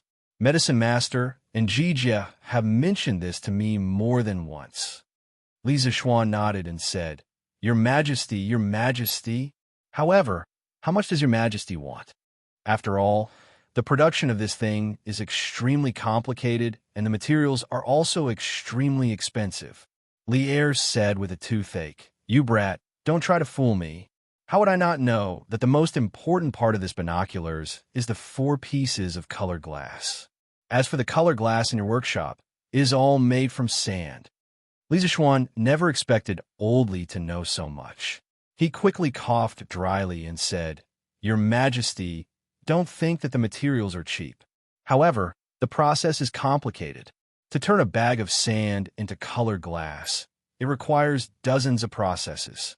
To grind the colored glass into the lenses of the binoculars, the workshop's old craftsman would have to grind it for several days. Furthermore, it might not even succeed. This is the cost. Shut up. Then tell me, how much are you planning to sell this binoculars to me for? Lier said with a black face. Lisa Schwann stretched out 5 fingers and carefully said, Your Majesty, I'll give you a friendly price. 500 strings of coins for one. How about that? 500 strings of coins? Lier stared and sneered. 500 strings of coins, you brat. Aren't you afraid of dying from overeating? At most 150 strings of coins. Get the workshop to make 50 for the imperial court as soon as possible. Don't try to bargain with me. This is my bottom line. Lisa Schwann said with a pained expression, Your Majesty, you are cutting my flesh. Sigh, fine. 150 strings of coins it is. Just treat it as my contribution to the great Tang Empire. Chapter 954. After finishing the deal for the binoculars, Lier sat back on the throne in satisfaction. He was very satisfied with this deal, and so was Lisa Schwann. The price of 500 strings of cash that he quoted to Lier was just a bluff. He had already expected Lier to bargain with him. Although the final price of 150 strings of cash was not high, it was not low either. The workshop could make a small profit from this deal. At this moment, Lier narrowed his eyes and looked at Lisa Schwann. He said, This binoculars is a national treasure. The technology used to make them must not be leaked. In order to prevent people from sneaking into the workshop, I will send a team of Imperial Guards to guard the workshop. Do you have any objections? Lier had fought in wars all his life. He understood the importance of binoculars in battle. Because of this, he knew better than anyone else that if the enemy had binoculars, it would be a great misfortune for the Tang army. That was why he was so concerned about the safety of the workshop. Li Zishuan thought for a while and gritted his teeth. He said, "I don't mind if your majesty sends imperial guards to guard the workshop, but your majesty's men are not allowed to interfere with the daily operations of the workshop. Otherwise, I would rather close the workshop." Lier narrowed his eyes, which flashed with a dangerous light. The hall immediately fell into silence. Zhao Song could not help but reveal an anxious expression as he silently blamed Li Zishuan for daring to say anything. After a moment of silence, Li Er suddenly slammed the table and stood up. He pointed at Li Zishuan and said angrily, "Bastard, do you think that I will swallow your workshop? Ridiculous. I have the wealth of the world. Do you think that I lack your workshop?" In fact, he knew better than anyone what was most valuable about the workshop. It was Li Zishuan's endless and amazing ideas. Without Li Zishuan, the workshop was worthless. That was why he had never thought of swallowing the workshop and taking it for himself. "I have misspoken. I hope that your majesty can forgive me." When Li Zishuan heard this, he heaved a sigh of relief and immediately cupped his hands in surrender. Although his words just now were suspicious of gauging the heart of a gentleman with one's own yardstick and might have even infuriated Lier, he had no regrets. There were some things that had to be made clear from the start. He did not want his workshop to be a tool for the imperial court to make money. His workshop was to represent the most advanced productivity of the Great Tang. You brat, you're getting bolder and bolder. I will remember this and settle it with you in the future." Lier snorted coldly, venting the dissatisfaction in his heart. Then, he suddenly changed the topic and said, "You know about Chui Shanfu, right?" Li Zishuan was suddenly confused. He didn't understand why Lier would suddenly mention this. "Your Majesty, I happened to meet Chui Siqing outside the city yesterday. I didn't expect that Chui Siqing would follow Commandery Prince Hejian to the south to serve the country after not seeing him for a month. I admire you very much." Li Zishuan thought for a moment, then pretended to be confused and said in a strange tone. Lier widened his eyes and had the urge to curse. He secretly thought that this brat's mouth was getting more and more despicable. If Chui Shanfu heard this, he would probably be angered to death. However, he didn't know that Chui Shanfu was almost angered to death by Li Zishuan outside the city. According to my investigation, the reason why the Nanyang envoys suddenly wanted to visit Yinhuang College last time was because of Chui Shanfu's instigation. He probably wanted to embarrass you in public. This person actually disregarded the imperial court's reputation because of personal grudges. He really deserves to be killed. If it weren't for the old Commandery Prince Chui's face, I would definitely kill this person. What do you think? What do I think? Stand and watch, Li Zishuan mischievously said in his heart. In fact, when he heard Lier say this, he was quite shocked. He didn't expect Lier to know about this matter. After thinking about it, he cupped his hands and replied with a serious face. "Your Majesty, I think that the country is the country. Only when there is a country can there be a home. The country is first and the home is second. At any time, the country's interests are above everything else. Although I don't know how I offended Chui Siqing, Chui Siqing shouldn't have disregarded the Tang Empire's reputation to seek revenge on me. His intentions are truly deserving of death." Lier looked at Li Zishuan with a faint smile and nodded. "Yes, so I sent him to Lingnan. I hope that he can properly reflect on himself. Your Majesty is wise." The ruler and the official chatted for a while more before Li Zishuan took his leave. Outside the palace, pedestrians hurried to and fro on Vermilion Bird Avenue. It seemed that they all wanted to rush home before the curfew. Li Zishuan rode on his horse and happened to meet an old acquaintance. "Yo, Dr. Qin, you just came out from the Imperial Physician Bureau and are preparing to go home?" That's right, it was the doctor from the Imperial Physician Bureau, Dr. Qin, who had attacked Snake Spirit Mountain with Li Zishuan and tested the poison with his own body. "Hey, so it's Marquis. I've seen Marquis before. Marquis, how have you been recently?" This old man has just been dismissed from the Imperial Physician Bureau and is about to go home. Dr. Qin hurriedly greeted with a smile. Li Zixuan dismounted and stood beside Dr. Qin. The two walked side by side. Li Zixuan said as he walked, "Haha, Dr. Qin, we are people who have been on the battlefield together. There's no need for you to be so polite." I wouldn't dare. Dr. Qin shook his head and laughed. Li Zixuan rolled his eyes and suddenly said, "Oh right, Dr. Qin, this Marquis intends to establish a medical school. In the next few years, I will establish public medical centers in all the states of the Tang Empire. The Academy's medical school will cultivate medical talents for these medical centers. Dr. Qin's medical skills are superb and your medical ethics are noble. I wonder if you can recommend some similar talents to this Marquis to fill up the Academy's medical faculty." Well, this was a rather old-fashioned way of recruiting people. You just had to wait for the willing to take the bait. Public medical centers? Marquis is indeed bold. I admire you, but I've been in the Imperial Physician Bureau for most of my life. I'm afraid that those friends of mine are no longer practicing medicine, right? Dr. Qin praised and then said regretfully. Li Zixuan smiled and said, "Since there's no one else to recommend, Dr. Qin, why don't you come to Yanhuang College yourself? Don't you want to pass down your lifelong medical skills? Now that Priest Sun has a disciple you." Dr. Qin said in surprise, "Is Priest Sun also in Yanhuang College now?" Li Zixuan smiled and said yes. And not only that, when the medical students officially enroll, Priest Sun will occasionally substitute for them. At this time, Sun Simiao was the idol of many medical students. Dr. Qin's eyes lit up when he heard this. He stroked his beard and said with a smile, Good.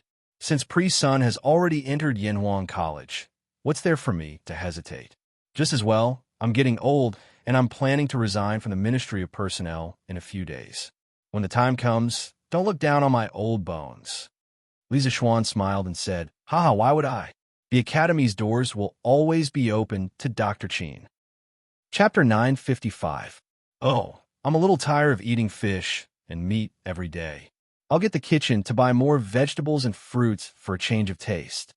On this day, Li Zixuan was eating lunch and subconsciously complained when he faced the table full of fish and meat.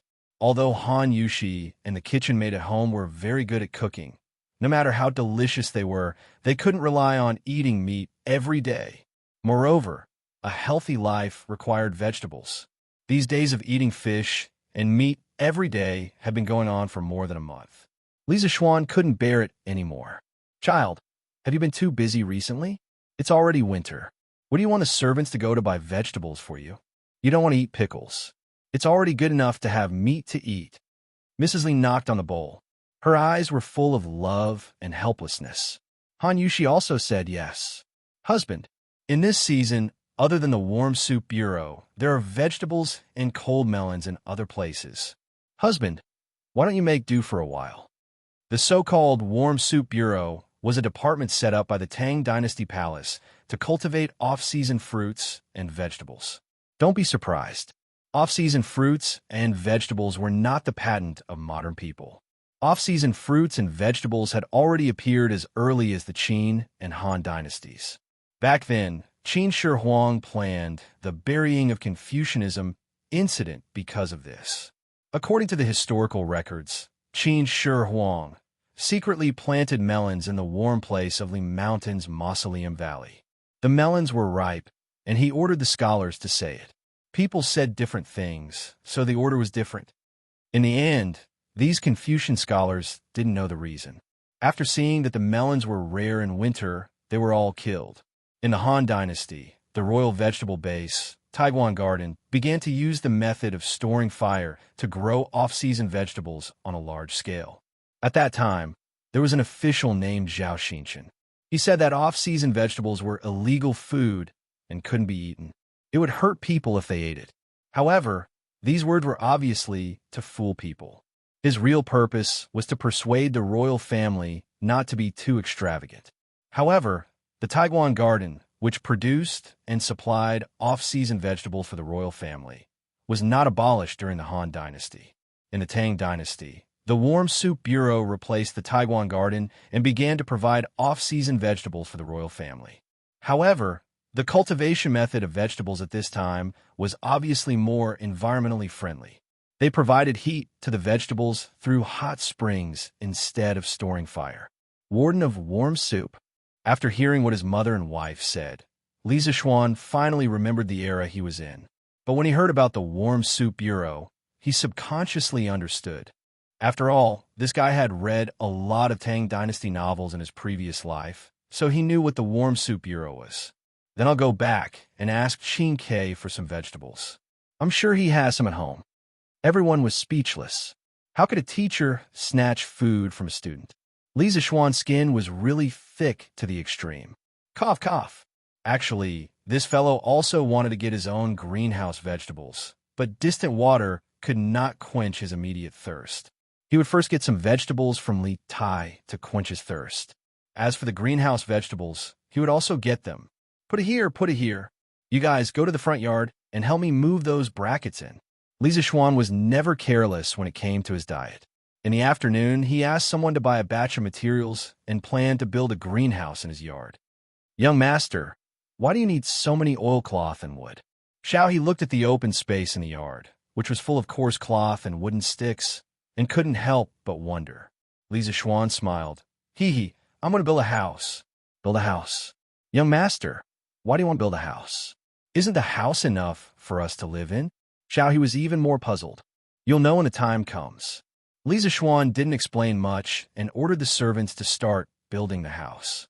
First, in an open space in the west courtyard, according to the length and width of the greenhouse that was designed in advance, the four corners of the greenhouse were determined. After making the four corners at right angles with the law of the Pythagorean string, positioning piles were placed and positioning lines were drawn between the piles. Then, the foundation of the bamboo frame was leveled and compacted along the lines. Then, he let the servants use shovels to flatten the ground, followed by drilling holes and inserting wooden supports into the ground. In a short period of time, the sound of pile driving in the west courtyard resounded throughout the entire Li residence. Such a big movement naturally alarmed Li Jingma, Madame Li, and the Yi family. Xianer, what are you doing? Although Father Li had already retired and didn't care about the family's affairs, he couldn't help but frown when he saw his son destroying the house's courtyard.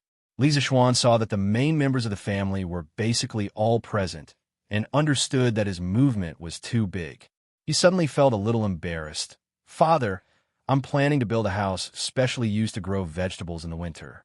When the time comes, if our family wants to eat vegetables, we don't have to beg others. Build a house. Grow vegetables? Li Jingma's eyes widened, and then he scolded with a straight face. Nonsense. I've lived for so long, and I've never heard of growing vegetables in a house. You've been following your master since you were young, and you've never been involved in farming. Now you're actually doing such a ridiculous thing. It's simply wishful thinking. If this gets out, it'll be a joke. Li Zishuan wasn't convinced. Father, you haven't tried it. How do you know this method won't work? Besides, it's not like no one has ever tried growing vegetables in the winter. Can't you just do it in the hot spring department? Li Jingma said angrily. There's a hot spring in the hot spring department to keep it warm all year round. How can it be the same? Stop fooling around and get them to remove these things as soon as possible. In fact, if it were any other time, Li Zishuan could do whatever he wanted at home, but now Yi Guozhong and the others were still living in the Li family. When Li Jingma saw his son fooling around like this, he felt a little embarrassed. If he didn't do it well, he would be reprimanded by his father-in-law again. Li Zishuan didn't have as many twists and turns as his father. He waved his hand and motioned for the servants who had stopped next to him to continue working. Then he turned to Li Jingma and said, Father, since you don't believe me, let's make a bet. If I grow vegetables in this house, will you eat them or not? How could Li Jingma believe Li Zishuan's nonsense? He stroked his beard and said proudly, Humph, don't try to deceive me. If you can grow vegetables in the winter, I won't eat a single one, even if I starve to death. Humph, you old man have nothing better to do. Why are you being so serious with your son? When your son really grows vegetables, I'll see if you'll eat them or not. Mrs. Li, who was next to them, couldn't help but roll her eyes when she saw that the old man and the young man were actually betting. In her opinion, Although her son's actions seemed ridiculous, countless facts in the past had proven that her son was always right. Chapter 956. Madam, I'm not being serious. Why don't you ask your parents-in-law if they've ever heard of planting vegetables in a house? Madam Li's words were obviously biased. Li Jingma was immediately dissatisfied. Speaking of which, he could be considered an official now. Why was his status in the family still so low? This was intolerable. Yi Guozhong saw that Li Jingma had turned the topic to him. He thought for a moment and said, "It didn't exist in the past, but it doesn't mean it won't exist in the future. Little Xian has been good at creating miracles in the past year, since he returned to Chang'an. Jingma, as his father, how can you not believe in your own son?" It was rare for Yi Guozhong to actually speak up for Li Zishuan. Old Madame Yi smiled and said, "Old master is right. Little Xian doesn't look like someone who would boast casually. Jingma, if you speak so confidently now, you'll have to starve in the future." Old Madame Ye's words immediately made everyone laugh. Lan'er clapped and said, "Hee, Daddy is going to starve. But Daddy, don't worry. Lan will send you food when the time comes." "Send food? Your father. I am not going to jail. Do I need a little girl like you to send me food?" Li Jingma's old face darkened. Everyone laughed again. While they were talking, 2 rows of wooden sticks of the same height were inserted into the ground in the courtyard. The top of the 2 sticks was supported by a curved bamboo strip. It really looked like the frame of a house. Li Zishuan didn't have time to chat with his father at this time. He personally went down and ordered the servants to tie the custom-made white tarpaulins one by one to the supports. There was no plastic in this era. Li Zishuan thought about it and could only use tarpaulins instead. Although it was white tarpaulins, how could they remain white after being soaked in tung oil? It looked dark yellow, but even so, it was much better than black. After all, black tarpaulins absorb light and didn't transmit light. It was not conducive to the growth of vegetables. These tarpaulins were specially made by Li Zishuan. There were 2 lengths of rope attached to them at specific intervals, which were used to tie them to the brackets that were inserted in advance. The winter in the north was especially cold. To be safe, 1 layer of tarpaulin was not enough to solve the problem. Li Zishuan made the greenhouse into a structure with 2 layers of tarpaulin.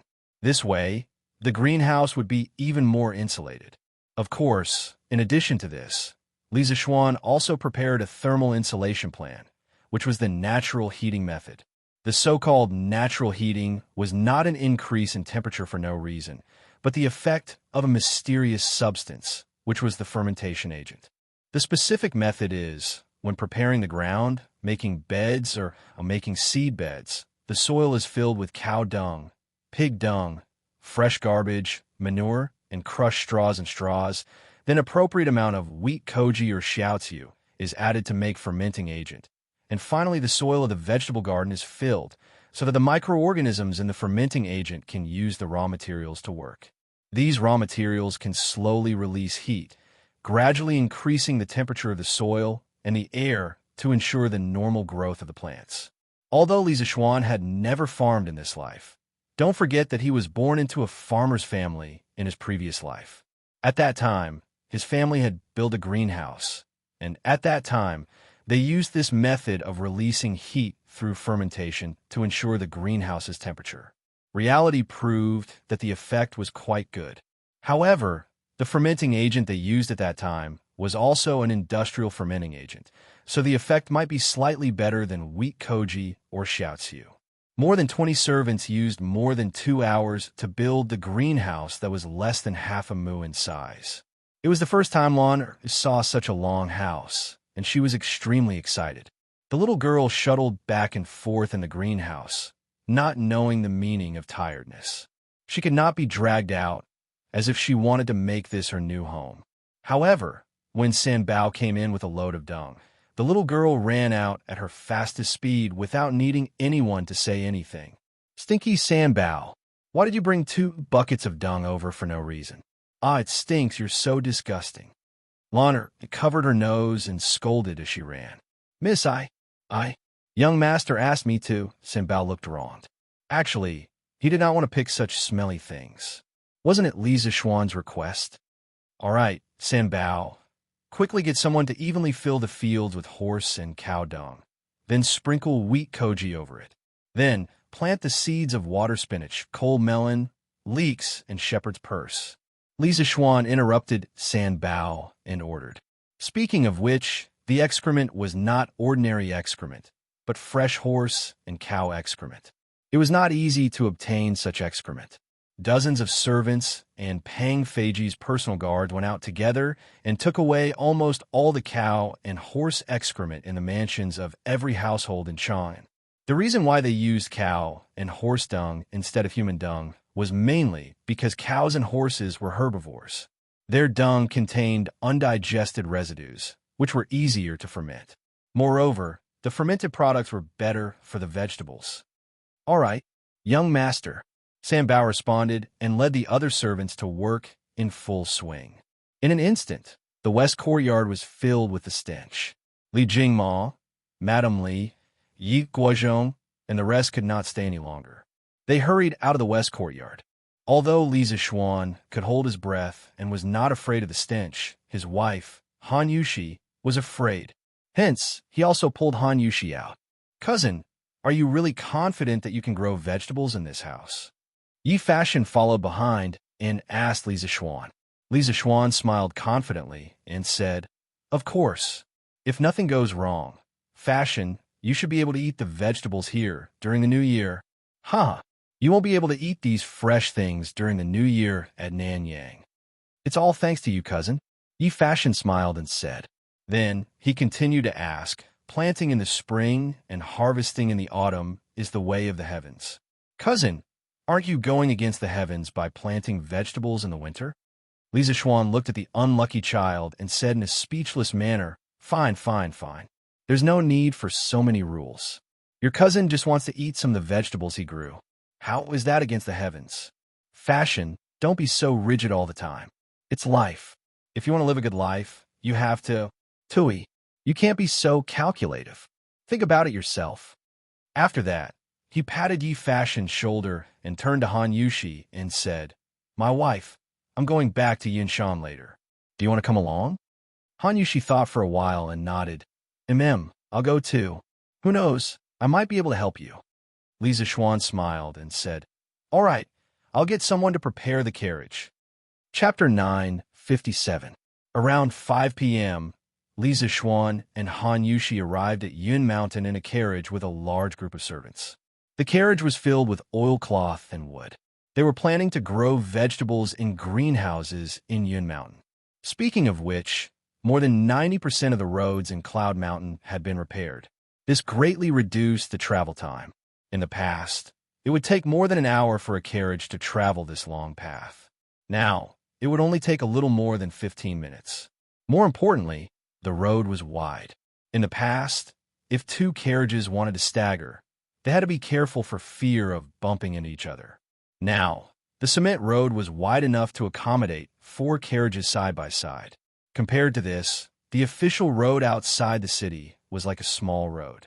Sanbao, bring them here and build me a greenhouse that is exactly the same as the one in the residence. I have something to do outside. Li Zishuan said to Sanbao as he marked out an empty space behind the courtyard. In this era, there were no strict management methods for abandoned land like in the modern era.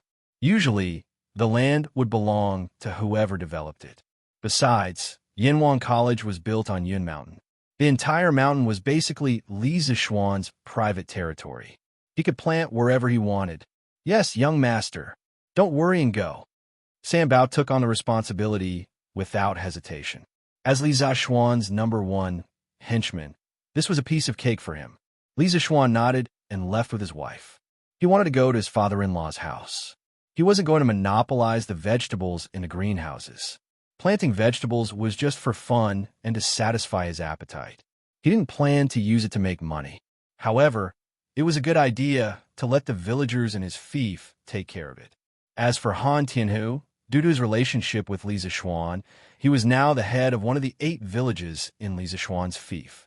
The Han family manor's position among the 8 villages was skyrocketing. Only Plum Village, which was close to Yin Mountain, could compete with them. The other 6 villages were envious of these 2 villages. However, their villages were now part of Li Zishuan's fief. As long as they followed Li Zishuan's footsteps, their good days wouldn't be far away. Previously, when Li Zishuan mobilized the villagers to gather herbs in the mountains, the villagers were unusually enthusiastic. If there wasn't a quota, they would have brought their entire families into the mountains. It's Marquis. Hello, Marquis. Greetings, Marquis. Since Cloud Mountain wasn't far from Plum Village, Li Zishuan didn't choose to take a carriage. The couple hadn't gone far when they saw a group of villagers carrying bamboo baskets on their backs, heading towards the 3rd courtyard in an endless stream. When the villagers saw Li Zishuan, they stopped in their tracks and bowed. Their faces were filled with excitement. Yes, you're going to look for Dr. Sun? Some of them were familiar to Li Zishuan, while others were unfamiliar. However, when he saw the herbs in their bamboo baskets, Li Zishuan guessed that they were here to sell herbs. Yes, Marquis, we're all going to Dr. Sun to sell herbs. Why don't you go to the pharmacy in Chang'an City to sell? Li Zishuan asked with a smile. When he decided to set up a school hospital in the academy, he put a sum of money in Sun Simiao's place for him to purchase herbs. The purchase price of herbs here wasn't much better than the big pharmacies in Chang'an City. Some herbs were even cheaper than the ones in Chang'an City. The main reason was that Sun Simiao didn't think it was worth the money. This old man had always been frugal. Otherwise, he wouldn't have collected herbs himself to treat patients. When a man heard this, his face suddenly changed. He straightened his neck and said, Marquis is kind-hearted. He pointed out a way for us to make money. Why would we do such a treacherous thing? Wouldn't that be like being criticized behind our backs? An old man next to him also said, Xuanzi is right. Marquis, you're kind-hearted. Besides, Dr. Sun doesn't charge for treating the poor. The herbs we collect don't cost anything. It's just a little effort. Even if Dr. Sun doesn't pay us, we have no reason to give these herbs away. Yes, who knows, these herbs might even be used by Divine Dr. Sun on us in the end. Yes, although we're poor, we can't let others criticize us behind our backs. The old man's words immediately gained the approval of many people. Li Zishuan's kindness to the people of his fief and Sun Simiao's kindness to the poor had been widely spread in the area near Chang'an City. People's hearts were made of flesh. In the face of good people like Li Zishuan and Sun Simiao, how could they only recognize money and not care about feelings? It had to be said that the feelings of kindness in this era were quite strong. If this situation was in modern times, it would be hard to say.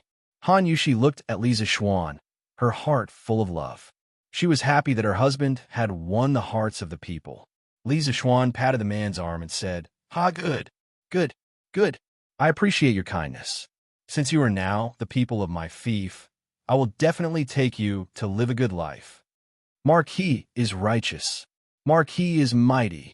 The people had been looking forward to this promise in their hearts.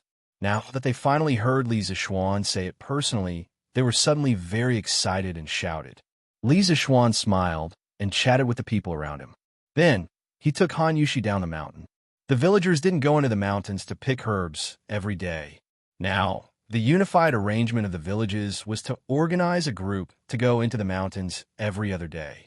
Therefore, when Li Zishuan and his wife arrived at the Han village, Han Lijing didn't go out. Instead, he was playing chess with Old Hu in the courtyard. It was the slack period now. If Li Zishuan hadn't arranged a job to go into the mountains to pick herbs, Han Lijing would probably be even more free now. At this moment, the 2 bad chess players were happily playing chess on the stone table in the courtyard.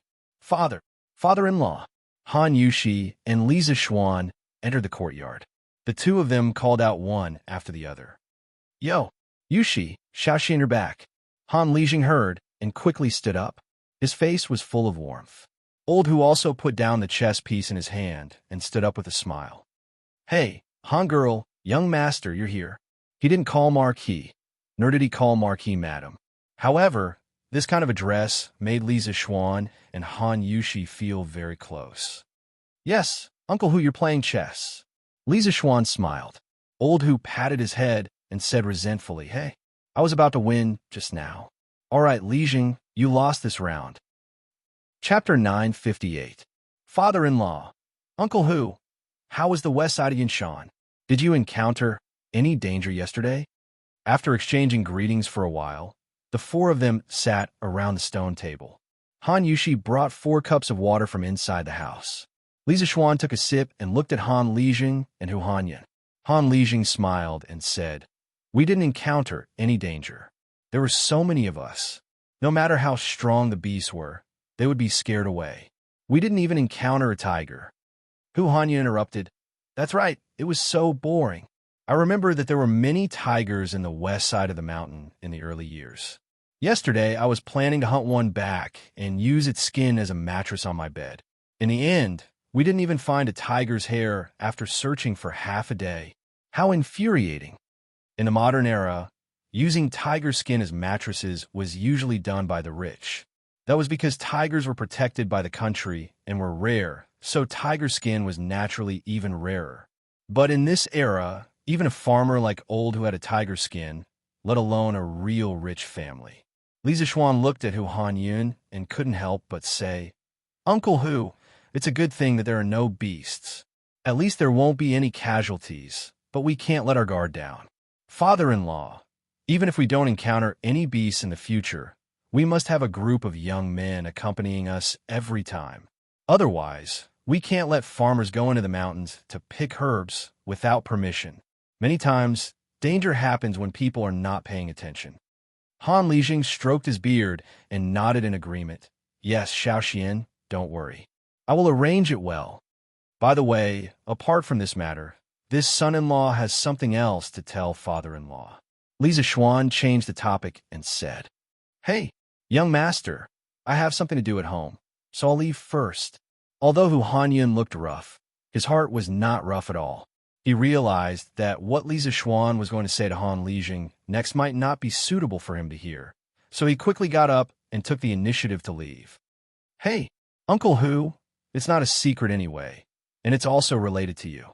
Sit down." Li Zixuan knew what Old Hu was thinking, so he quickly dissuaded him.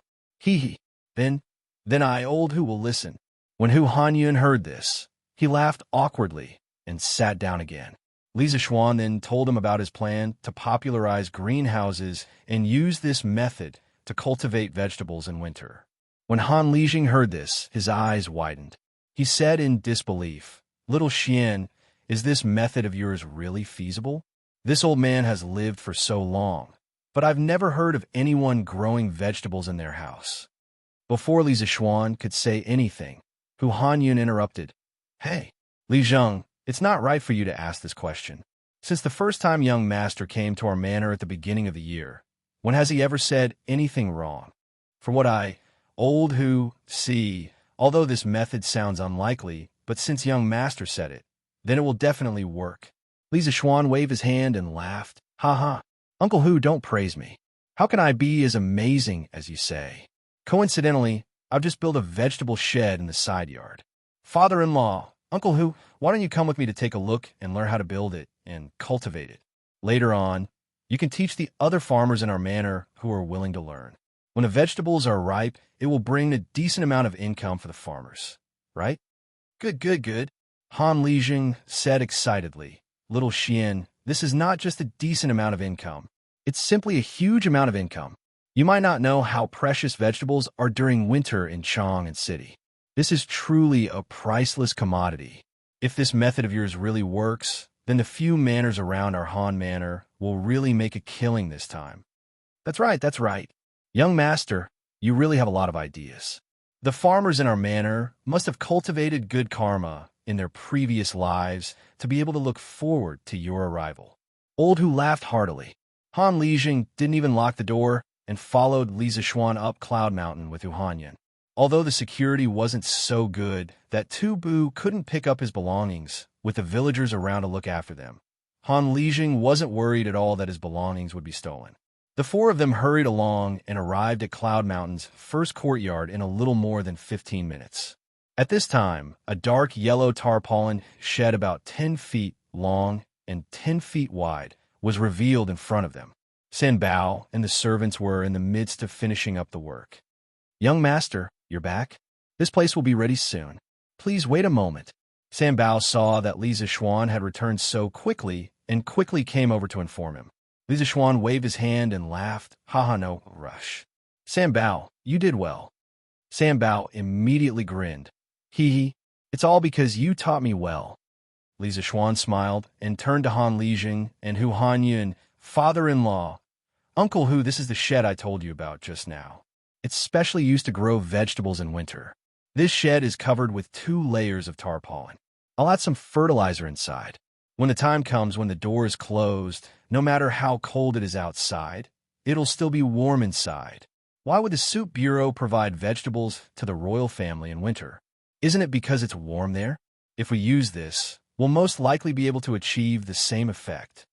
Han Lijing's eyes lit up and he nodded. Xiao Xian, after hearing what you said, this method is quite promising. Perhaps we can really try it out. After saying that, he immediately frowned and hesitated, but with so many tarpaulins added together, I'm afraid it won't be cheap.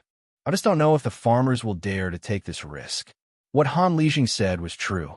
After all, Li Zixuan's method of growing vegetables out of season had never been tried before. The capital invested in the early stage was not a small amount for the farmers. It would depend on whether the farmers believed in Li Zixuan or not. Hu Hanyun waved his hand carelessly and said, Hey, those who aren't willing don't have the life to earn this money. Lijing, no matter how much you force them, it's useless. Anyway, I old who believe in young master. I'll go to Chang'an tomorrow to buy tarpaulins. My family will build 10 of these big sheds. Anyway, there's a lot of land that's uncultivated now. It wasn't an exaggeration to say that old who had been reborn. His son and daughter both had their own achievements. Now, not only were they no longer the burden of the family, but they had also become the pride of the family and even the entire Han family manor. Because of this, the Hu family was getting richer and richer. At this moment, old Hu seemed to be rich and overbearing. He directly said that he wanted to build 10 of these sheds. But sometimes, honest people also had their blessings. It wouldn't be long before Hu Hanyun would be thankful for his current decision. Father-in-law, Uncle Hu's words are rough, but they are reasonable. When the time comes, the farmers will be free to build the sheds. If they don't want to, we won't force them. Chapter 959. Little Xian, you can't do this. In the Yinshan residence, Han Lijing listened to Li Zixuan and Hu Hanyun's conversation and quickly said, Little Xian, you might not know the situation of the other villages. Take the Liujia village, for example. Their village just joined your fief not long ago. During the previous autumn harvest, they still paid rent according to the previous landlord's request. In addition, this year's harvest is generally not good, making things worse. Their place is not rich to begin with. It's already not bad that they have enough food to eat. If you ask them to get so many oilcloths, even if they sell all the food in their house, it won't be enough. Little Xian, since you've thought of this method to help the villagers increase their income, then you must also want all the villagers to receive this favor, right? Therefore, father-in-law still hopes that you can consider this matter carefully. After Li Zixuan heard this, he was silent for a while. He secretly thought that he had taken things for granted. The price of cloth in the beginning of the Tang dynasty was very cheap. The price of a spool of fine silk was the price of a bucket of rice. That is, 3 to 4 copper coins could buy a spool of silk cloth. As for the coarse oilcloths used to build the greenhouses, it was even cheaper. The cost of a greenhouse was actually only 200 to 300 copper coins. Li Zixuan's family had a ready-made clothing store, so he naturally knew the current price of cloth in Chang'an. It was because he knew that he subconsciously thought that the commoners could grit their teeth and bear the cost of a greenhouse. 200 to 300 copper coins was equivalent to a few $1,000s in the modern era. If a family squeezed together, they should be able to gather together. But he neglected a problem. The extent of exploitation of the farmers by the landlords of this era was far from comparable to the modern era. In this era, people who could not afford to eat enough and where clothes were everywhere. Was 200 to 300 copper coins really a small amount? For some families, 200 to 300 copper coins could be enough for their family to eat for a year. Father-in-law is right. This son-in-law has indeed not thought it through. Li Zixuan thought for a moment and took the initiative to admit his mistake. He continued, "How about this? This son-in-law will take out 1,000 strings of money and leave it with father-in-law. If the villagers are willing to build greenhouses and have difficulties at home, they can come to you to borrow a sum of money. Each family can borrow at most 500 copper coins. They don't need to pay interest, as long as they can repay the principal within a year. Father-in-law, what do you think about this?" Capital loans were not unique to modern times. In ancient times, this was not a new thing at all. The reason why Meng Changjun, one of the 4 young masters of the Warring States period, was able to raise 3,000 retainers and recruit talents from all walks of life was because of the business of lending money and collecting interest. According to historical records, there was a year when Shuedi failed to pay interest. Meng Changjun sent people to collect interest, but they still received an interest of 100,000. It could be seen that the scale of lending money was very large. Compared to that, Li Zixuan was not lending money at all. He was doing a good deed. After all, he did not charge any interest. Han Lijing said with a smile, "That's great. In this way, little Xian, you are truly working for the well-being of the common people."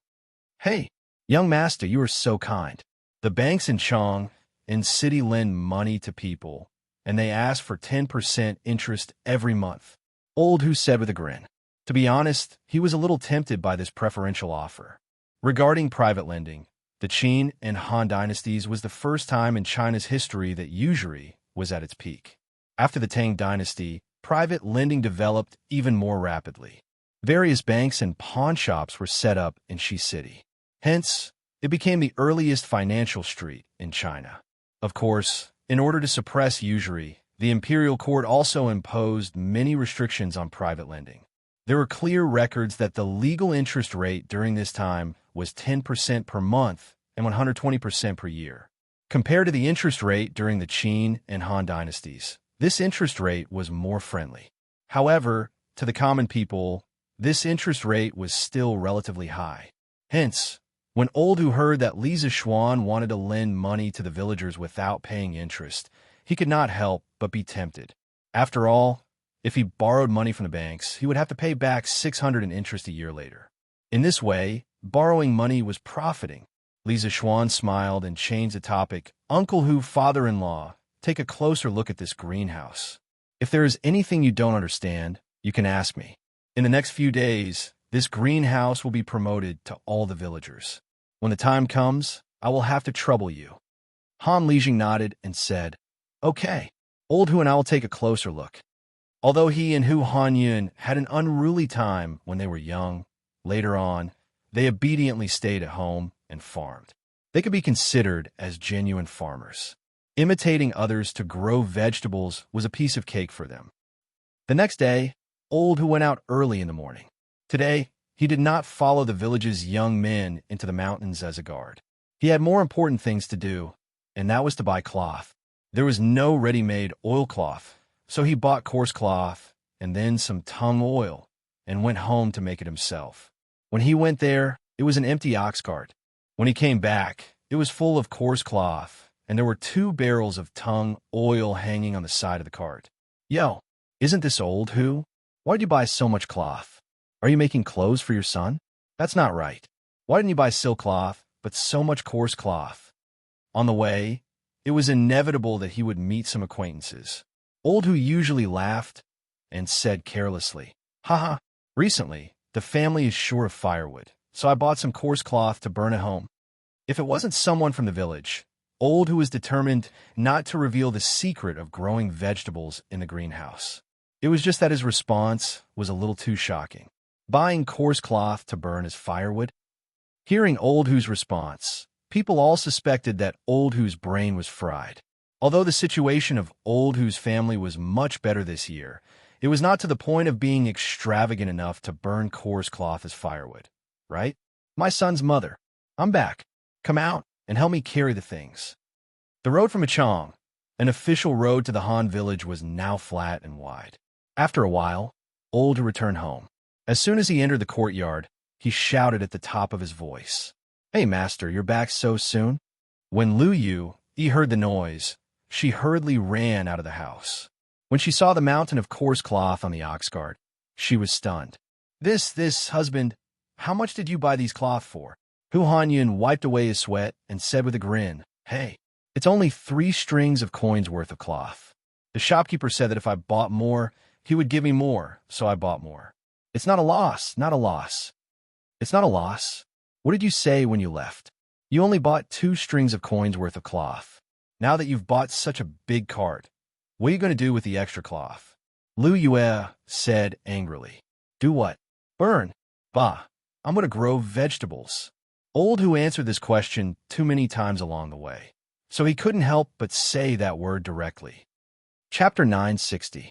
Hearing Hu Hanyun say burn, Lu Yu was so angry that smoke almost came out of her head. Husband, we've built so many greenhouses. What if we lose money? After all, growing vegetables in winter doesn't sound very reliable. Hu Hanyun glanced at his wife and said in annoyance, What does a woman like you know? Young Master is the son of a god. How can he be wrong? If it weren't for young Master, we would still be living in this rundown house. We would still be cooped up at home with them. You don't have to believe other people, but you have to believe everything young Master says. Although Lu Yu liked to take advantage of others, she wasn't someone who didn't know what was good for her. In this kind of situation, she was still able to distinguish between right and wrong. Understood, husband, Hu Hanyun said with satisfaction. Take down these coarse cloths and dip them in tung oil to dry. I'll go to the mountains to chop some wood. We'll go build the greenhouses in the afternoon. Lu Yui agreed and said, Then, husband, go quickly and come back quickly. Okay. At the same time, the news of Li Zishuan's intention to promote greenhouses to grow vegetables began to spread among the 8 villages. Of course, what was more attractive was Li Zishuan's interest-free loan, which ignited the hope of many poor people. Wife, tie up the old hen at home. I'll bring it to the Han village later and borrow 500 copper coins from Han Lijing. Our family also wants to follow Marquis and build greenhouses. In a dilapidated courtyard in the Liujia village, a middle-aged man with dark skin and a thin figure suddenly seemed to have made up his mind. He stood up abruptly and said to the house, Husband, you're going to borrow so much? What if we can't pay it back when the time comes? A woman in coarse clothes walked out of the house and said anxiously. The man gritted his teeth and said, We have to pay it back. When the time comes, we'll definitely be able to pay it back. Wife, think about it. As long as we can use these greenhouses to grow vegetables, let alone 500 copper coins, we'll have a few thousand copper coins. You know old Hu from the Han village, right? It was said that his son was cured by Marquis, who knew that he would be admitted to Yanhuang College a few months ago. He was really lucky. Our Huzi isn't young anymore. I have to hurry up and get him a package so that he can go to school to learn something. If he can also get into Marquis' Yanhuang College in 2 years, then our family's ancestral graves will be smoking. In ancient times, it was a kind of gift given to each other by superiors and subordinates, relatives and friends. In ancient times, when students and teachers met for the first time, they would first present gifts as a sign of respect. This was known as a gift. It had already been implemented during the time of Confucius. In the Tang dynasty, schools still used the ceremony of paying tuition, but many poor families could not afford to pay tuition, so naturally, they did not have the life to study. The woman hesitated and said, But husband, what if Marquis' method doesn't work and we can't grow vegetables? In fact, this woman's thoughts represented the thoughts of a considerable number of people. Most of the farmers who were still hesitating were not sure whether Li Zishuan's method could grow vegetables in winter. The man was suddenly speechless. After a while, he stamped his feet and said, It definitely can. Since Marquis dares to promote this method to us, then he must have confidence. You didn't see how rich the Han village and Plum village are now. That's all because of Marquis' help. Besides, if we really can't grow vegetables and can't pay back the money, then I'll sell my life to Marquis to repay the debt. After saying that, he resolutely turned around and walked out of the courtyard. His steps were so firm, and his back was so bleak. However, hey, husband, you forgot to take the chicken. Do you still want the old hen at home? Chang'an City, Yongle Lane, Li Mansion. After Li Zixuan finished his business in Yinshan yesterday, he came back directly. His father-in-law was in charge of the farm, and Li Gang and Yin Silu were in charge of the academy. He was very comfortable as a hands-off boss. Xiao Xian, I heard that you want to let the people in your fief grow vegetables with you? When it was almost noon, Yi Guozhong found Li Zixuan and asked. Li Zixuan nodded and said, Yes, grandfather. Yi Guozhong frowned and said, Are you 100% sure that this method will work? You have to know that the people are not rich. If they can't grow vegetables, you'll be doing bad things with good intentions. In the end, this old man was still worried that Li Zixuan's good reputation, which he had painstakingly built, would be ruined because of a greenhouse. At the same time, the people who followed Li Zixuan to grow vegetables in the greenhouse would also be ruined. Grandfather, don't worry. I tested this method of growing vegetables with my master when I was at Mount Longhu. As long as it's done properly, we'll definitely be able to grow vegetables. Li Zixuan didn't want to keep talking nonsense, so he directly brought out his omnipotent master. When Yi Guozhong heard this, he was suddenly speechless. As a cultivation family, Yi family was certainly clear about spiritual master Lingshu's magical power and his status in Taoism. Since these greenhouse vegetables have been verified by spiritual master Lingshu, what else could he say? A kind-hearted person will be rewarded with good fortune. A family that accumulates kindness will have more to celebrate. Xiao Xian, you have to always remember this. People follow the laws of the earth follows the laws of the heaven follows the laws of the Tao, and the Tao follows the laws of nature. Taoism emphasizes karma. Your good deeds today will definitely be rewarded with good results. Grandfather is very pleased to see that you treat the people in your fief so well. Yi Guozhong came over and patted Li Zixuan's shoulder and said with deep meaning, Old man, yes, words could be said to Li Zixuan's heart. Li Zixuan cupped his hands and said, Grandfather, you flatter me. After lunch, Li Zixuan's uncle, Yi Huiming, carried a small bag of luggage and prepared to leave Chang and return to Nanyang. Father, mother, take care of your health in Chang'an. I'll go back first. Yi Huiming bowed and cupped his hands. Good. Huiming, you also have to be careful on the road. Take the official road, don't take the small roads, so as to avoid encountering bad people. The old madam of the Yi family nagged. I know. Yi Huiming responded and looked at Yi Fashion. He really didn't know what to say to this son of his who had been like a sinner since he was young. After thinking for a while, he decided not to say anything. In the end, he looked at Li Jingma and Yi Yuzhu. Yi Yuzhu quickly said, Big brother, don't worry. I will take good care of father, mother, and fashion. Yi Huiming nodded and whispered, Don't resent father for what happened in the past. He did it for your own good. Then he turned and got into the carriage at the door. With the coachman's go, the carriage gradually drove out of Yongle Lane and finally disappeared from everyone's sight. Chapter 961. Okay, Lu Meng, put your thumbprint here and you can borrow these 500 coins. Han Village, Han family's courtyard. There was a long line in the courtyard. Han Li was setting up a table in the courtyard. Beside him stood a middle-aged scholar. At this moment, Han Li was smiling as he spoke to the dark-skinned man in coarse hemp clothing. This man was the father of Liujia Village's Huzi. He was the one who came here to borrow money but forgot to bring his hen. However, even if he brought it, it would be a waste because Han Lijing would not accept it. Hey, I will press it now. Lu Meng did not look at the content of the paper. He responded and without hesitation, bit his thumb and put a red thumbprint on the paper. Han Lijing's character was well known by everyone in the surrounding area. Therefore, Lu Meng was not worried that Han Lijing would cheat him. Besides, even if he did not believe Han Lijing, how could he not believe Li Zixuan?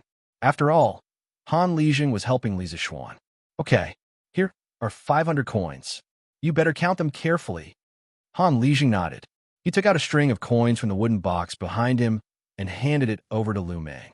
Lu Meng took it with both hands. He wanted to count, but he was a bit embarrassed. Han Lijing saw this and laughed. Hee.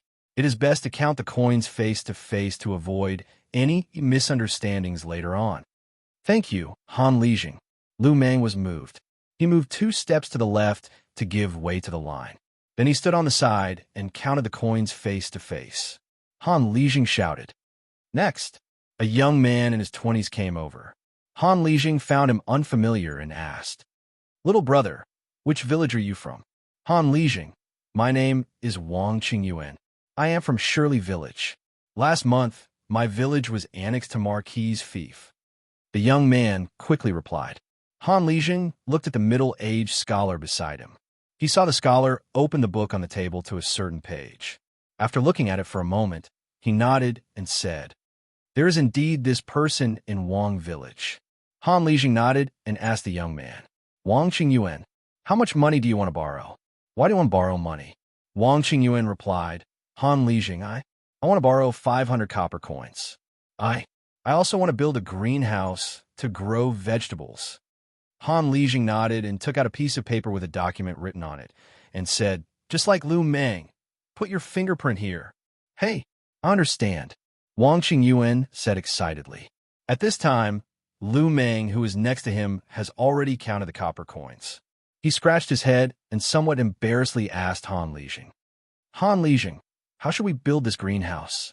I want to learn. Holding the heavy 500 copper coins, he felt a huge pressure in his heart. If he couldn't grow vegetables, then his family would be completely finished. His son wouldn't be able to go to school, and he was afraid that even eating would be a problem. Therefore, before he set up the greenhouse, he had to learn the technique well.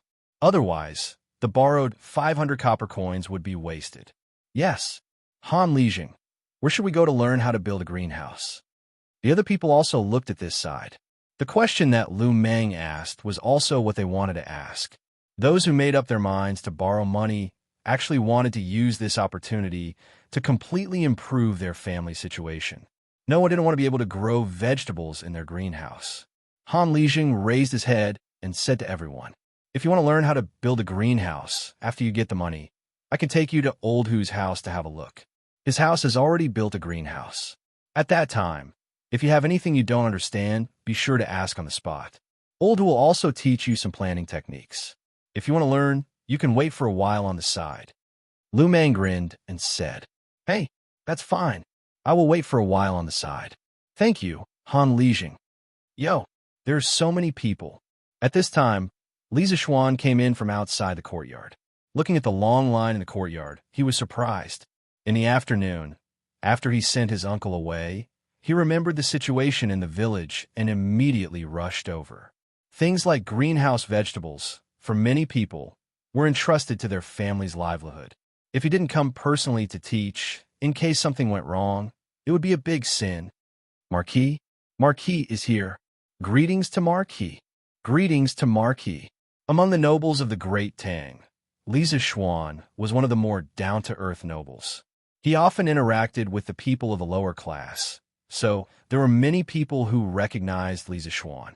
The moment he entered, many people recognized him, and the people in the procession instantly grew excited and enthusiastically bowed. Li Zishuan nodded his head to greet them one by one. He walked to the front of the line. The middle-aged scholar from before hurriedly straightened his clothes and quickly came over to salute. Lowly official, Xiaohai greets Marquis. Yuan Shikai. Li Zishuan was taken aback subconsciously. Could it be so coincidental? I actually met Yuan Datu in Tang Dynasty.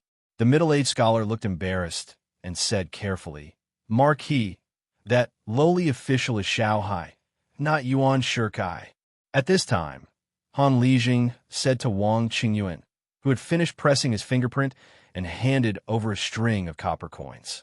He hurriedly came over and said, Xiaoxian, this is County Deputy Yuan from the county government. I invited him here today to be a witness. It's more reliable this way. Li Zishuan suddenly understood. He had also heard that in ancient times, it was often necessary to find a well-respected middleman to act as a witness. Generally, commoners like to find a judge from the county government to act as a witness. This way, it would be easier to file a lawsuit. He had to admit that his father-in-law was very considerate. At this time, he also realized that he had misheard the name just now. He said apologetically, Oh, it's County Deputy Yuan. I didn't pay attention just now and misheard the name. I'm really sorry. County Deputy Yuan, please forgive me. Xiaohai hurriedly waved his hand and said, Marquis, you're too serious. You didn't mean it, and I didn't take it to heart. Li Zishuan nodded and smiled. That's good. Then he looked at Han Lijing and asked, Father-in-law, how many people came to borrow money? Han Lijing replied, In the morning, there were already more than 70 households coming to borrow money. Looking at the situation in the afternoon, there should be nearly 200 households coming to borrow money today. Li Zishuan was shocked. He didn't expect that there were so many farmers who couldn't afford to build greenhouses. He secretly thought that it was fortunate that his father-in-law had reminded him. Otherwise, according to the previous policy, many people would be unable to build greenhouses even if they wanted to. Well, father-in-law, have you arranged for the farmers to train them in building greenhouses and how to plant vegetables? Li Zishuan asked again. Han Lijing nodded and smiled. Yes, I have. I'll take them to Old Hu's house later. Old Hu's house has already built the greenhouses. I'll take them to the site to have a look. As for the farmers who came to collect money in the morning, I've already told them to go to Old Hu's house in the afternoon. Li Zishuan was slightly relieved. He looked at the wooden table in the courtyard and the big box containing the copper coins.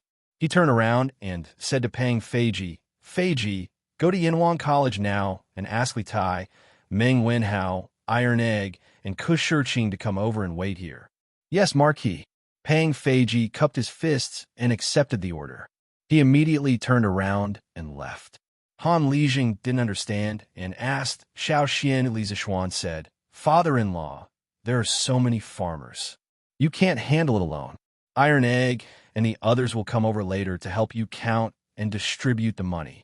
Now, bring the farmers and follow me to Uncle Hu's house to have a look. If Uncle Hu makes any mistakes, I can point them out from the side. Han Lijing heard and felt that it was reasonable. He replied, That's good.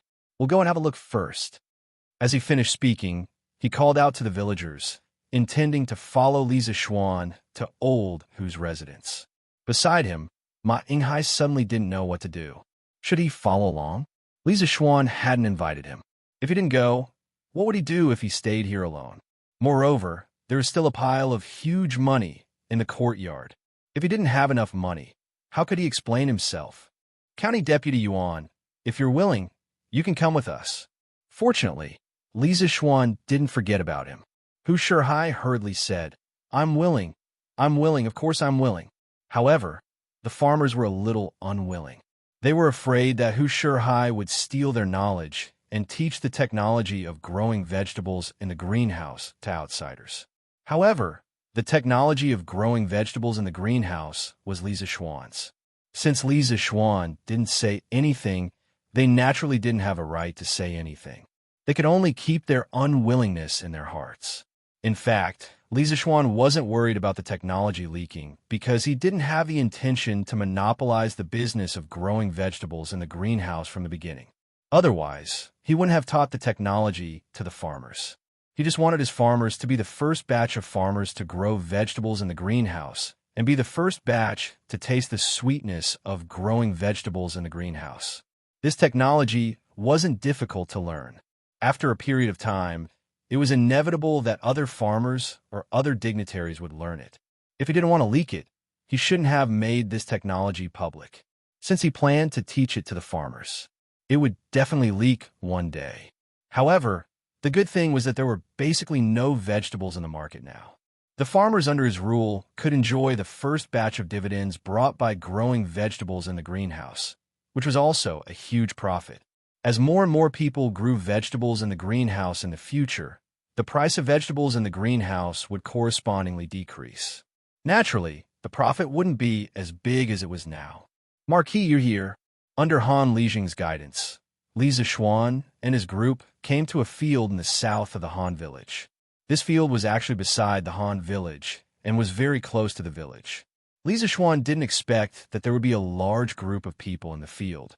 There were people from the Han village and Plum village. Second Master Lu was also among them. Although the old man was old, his eyes were very good. He was the first to notice Li Zishuan coming over. Second Master Lu, you're here, too. Li Zishuan smiled in surprise. Hey, aren't you here to learn? Not only me, but basically every family in Plum Village is here. Second Master, Lu said with a smile. When Han Lijing informed the 8 villages that Li Zishuan wanted to promote Dapeng vegetables, the people from the other villages might have hesitated a little. However, the people from Plum Village and the Han Village basically chose to join without hesitation. This was because Li Zishuan had helped them chase away the bullies, Lu Shirin and his son. It was Li Zishuan who led them to live a prosperous life today. Li Zishuan was a god in their hearts. They believed in Li Zishuan unconditionally. These 2 villages were under Li Zishuan's management at the beginning of the year. The people in the villages were basically considered wealthy. When others were thinking about whether to build a greenhouse or where to borrow money to build a greenhouse, they had already taken action. Most of them went into the city this morning to buy the coarse cloth and tung oil. When they were free in the afternoon, they ran over to Old Hu to learn the skills. Young master, you're here. Old Hu, who was not far away, hurriedly put down his work and ran over. Uncle Hu, your shed is not bad. Li Zishuan glanced at the greenhouse in the field and smiled. Old Hu scratched his head and said, hey, it's still a little lacking compared to young master's greenhouse in the other courtyard. Li Zishuan shook his head and said, haha, it's not bad, not bad. Uncle Hu, tell them about the techniques of building a greenhouse. I'll walk around and see if there are any flaws in your greenhouse. Old Hu naturally agreed. This was something that had been agreed upon earlier. He led everyone to the side of the greenhouse and began to explain, actually, building a greenhouse is very simple. I'll explain it to you once. You'll definitely know how to do it. If you want to build a greenhouse like this, first, Old Hu led the farmers into the greenhouse and explained as they walked. Li Zishuan wandered around the outside of the greenhouse. He was checking the airtightness of the greenhouse. Suddenly, he caught a glimpse of a small patch of yellowish green in the mound not far away from the greenhouse. When he took a closer look, he found that there was a small patch of mung bean sprouts growing in the mound. Oh, to be precise, it should be called mung bean sprouts. Those that sprouted in water were called bean sprouts. Those that grew in the ground were called bean sprouts. Damn, why didn't I think of making bean sprouts? Seeing this, Li Zishuan suddenly thought of something. He could not help but pat his head and said regretfully, Bean sprouts? Marquis, what's a bean sprouts? Kuhai, who had just walked over and wanted to talk to Li Zishuan, could not help but be stunned and asked. Oh, nothing. Li Zishuan came back to his senses and turned to look at Kuhai. He changed the topic and said, Why didn't you go in with us? County Magistrate Yuan. Kuhai smiled bitterly and said, This greenhouse cultivation method was created by Marquis for the farmers under his rule. As an outsider, how can I eavesdrop? Li Zishuan looked at this person in surprise. He did not expect this county magistrate to be a gentleman. It's just a folk art. It can't be considered a secret. Since I've taken it out, I don't want to keep it a secret forever. If County Magistrate Yuan is interested, you can go in and listen. Villains were born in troubled times, while gentlemen were born in prosperous times. It had to be said that ever since Li Zishuan transmigrated to this world, he had met more good people than villains.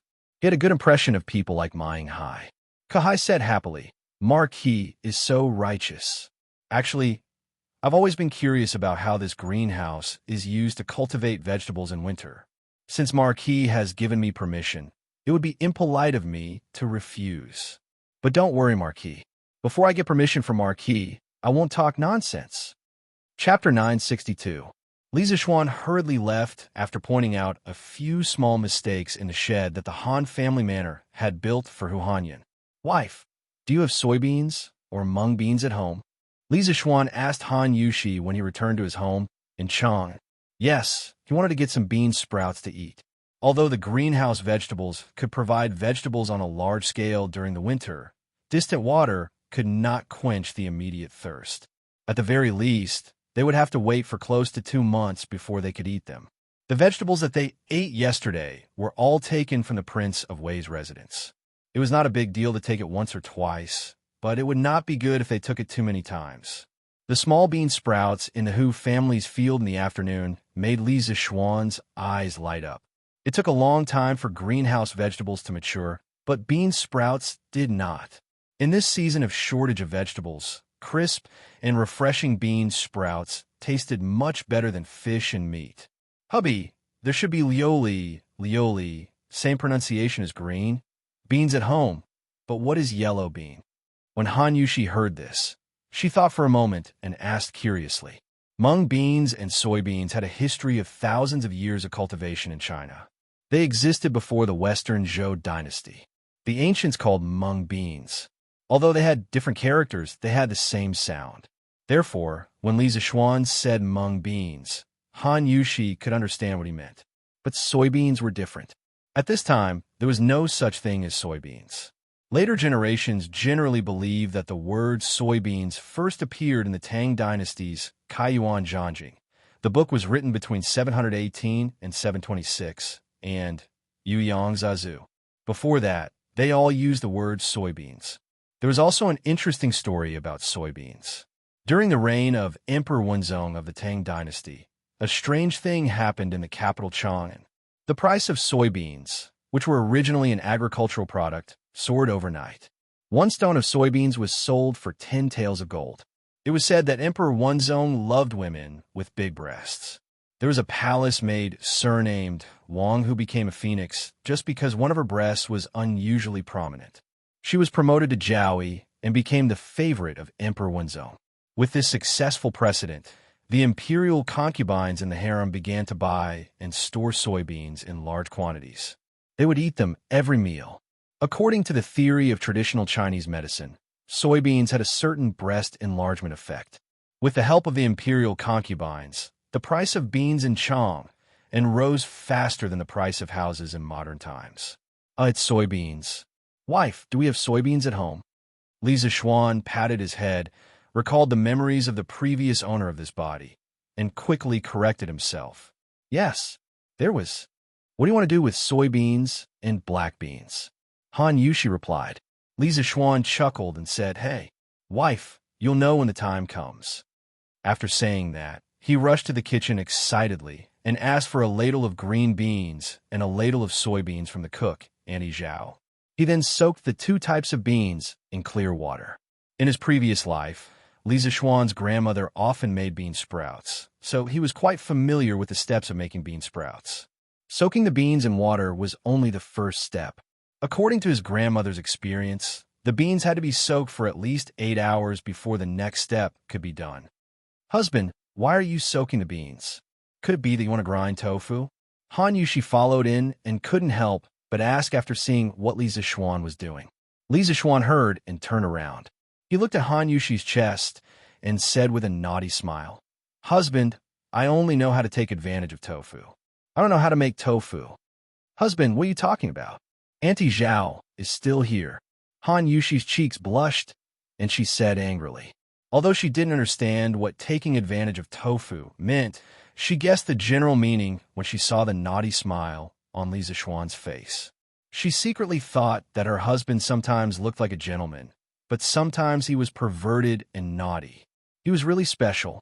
Annie Zhao, who was outside the door, quickly coughed and walked away. Li Zixuan saw Han Yushi's shy face and couldn't bear to tease her anymore. He went back to the topic and said, I soaked the beans to let them sprout. Although we have 2 greenhouses to grow vegetables, it will take at least 2 months to eat the vegetables inside. After the beans sprout, take the sprouts and stir-fry them in the pot. It can be considered a delicious dish. Before the vegetables in the greenhouses come out, this dish is a very good substitute. Han Yushi was obviously not the kind of young lady who didn't eat food and didn't know about farming. She frowned and said, Husband, these beans have been soaked in water. I'm afraid they won't sprout. Instead, they will become smelly. Li Zixuan said with a smile, Of course, I won't let them soak in water all the time. There are still many steps later. When tomorrow morning comes, I will take out the beans and put them in a bamboo sieve covered with wet gauze. The bamboo sieve will then be placed in a basin filled with water. The basin shouldn't be too big. It will be enough for the beans to breathe. Another wet gauze needs to be covered on top of the bamboo sieve. Finally, a slightly heavier bowl needs to be pressed on top. The weight of the bowl can make the bean sprouts thicker. After that, the beans have to be drenched 3 to 6 times every day to maintain the moisture of the beans. After the drenching, you have to continue covering them with wet gauze. By the 5th day, the bean sprouts at the corners will have grown out. Moreover, they will have roots.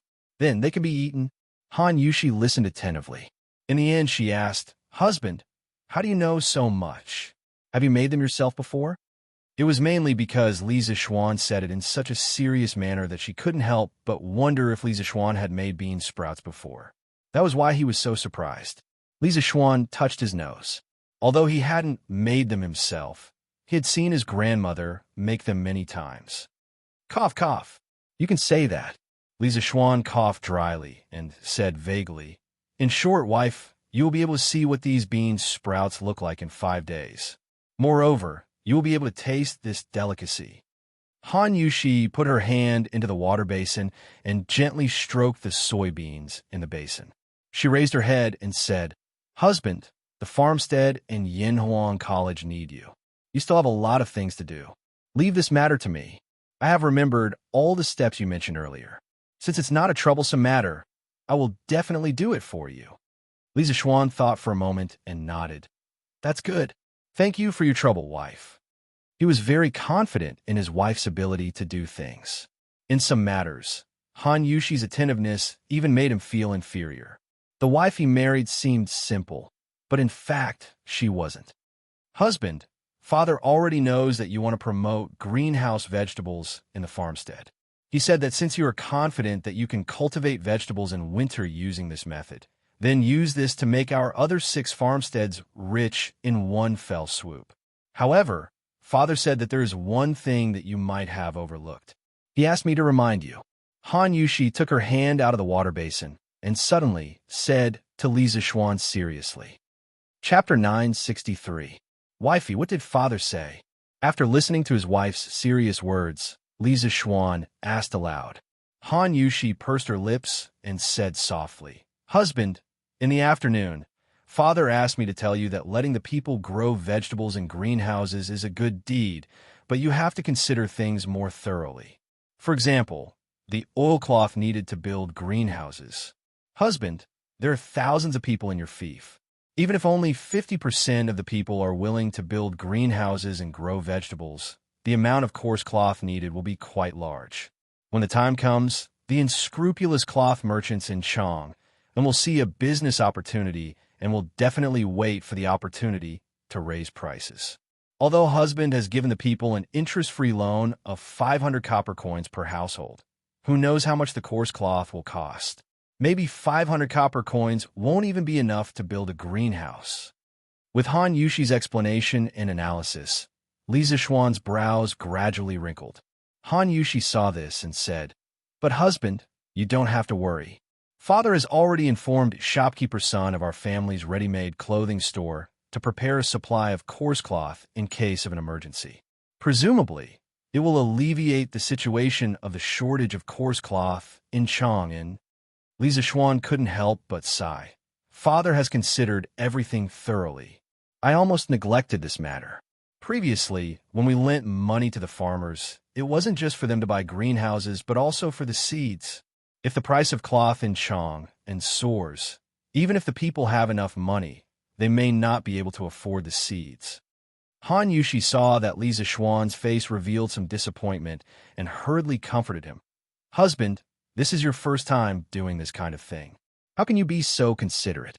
Even a wise man will make a mistake once in a while." Li Zixuan heard this and laughed. "Hee, wifey, you don't have to comfort me. I'm not that weak. Actually, with shopkeeper son's connections, he may not be able to gather so much coarse cloth in such a short time. If we want to solve this matter quickly, we have to rely on the Chamber of Commerce. Wifey, you go ahead with your work. I'll go arrange it. And, husband, go ahead with your work." Li Zixuan went to the front yard and found Wang Zhong. He asked him to send someone to invite someone over. About an hour later, when the sun was about to set, an old man in luxurious clothes came to the Li residence. San Bao, who had been waiting at the entrance, quickly went up to welcome him. "Boss Chow, My family's marquee is waiting for you in the front hall." That's right. This well-dressed old man was Chow Wendong, the largest silk and cloth merchant in Chang'an City. He was also the third largest shareholder of the Yanhuang Chamber of Commerce. "Please lead the way." Chow Wendong politely cupped his hands and said. Under Sanbao's lead, Chow Wendong came to the front hall of the Li residence. When he saw Li Zixuan sitting at the head of the table, he quickly cupped his hands and greeted, "Greetings, Marquis." Li Zixuan waved his hand and said, "No need to be so courteous." Then, without even exchanging pleasantries, he went straight to the point. "Mr. Chow, I'm looking for you today because I need your help with something. I hope I'm not bothering you." Chow Wendong shook his head. No, I don't have anything to do at home. How am I bothering you? Marquis, if you need anything, feel free to tell me." Chow Wendong was so polite that Li Zixuan felt a little embarrassed come. Whenever he needed help with something, he would drag him out. If he didn't need help, he would put him aside. No matter how he looked at it, it was a little unkind. Actually, he was thinking too much. His thinking was still stuck in the ways of the modern world, but he forgot that he was in the ancient times. In this era of scholars, farmers, businessmen, and businessmen, there was a strict hierarchy. If he didn't do this, Chow Wendong would find it strange. It's like this. Recently, the people of the Marquis Manor want to buy a large batch of coarse cloth. The amount is huge, but the people have limited money. Therefore, I intend to ask Mr. Chow to help me transport a batch of coarse cloth from other places to prevent the other cloth merchants in Chang'an City from increasing their prices. Li Zixuan asked someone to pour a cup of tea for Chow Wendong and said. Hearing this, Chow Wendong felt strange at his heart. Why did the farmers of Li Zixuan's manor need a large amount of coarse cloth? However, he didn't ask the question in his heart. After experiencing all kinds of ways of the world, he knew that there were some things that he shouldn't ask. Marquis, how much coarse cloth do you need me to prepare? Chow Wendong pondered for a moment and asked. Li Zixuan calculated a little in his heart and stretched out 5 fingers. 50,000 bolts, and all of them are white cloth. If they can't be sold out, I'm willing to buy them all at the market price. If each of the farmers under him was willing to build a greenhouse, he would need at least 100,000 bolts of coarse cloth. Moreover, this didn't take into account the situation like Old Hu's family who had built multiple greenhouses. The reason why he only asked Chow Wendong to prepare 50,000 bolts was mainly because he considered that not all of the 8 farms would be willing to build greenhouses. Moreover, in the existing stock market in Chang'an City, there was a considerable amount of coarse cloth in stock. If Chow Wendong prepared 50,000 bolts, it would be enough to control the price of coarse cloth in Chang'an City. Chow Wendong was secretly shocked. He didn't expect Li Zixuan to ask for so much cloth. He would be lying if he said that he wasn't curious. However, this kind of question, if Li Zixuan didn't take the initiative to ask, he wouldn't and couldn't take the initiative to ask. Marquis, don't worry. I can definitely gather 50,000 bolts of coarse cloth within a day. If I can't sell them in a short time, I don't need Marquis to buy them. I naturally have my own channels to sell them to other provinces and counties. Chow Wendong said with a confident smile. The reason why he could become the largest cloth merchant in Chang'an City was because of his extensive and high-quality supply channels. Li Zixuan's request might be a little difficult for others, but for him, it wasn't difficult at all. He only needed to move his mouth. Okay, then I won't force you. Thank you, Boss Chow. Li Zixuan stood up and cupped his hands. Chow Wendong quickly stood up and said, You flatter me. If there's nothing else, Marquis, I'll go back and make arrangements. Li Zixuan nodded and said, Take care, Boss Chow. The next day, the cloth merchants in Chang'an City welcomed a large number of special customers. The reason why it was special was that these people only came to buy 2 bolts of coarse cloth near the New Year. However, there was still more than a month before the New Year, and these people came in groups. Not only did they come, but they also bought cloth by cart. The craziness of this made many cloth merchants secretly speechless. When these people were asked why they bought so much coarse cloth, most of them were vague or gave very strange reasons. It was obvious that they were deliberately deceiving people. This strange phenomenon made the merchants very puzzled. Some cloth merchants saw a business opportunity. On one hand, they slightly raised the price. On the other hand, they urgently mobilized coarse cloth from other places. Although coarse cloth was less profitable than silk and fine silk, it couldn't be relied on the large quantity. An undercurrent of price increase was rapidly brewing. Chapter 964. Shopkeeper, do you have any more coarse cloth? Do you want white cloth? No more, no more. Just now, 3 people came and bought all of it. Do you want black cloth? I still have some black cloth here. No need. I'll ask the other shops. Shopkeeper, do you still have white coarse cloth here? Yes, that's great. Shopkeeper, give me 150 bolts of white cloth. Haha, brother, white cloth is now 2 copper coins for a bolt. Do you really want 150 bolts? Wasn't it 3 copper coins for 2 bolts before? Haha, brother, you said that was before. Now, the price of cloth in Chong changes every day. If you don't buy it today, it might be even more expensive tomorrow. But shopkeeper, this is too expensive. A bolt of fine silk is only 3 copper coins. How can your coarse cloth be sold for 2 copper coins? Hey, brother, what you said is wrong. Now, fine silk is 4 copper coins for a bolt. Silk is 6 copper coins for a bolt. I'm not cheating you. In the eastern and western districts of Chong, and similar conversations like this could be found everywhere. Farmers from several villages in Lantian County were all asking for white coarse cloth. Many cloth merchants were waiting for the opportunity to raise the price. The farmers were caught in a dilemma. If they buy 100 bolts of cloth, will be 50 copper coins more than before. This was not a small amount. If they don't buy, what if the price continues to rise tomorrow?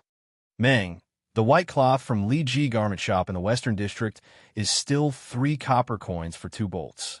Go buy it quickly. If you're late, it might be gone. In the Eastern District, an old man was walking quickly toward the entrance of the Eastern District. He saw Lu Meng on the side of the road and quickly shouted, "Third master, which Li Ji Garment Shop is it?" Lu Meng's face lit up as he turned his head and asked. The old man grinned and said, "You child, which Li Ji Garment Shop can it be? Of course it's Marquis's shop. Go quickly. I heard it from Wang Dahai from a neighboring Wang family village. If you're late, it might be gone." "Hey, thank you, third master. I'll go with you."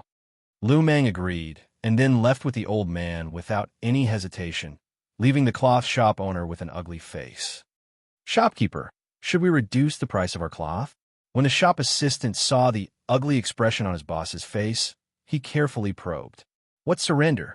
Don't you see that there are so many commoners who need cloth today? Even if Li Ji Clothing Shop is backed by the Marquis of Yong, and this old man doesn't believe that they can supply so much cloth. When these people can't buy cloth from them, they will definitely come back to us to buy. What are you afraid of?" The cloth merchant thought for a moment and scolded with a cold face. The shop assistant shrank back and hurriedly flattered, Yes. Shopkeeper has great foresight. You are truly wise." The cloth merchant frowned and ordered, "Go and find out why these farmers suddenly need so much cloth.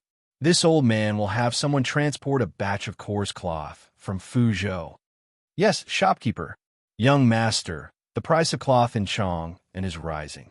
Right now, only our shop and Chao family shop have not increased their prices. After the commoners heard the news, they will flock here. I reckon that our stock won't last until today." Yong Lilane, Li Mansion. Housekeeper Wang Zhong walked in from outside and reported to Li Zishuan. Before Li Zishuan could speak, Yi Fashion furrowed his brows and angrily said, "Preposterous! Cousin, these profiteers are hoarding and driving up the prices. Cloth is a necessity for the commoners. How can they be allowed to run amok? These people are guilty and should be punished." Yi Guozhong also worriedly said, "Little Xian, if this happens, the farmers in your fief will have to pay a higher price if they want to continue building greenhouses." Li Jingma frowned and didn't say anything. Yesterday, he did ask Sun Huaiming of the clothing shop to prepare a batch of coarse cloth in advance. However, the time was too short and the commoners' demand was too large. Even if they prepared in advance, it would be difficult to supply all of it. Li Zishuan smiled confidently and said, It's not the end yet. The outcome hasn't been decided yet. Those cloth merchants who see an opportunity to increase their prices will soon suffer the consequences of their own actions. After that, he looked at Yi Fashion and said, Fashion, the world is full of people. Everyone is here for profit. I am not surprised that the cloth merchants have such a reaction. When the higher-ups encounter such a situation, they must not use brute force. They must use profit to balance the situation. Only then will they be able to make those people pay the price and accept it wholeheartedly. Yi Fashion's eyes lit up and asked, Cousin, do you have another trick up your sleeve? Li Zishuan smiled slightly. He didn't deny or admit it. Haha, little Xian, it seems that you are prepared. Then I won't worry for nothing. I heard that Fashion recently met a Taoist priest from the Taisha Bureau. He is quite skilled in Taoism. I will go and meet him later. Yi Guozhong stood up and laughed when he saw this. The price increase of the coarse cloth in Chang and city had awakened the villagers who were still hesitating about whether or not to take the risk of building greenhouses. In this situation, if they continued to hesitate and miss the opportunity, there would be no medicine for regret. Therefore, the number of villagers who went to the Han family village to borrow money suddenly increased.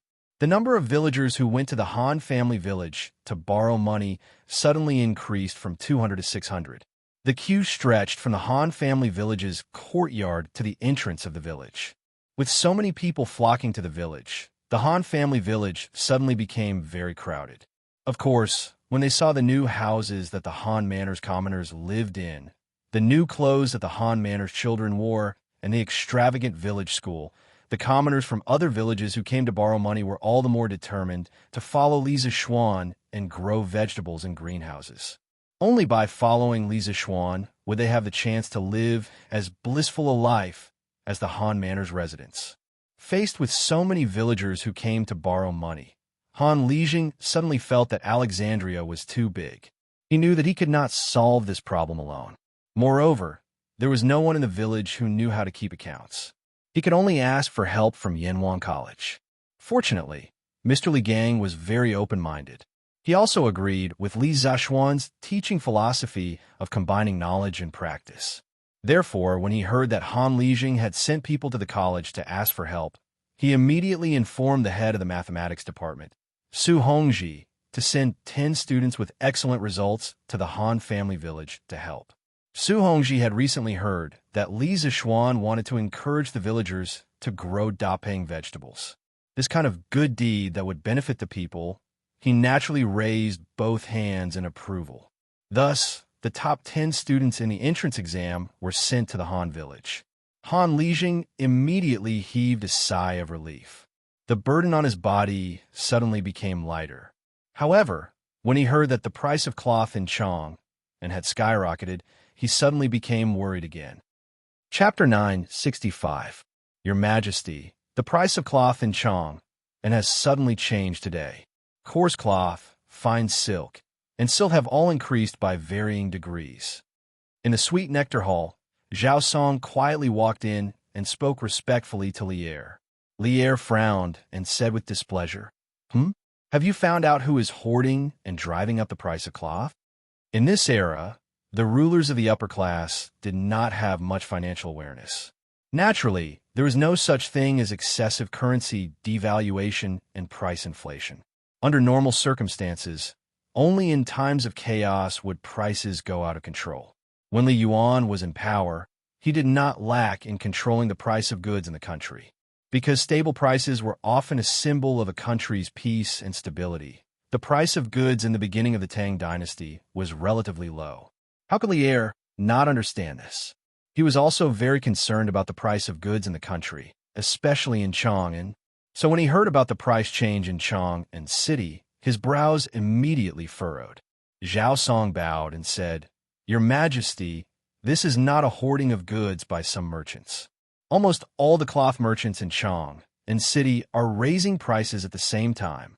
Yesterday and today, the farmers in the villages outside the city have all entered the city and bought large quantities of coarse cloth. The amount is so large that it makes one speechless. Many of the cloth shops have been swept clean. When the cloth merchants saw this, they collectively raised the price. However, the clothing shop of the Marquis of Yong and the cloth shop of the #1 cloth merchant in Chang and City, Chow family, did not raise the price. There is such a strange thing. Why would the people buy cloth in large quantities? Li Zishuan, Chow family? Lier was puzzled. He stood up and paced back and forth with his hand behind his back. Suddenly, he said, Li Zishuan and the Chow family formed a Yinhuang Chamber of Commerce a few months ago, right? Zhao Song lowered his head and replied, Yes, Your Majesty. Lier seemed to understand and muttered. So, the reason why the Chow family did not raise the price of cloth should be because they were instructed by Li Zishuan? What is this kid doing? Why do I feel like he predicted that the price of cloth in Chang and City would soar? This matter must have something to do with him. Zhao Song's eyelids twitched. Then, like an old monk in meditation, he remained silent. After a long while, Li Er ordered, Investigate why these farmers suddenly bought so much cloth. At the same time, order Lu Dui, the Chancellor of the Supreme Court, to investigate the peddlers in Chang and City who have been maliciously raising the price of cloth. This old servant obeys. Zhao Song cupped his fists and left. There was no shortage of well-informed people in Chang, and especially for the bigwigs in the imperial court. There were few secrets in Chang, and that they did not know. Today, when the price of cloth in the city skyrocketed, they all received the news one after another. Some even knew that the bulk buyers came from Lantian County, Li Zishuan's fief. Combined with the fact that only Li Zishuan's and Chao Wendong shops in Chang and City did not raise the price of the cloth, the answer behind the incident was obvious. However, the truth of the matter was really puzzling. What was Li Zishuan trying to do? Why did he instigate the farmers to buy cloth in large quantities? What would be the use of the cloth he had bought? The bigwigs in the imperial court could not figure it out. It was not their fault that they were not well informed. It was just that the farmers were unusually tight-lipped. The cloth merchants had asked, the servants sent by the courtiers had asked, and the farmers of other farms had asked as well. However, they could not get anything out of them. Li Zishuan's seemingly simple decision had affected the nerves of many people. The main reason was that Li Zishuan's performance in Chang and City over the past 6 months had been too outstanding. Now, any news about him would attract a lot of attention. Xiao Xian, I heard that the farmers of your farm are all buying cloth everywhere. Are you up to something mysterious recently? When it was close to evening, Cheng Yaojin came to Li Zishuan's residence to find him. This old fellow did not beat around the bush. After taking a seat in the main hall of the Li residence, he asked directly. Li Zishuan's brows furrowed almost imperceptibly. He already knew that the farmers had collectively kept the matter of the greenhouse vegetables a secret. Regarding the farmers' thoughts, he naturally understood. Moreover, he also hoped that his family's farmers would be among the first to enjoy the benefits of the greenhouse vegetables. However, the relationship between the Li family and the Chung family was not shallow.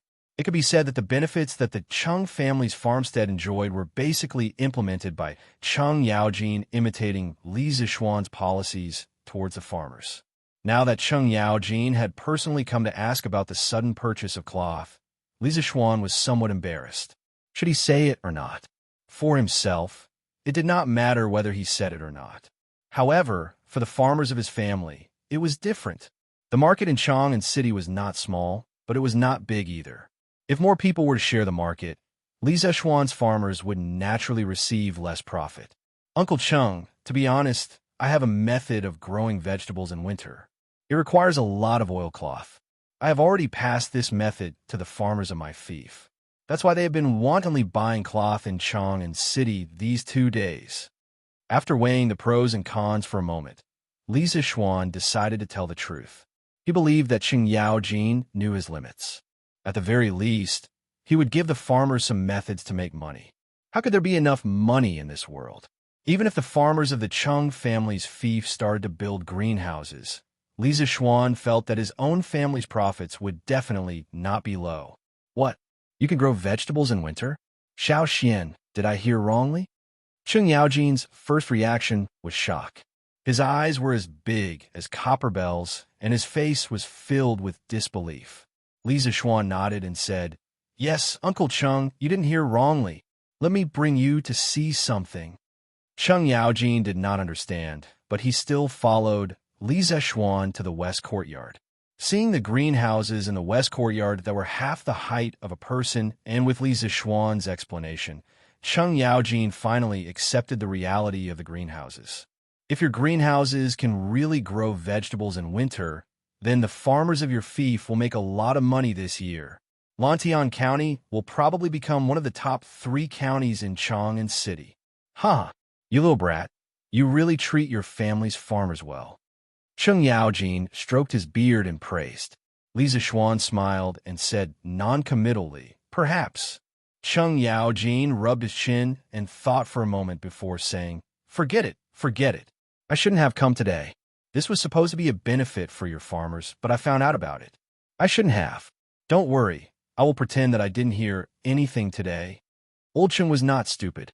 He knew when to advance and when to retreat. Although he was jealous of the huge profits from the greenhouses, he would not take advantage of his own family. Chapter 966. After hearing Chung Yaojin's words, Li Zishuan couldn't help but think that old Chung was still very principled in dealing with matters. If it wasn't his, he would definitely not snatch it, even if it was something very attractive. Uncle Chung actually, Xiao Xian, you don't have to persuade me anymore.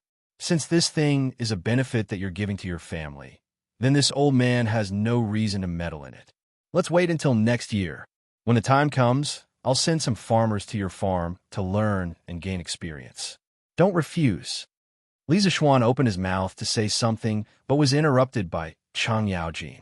Old Cheng's attitude was very firm.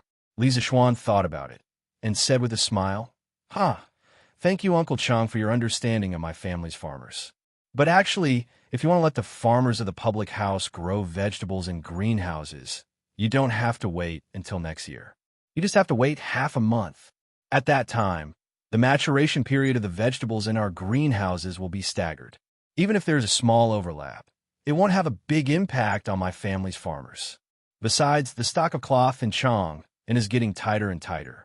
After half a month, there will be a lot more. So, Uncle Chung, you can wait a little longer. Chung Yaojin's eyes lit up, and he said, "This really won't affect your farmers?" Li Zishuan said, "It won't affect them much. Even if the maturation period of the vegetables overlaps, we can still use the waterway to transport the vegetables to other provinces and counties to sell." Using the waterway to transport vegetables was actually an option. In this era, Chang had developed water transportation and benefited from the Grand Canal built by Emperor Yang of the Sui dynasty. From Chang, and one could go straight to the south through the Grand Canal. However, the preservation and consumption of vegetables during the transportation process was a big problem. Therefore, Li Zishuan didn't want to take this route unless it was absolutely necessary.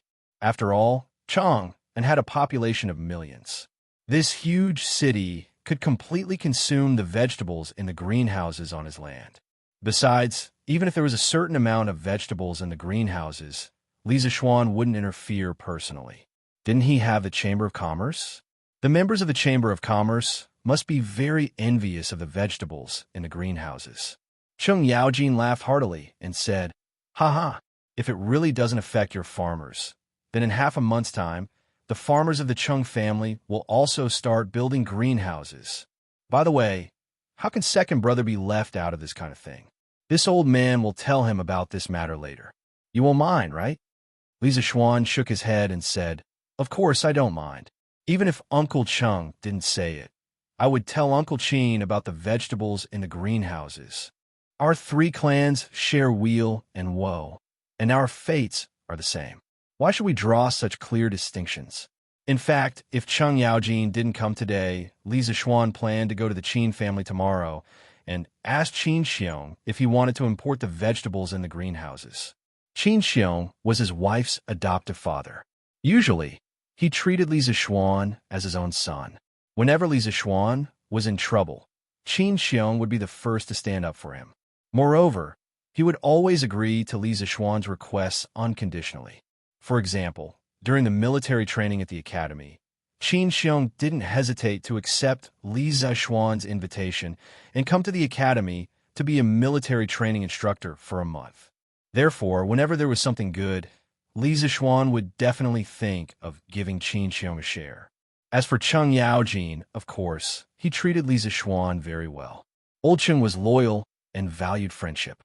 Many times when Li Zishuan was attacked, his behavior would be more violent and direct. Li Zishuan respected this old man very much. Otherwise, he wouldn't have told Cheng Yaojin about the vegetables in the greenhouses today. Cheng Yaojin looked deeply at Li Zishuan and said seriously, "Good. You are loyal and loyal. Cho Ox didn't misjudge you, and I didn't misjudge you either.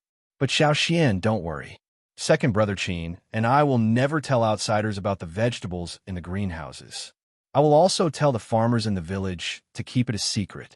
This winter, the vegetables in Chong and city will depend on us 3 families." Huh. Now, we don't have to ask Her Majesty for vegetables. The next day, cheer up. There will be a lot of people coming to buy cloth today. Be more diligent. Early in the morning, the owners of the Eastern and Western cloth shops lectured their workers at the same time. Their faces were full of confidence. Yes. Boss, don't worry. Boss, how can you be so sure that there will be a lot of people coming to buy cloth today? One of the workers couldn't help but ask. The boss smiled proudly. His face was full of a strategist's expression. He said, "I received news that the cloth from Li Jiqing clothing shop and Chow family cloth shop were sold out yesterday. Since no one is disrupting today, the people can only come back to sell our cloth that has increased in price. Hey, I have already mobilized 5,000 bolts of white cloth from Fuzhou yesterday. They should be here soon." Ha ha ha. Shopkeeper, you're wise. The workers immediately flattered him. The boss smiled and said, "Listen carefully. Today, the coarse cloth in our shop will be sold for 3 copper coins a bolt. Fine silk will be sold for 5 copper coins a bolt, and silk will be sold for 10 copper coins a bolt. Don't sell it for less than 1 copper coin. 3 copper coins a bolt.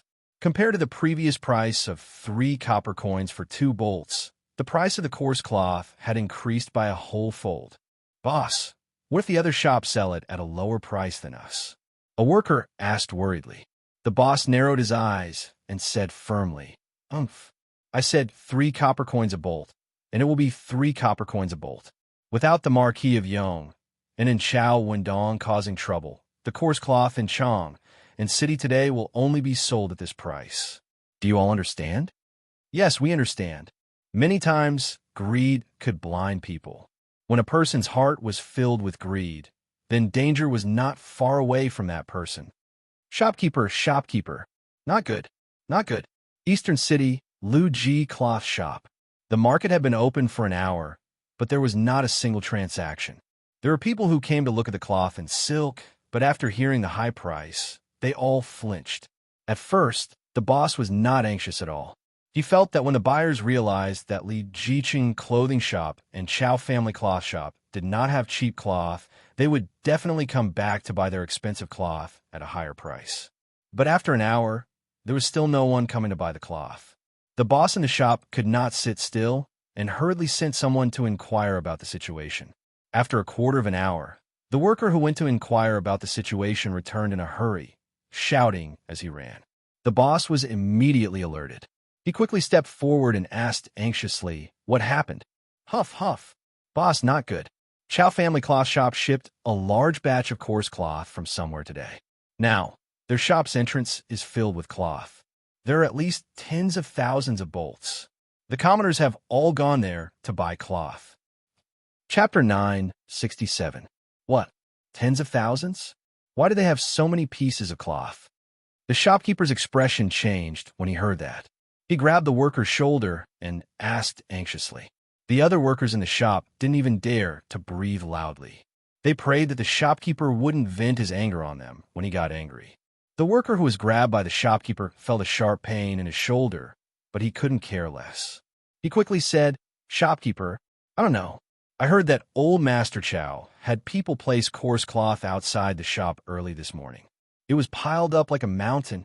I don't know how many pieces of cloth there are, but it seems that there are at least tens of thousands of pieces. I'm afraid I'm afraid there are almost 100,000 pieces. This was Chow Wendong's strength. He directly piled up some of the pieces of cloth in his hands, giving a strong visual impact. He took out more than 20,000 pieces of cloth, but achieved the effect of 100,000 pieces of cloth.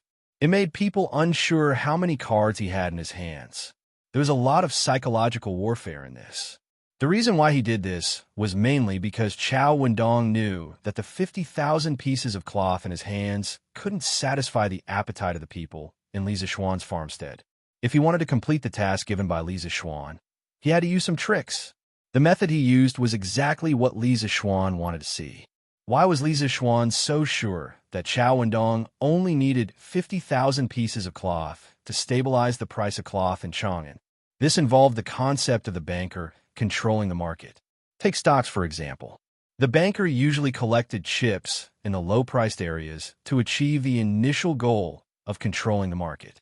Then, he took the opportunity to raise the share price. After that, he would make a profit and leave behind a pile of chicken feathers. If the banker wanted to control the market, he had to have at least 20% of the circulating shares in his hands. In other words, for a company with a market value of 10 billion, the banker only needed 2 billion chips to achieve the goal of controlling the market. This was also the quality that an outstanding trader must have. Now, the shortage of coarse cloth in Chang'an was about 100,000 pieces of cloth. Chow Wendong had 50,000 chips in his hands, which was about 50%. Under such circumstances, if he still couldn't control the price of cloth in Chang'an, and Li Zixuan felt that he might as well kill himself with a piece of tofu. Almost 100,000 pieces. After the shopkeeper heard this, he immediately sucked in a breath of cold air. What kind of concept was 100,000 horses? Chang'an and city's monthly consumption of cloth was estimated to be around 100,000 bolts, right? How the F***CK are we supposed to play? You can't bully me like this. At this moment, the shopkeeper felt like crying. Shopkeeper, the 5,000 bolts of coarse cloth you transferred from Fuzhou yesterday have arrived. They're in the backyard. Would you like to take a look? At this moment, a servant in green ran into the shop and cupped his hands. The shopkeeper's face was so gloomy that water was about to drip out. He panted heavily and roared, "Get lost!" The servant in green was so scared that he trembled and fled. Who knew that after a short while, he returned. Shopkeeper, no good. There's a team of officers from the Supreme Court at the Wang family's cloth store across the street. Shopkeeper Wang has already been arrested. What? The shopkeeper of Lu Ji cloth shop's old face turned pale. In the end, he couldn't resist the great fear in his heart. His eyes rolled back and he fainted. Quick, all reduce the price of the cloth. Before he fainted, he said weakly. The Supreme Court's minister, Lu Dui, personally led the troops to the eastern and western cities. This was the last straw that crushed all the cloth merchants in Chang'an City. In order to avoid trouble, the cloth merchants scrambled to reduce their prices. They were afraid that if they were too slow, they would be imprisoned. In fact, when the Chow family's cloth store released tens of thousands of bolts of coarse cloth, many cloth merchants saw the opportunity to reduce their prices. As for the other cloth merchants who wanted to resist to the end, the sudden appearance of the officers from the Supreme Court extinguished their last hope. Thus, just as the price of cloth in Chang'an City showed signs of increasing, it was quickly pinched down. Your Majesty, after a secret investigation, I've arrested a total of 15 cloth merchants who collectively raised the price of cloth in an attempt to make huge profits. These people saw that there were many merchants in Chang'an City who wanted to buy large amounts of cloth in the past 2 days, so they saw the opportunity to raise the price. Moreover, these merchants have cooperated with each other in an attempt to raise the price of cloth. Just today, the price of coarse cloth has been raised by these people to twice the previous price. In the afternoon, Ganlu Hall, the Supreme Court's minister, Lu Dui, walked into the hall and reported to Lier. Lu Dui fought under Pei Renji at the end of the Sui dynasty. Later, he joined Li Mi and returned to Tang with Li Mi. He was conferred the title of Left Marquis General and was conferred the title of County Duke Tung. In the first year of Jingguan, he was conferred the title of Supreme Courts Minister. Bam! When Lier heard this, he slapped the dragon table with a gloomy face and said angrily, "Twice the price. This group of people was really daring. Cloth is a daily necessity of the people. How can they be allowed to commit such atrocities? Punish them severely." Lu Dui bowed and said, "Your Majesty, these criminals have been detained by the Supreme Court. In 2 days, Your Majesty will interrogate and punish them." Lier said again, "Investigate. Continue investigating. If similar situations are found again, detain them directly.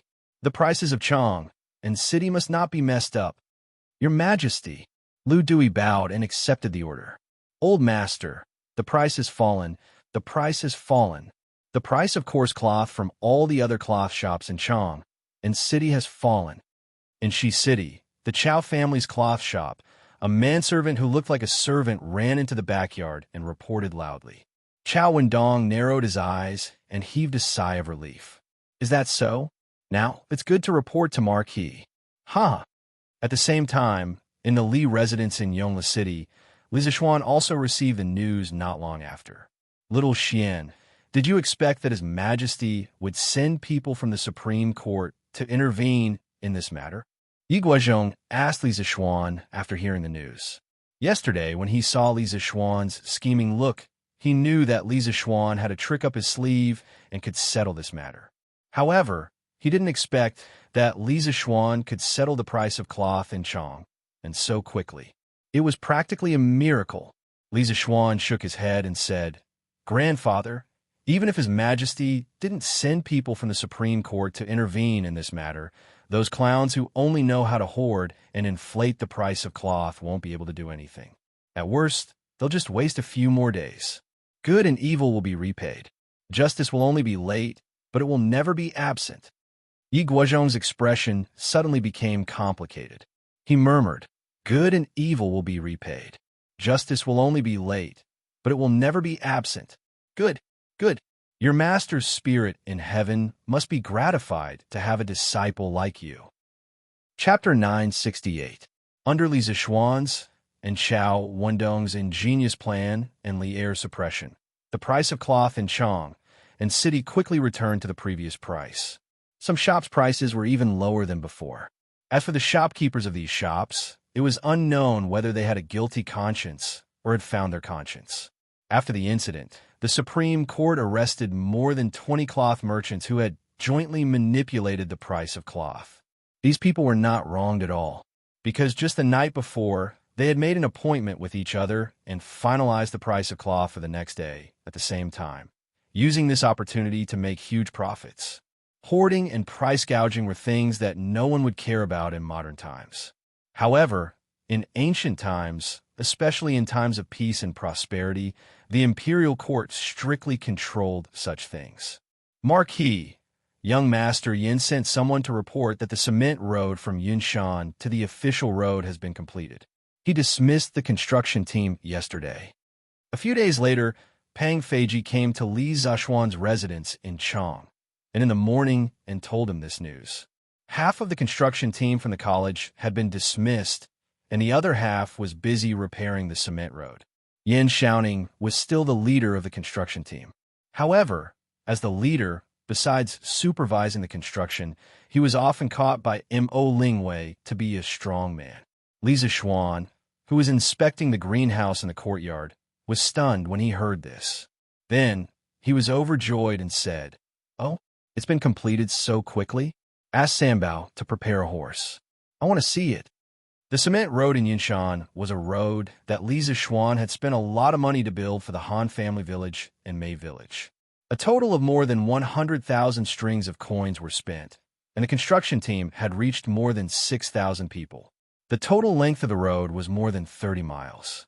It took nearly 2 months and a huge amount of manpower, material, and financial resources to finally be completed. Perhaps many people would feel that it was not worth it, but Li Zixuan did not think so. In his vision, Yanwang College would definitely become the top engineering school in the Tang Empire in the future, and it would also have a strong research ability. At the same time, the new workshop of the wonderful Taste Pavilion which was backed by the Plum Village, would become the representative of the Great Tang's advanced productive forces. The two of them combined to form a complete, closed-loop system of production, learning, and research. Cloud Mountain would gradually develop into the industrial center of the Great Tang. As the industrial center of Great Tang, how could it not have a flat and wide cement road to increase the efficiency of transportation? Riding on Big White, Li Zixuan led Pang Feiji on a mad dash. In the time it took for half an incense to burn, they had already arrived at the intersection of the cement road in Yun Mountain and the official road outside Chang'an City. Looking at the wide and flat cement road in front of him, Li Zixuan was in a trance. For a moment, he felt as if he had traveled back in time to the modern society full of reinforced concrete. Although the more developed the industry, the more serious the pollution would be. The industry could create a large number of high-tech products with added value. Even though Li Zixuan was doing very well in the Great Tang, had power, influence, and a beautiful wife, there were still times when he missed modern society. He missed his former family, and he missed modern mobile phones, computers, and other electronic devices. Without experiencing the days without mobile phones and computers, one would never understand how important these things were. This was also the reason why Li Zixuan had been working so hard ever since he had traveled back in time. If he did not work hard, he would be bored to death. Marquis. Seeing Li Zixuan in a daze while staring at the cement road, Pang Feiji was confused. He waited for a long while, and seeing that Li Zixuan still did not move, he called out. Li Zixuan, whose thoughts were in a mess, heard the call and came back to his senses. He stroked the mane on Big White's neck and said to Pang Feiji, "Let's go. Let's experience this cement road and see how long it will take to reach Cloud Mountain." Hiya! This was the first cement road in Great Tang, but it would definitely not be the last. Li Zixuan thought to himself. "Yes, Marquis. Hiya!" Pang Feiji responded and hurriedly urged his horse to chase after Li Zixuan's back. The two of them, one in front and one behind, planned a race on this road. Oh no, it should be a horse race. Da-da-da. On the quiet cement road in the mountains, only the da-da sound of horse hooves could be heard, and the sound was very hurried. The horses galloped on the wide and flat cement road to their heart's content. Due to the high speed, their hair and clothes were pulled straight by the wind. The carefree feeling brought about by galloping at such high speed made them feel heroic. However, their wish to ride the horses back to Cloud Mountain did not come true, because there were many naughty children playing with scooters on the road. Hee, come and chase after me. Whoever is in last place will be everyone's horse in a while. Wah, Lil Rong, why did you bump into me? Lil Rong, you cheated. Show. After turning 2 hills, Li Zixuan saw more than 10 naughty children suddenly appear a few hundred feet ahead. They were chasing each other on scooters on the road. He hurriedly pulled the reins and ordered Big White to slow down. Pang Feiji, who was behind, saw this and hurriedly followed suit. Fortunately, they reacted quickly. When they were still a few feet away from the last naughty child, the two of them finally slowed down. Due to the large number of naughty children, in order to avoid bumping into people, Dabai exhaled 2 breaths of white air. Under Li Zixuan's control, his 4 hooves began to stroll leisurely on the road. Feiji, why are there so many naughty children here? Li Zixuan frowned and asked. He almost blurted out the words, naughty children. Marquis, this subordinate heard 2 days ago that the children in Chang'an City saw that the road here was very flat and started to play with scooters on the cement road. I just didn't expect there to be so many people. Pang Feiji scratched his head and said awkwardly. In fact, there were already naughty children who started to play with scooters on the cement road more than 10 days ago. However, at that time, they were all naughty children from Plum Village and the Han Village. After all, the pavilion closest to the water enjoyed the moonlight first.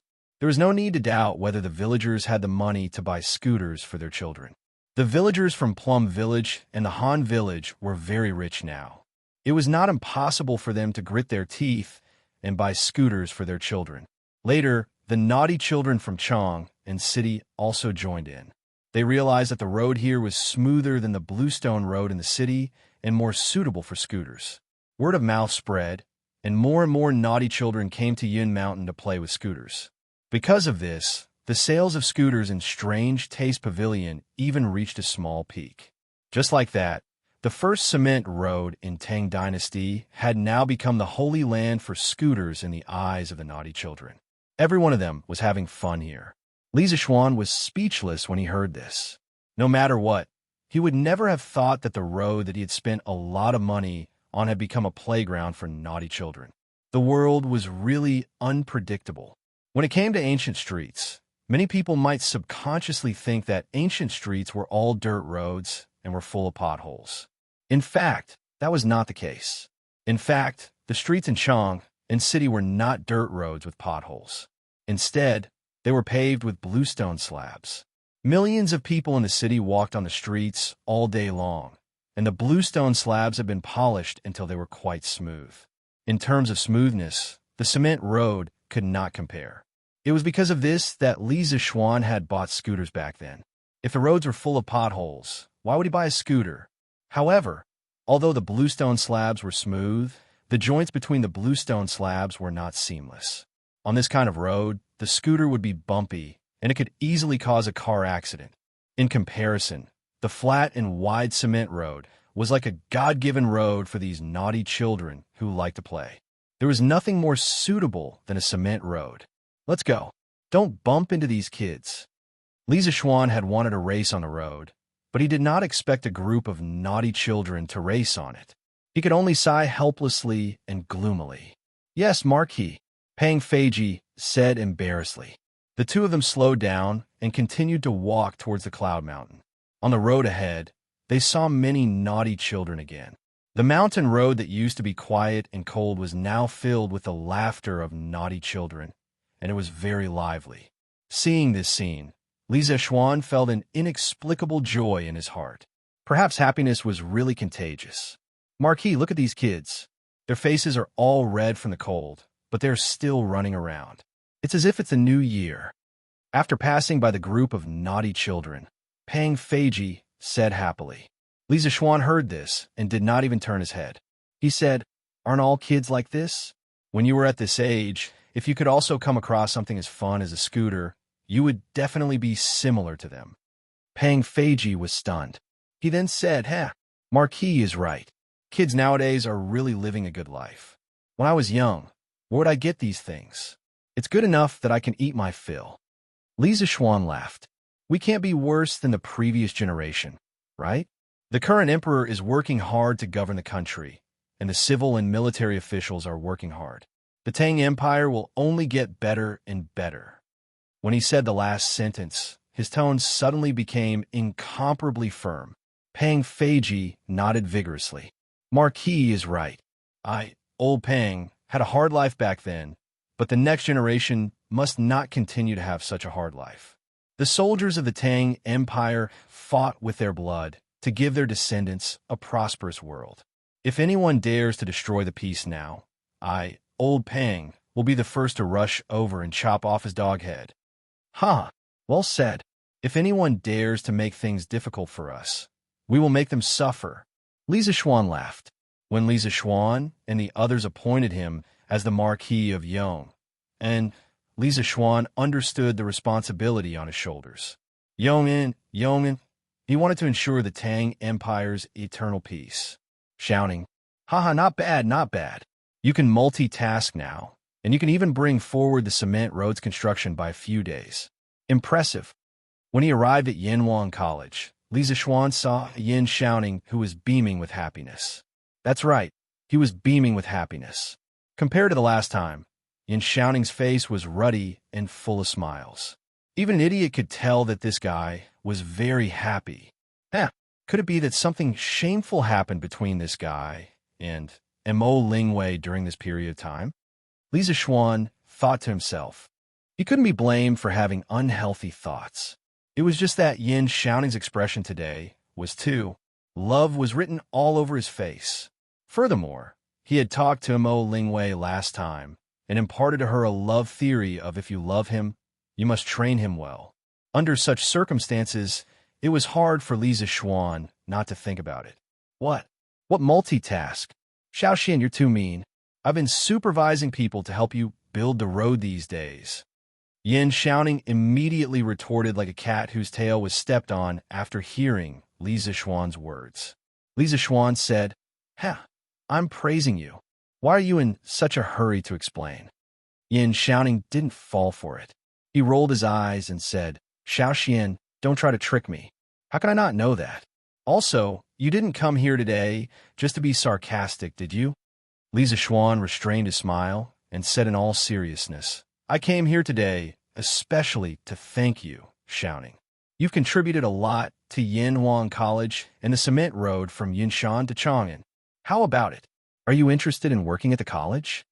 In the end, Lisa Schwan changed the topic and revealed his true thoughts. If it was half a month ago, Yin Xiaoning, who had been ravaged by Mo Ling Wei, would definitely refuse without hesitation. But now Xiaoxian, it's not about whether I'm willing or not. It's just that I don't know much about your engineering and Confucianism. How can I work at Yinhuang College? Yin Xiaoning rolled his eyes and coughed dryly. The expected rejection didn't happen. Instead, he got this sentence. Lisa Schwan was stunned at first. Then he understood. It seemed that Yin Xiaoning, a straight man, was finally subdued by Mo Ling Wei and fell under Mo Ling Wei's pomegranate skirt. Xiaoning, what you said isn't a problem. Although you don't know much about engineering and Confucianism, you have a lot of engineering experience. Engineering is the study of engineering, and there are many similarities. Xiaoning, you can be the teacher in charge of student experiments in the college. You can participate in the college's daily teaching after you're fully familiar with engineering. Lisa Schwan took advantage of the situation and followed Yin Xiaoning's words. Yin Xiaoning hesitated for a while and nodded. I think that's fine. Then I'll stay at the college from now on. Lisa Schwan glanced at Yin Xiaoning and pretended to ask casually, Oh right, where's your family's ink girl? Wei she? Damn, Xiaoxian, don't talk nonsense. When did she become part of our family? Yin Xiaoning was about to answer subconsciously, but he suddenly realized something and scolded Lisa Schwan angrily. However, only he himself knew how much of his anger was genuine and how much of it was fake. It was a slip of the tongue. Don't mind it, Xiaoning. Lisa Schwan blinked his eyes and cast a look that everyone understood as he said wretchedly. Chapter 969. Lisa Schwan was quite happy that his good friend was finally about to leave his singlehood. However, he did not know how far the two of them had progressed. What if they got pregnant before marriage and got married? That would be awkward.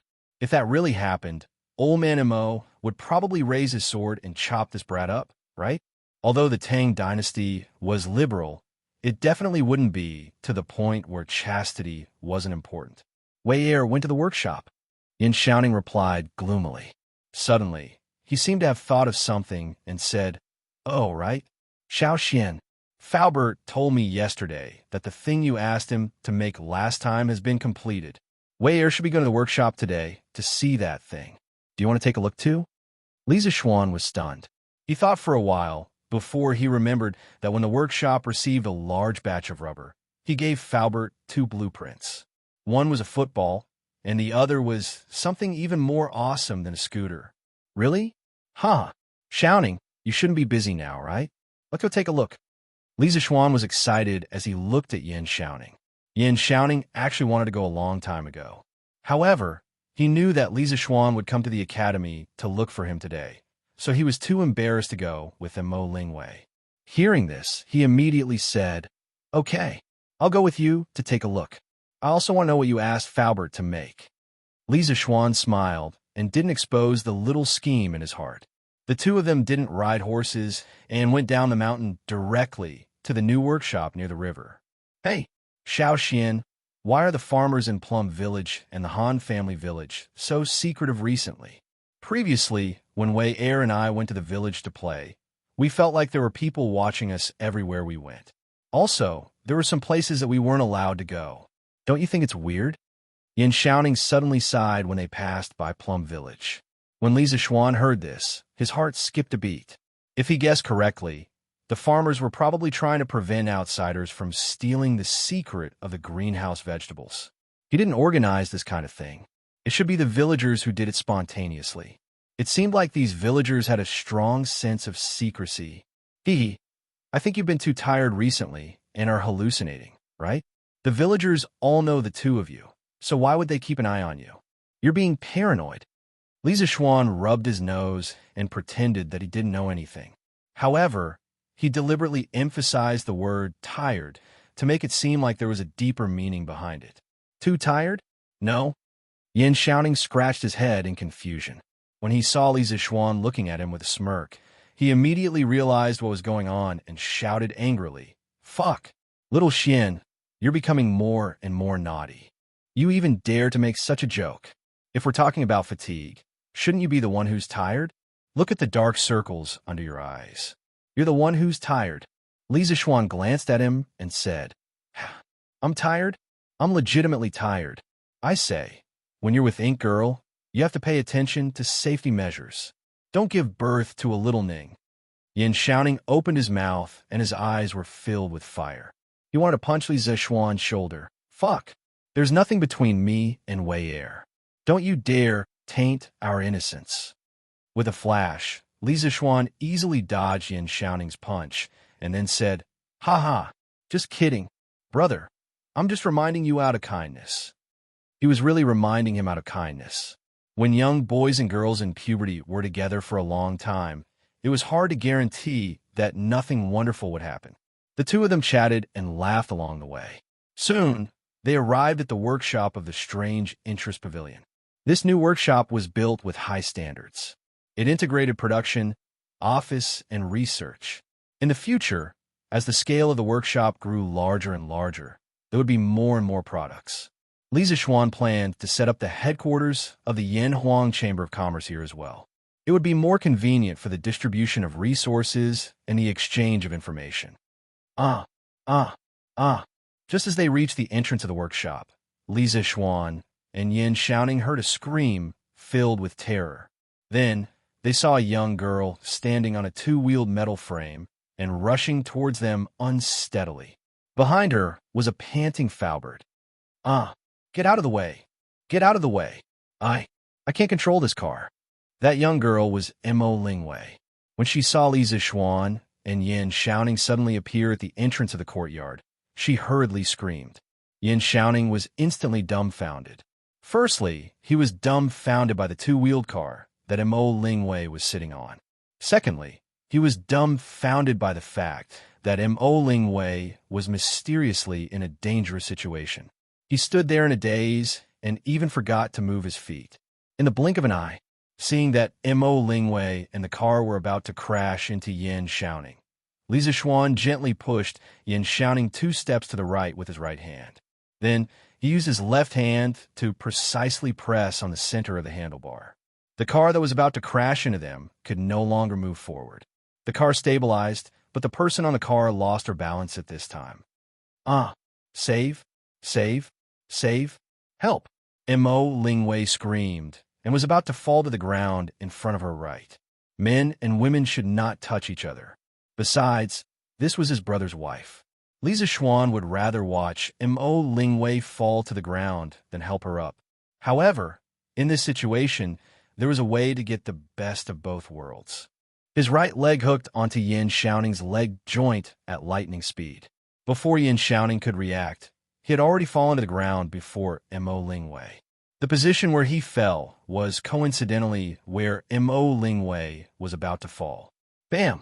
The collision between flesh and flesh produced a muffled sound, followed by a muffled groan and a scream. The muffled groan was naturally made by Yin Xiaoning, while the scream was made by Mo Lingwei. This girl thought that she would be disfigured if she fell face first, so she kept screaming. Little did she know that she had already landed safely. Ugh! Cough, cough, cough! Wei I'm the one who's injured. What are you screaming for? Hurry and get up. Yin Xiaoning was lying on the ground. At this time, he couldn't care less about having a soft and warm body in his arms. It should be on his back. He only felt that his old waist was about to be broken by Mo Lingwei. When he heard Mo Lingwei scream, he grinned and said unhappily, "Ah, little Ningzi, why are you below me? Are you trying to save me? Wow, so touching. I'll definitely reward you well later." Mo Lingwei only reacted when she heard Yin Xiaoning's muffled groan. She pressed her hands on Yin Xiaoning's old waist, propped herself up, and said, "Ouch, ouch, ouch, ouch." Chapter 970. Yin Xiaoning's waist was already severely injured, and with Mo Lingwei's push, it could be said to be one disaster after another. He felt like his waist was about to fall apart. Actually, he wanted to say that he didn't mean to save her, but Mo Lingwei's second half of the sentence made him shut his mouth and dispel the thought of telling the truth. Oh, oh, little Ning, how are you? Are you okay? I didn't mean to push you there." Mo Lingwei hurriedly stood up, tidied her clothes, and said apologetically, "Cough, cough." Yin Xiaoning struggled to get up from the ground. He first looked back at Li Zixuan bitterly, then forced a smile at Mo Lingwei. It's nothing. Where, what's this?" At this moment, he noticed the two-wheeled bicycle that Li Zixuan stopped and couldn't help but feel strange. Mo Lingwei heard Yin Xiaoning mention the bicycle that she was playing with, and immediately became excited. "Little Ning, this is the two-wheeled bicycle that Faubert just made. He said that this thing can be pedaled. I've been practicing this before, but I didn't expect the two-wheeled bicycle to suddenly lose control and almost hit you guys. Luckily, Yamacho helped me stop it." After saying that, she patted her chest with a face full of fear. Yin Xiaoning's face turned red, and he hurriedly turned his head. "Hee, this is called a bicycle." Li Zixuan laughed. That's right, the second blueprint that he gave to Faubert was a bicycle. At that time, Faubert looked at the blueprint and thought that the structure of this thing was quite simple, so he thought that he would be able to give it to Li Zixuan in 10 days. Who knew that when he actually built it, he realized that this bicycle wasn't as simple as he thought. A bicycle can be simplified into a body, handlebars, pedals, chains, seats, wheels, and brakes. These basic parts were first invented in 1885 by the Englishman John Staley. Under his improvements, the bicycle had the basic form of a modern bicycle: a triangular frame, pedals in the middle, chain-driven, and brakes. But 1885, according to the classification of middle school textbooks, was already modern. At that time, the United Kingdom had already established a relatively complete industrial system, and the smelting technology of steel was also mature. It was not difficult to make bicycles. But this was the Tang Dynasty. The Tang Dynasty had an underdeveloped industrial system. It would be quite difficult to make one or two bicycles. First, it was the frame. Modern bicycle frames were usually made of steel or aluminum alloy. Carbon fiber. Cough, cough, cough. It would be a bit of a bully to ask the ancients for this. However, if there were not too many requirements for the strength of the frame, bamboo, or wood would be fine. It was just that they had to pay attention to fire and prevent insects from eating them. The front fork was relatively strong, so it could be made of cast iron or relatively hardwood. The bicycle in Li Zixuan's hand was made of iron. Next, it was the wheels. If Li Zixuan had not transmigrated, it would be impossible for him to make rubber tires in the Tang Dynasty. This was because China had only planted rubber trees for about 100 years. Before the reform, there were not enough rubber trees to make condoms. Rich people had to wash their condoms before using them. That was why the wheels could only be made of wood. But it was different now. Under Li Zixuan's push, rubber was introduced to China more than 1,000 years earlier. At this time, it was not a problem for factories to make rubber tires. Not only did Uncle Fu make the rubber tires, but he also made the pump according to Li Zixuan's drawings. It could be said that he had a complete set of tools. The first two parts were not difficult to make, but the next part was the transmission of the bicycle, the chain. The chain was made up of an outer plate, an inner plate, a shaft, and a roller. From the perspective of modern people, it was not difficult at all. It was also very simple to make. Stainless steel or carbon steel. A machine would punch out a pile of steel plates and fasten them together. But in the Tang Dynasty, steel could only be forged and processed. To hammer out hundreds of identical small steel plates would force the blacksmith's entire family to hang themselves. It was possible to use cast iron because the molten iron was poured into the mold. The shape and size would be similar, but the strength of cast iron. Let's put it this way. If an iron pot in your house broke into 8 pieces, it would be cast iron. As the transmission of the bicycle, the chain had to withstand a considerable amount of tension. The strength of cast iron was obviously not enough. Also, cast iron chains had another disadvantage. Once it touched water, it would rust to death. That was why Faubert had been worried about this for a long time. Later, he could not think of a better alternative, so he went to find Lisa Schwann and explain the situation.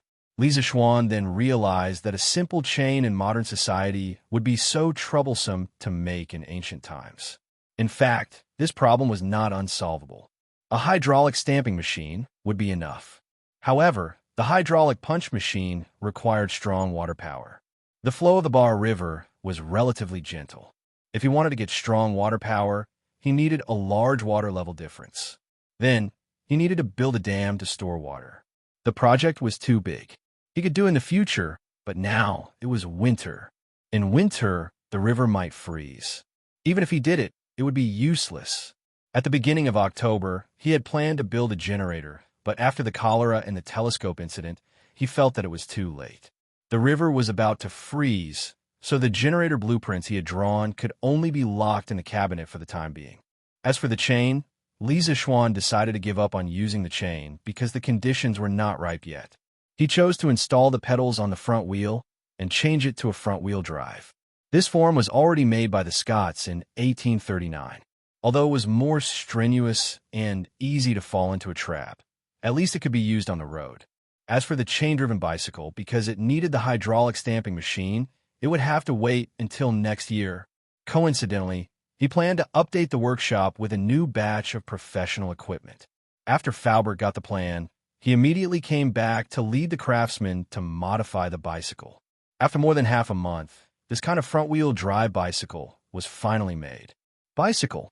Mo Lingwei heard Lisa Schwann's words, and her eyes lit up. She said, "This name is very appropriate. Bicycle, a bicycle that can walk on its own. Hee hee. But Yamacho, your bicycle only has 2 wheels. It's not easy to ride at all. It's hard to stand still. I've fallen a few times." Yin Shouting chimed in.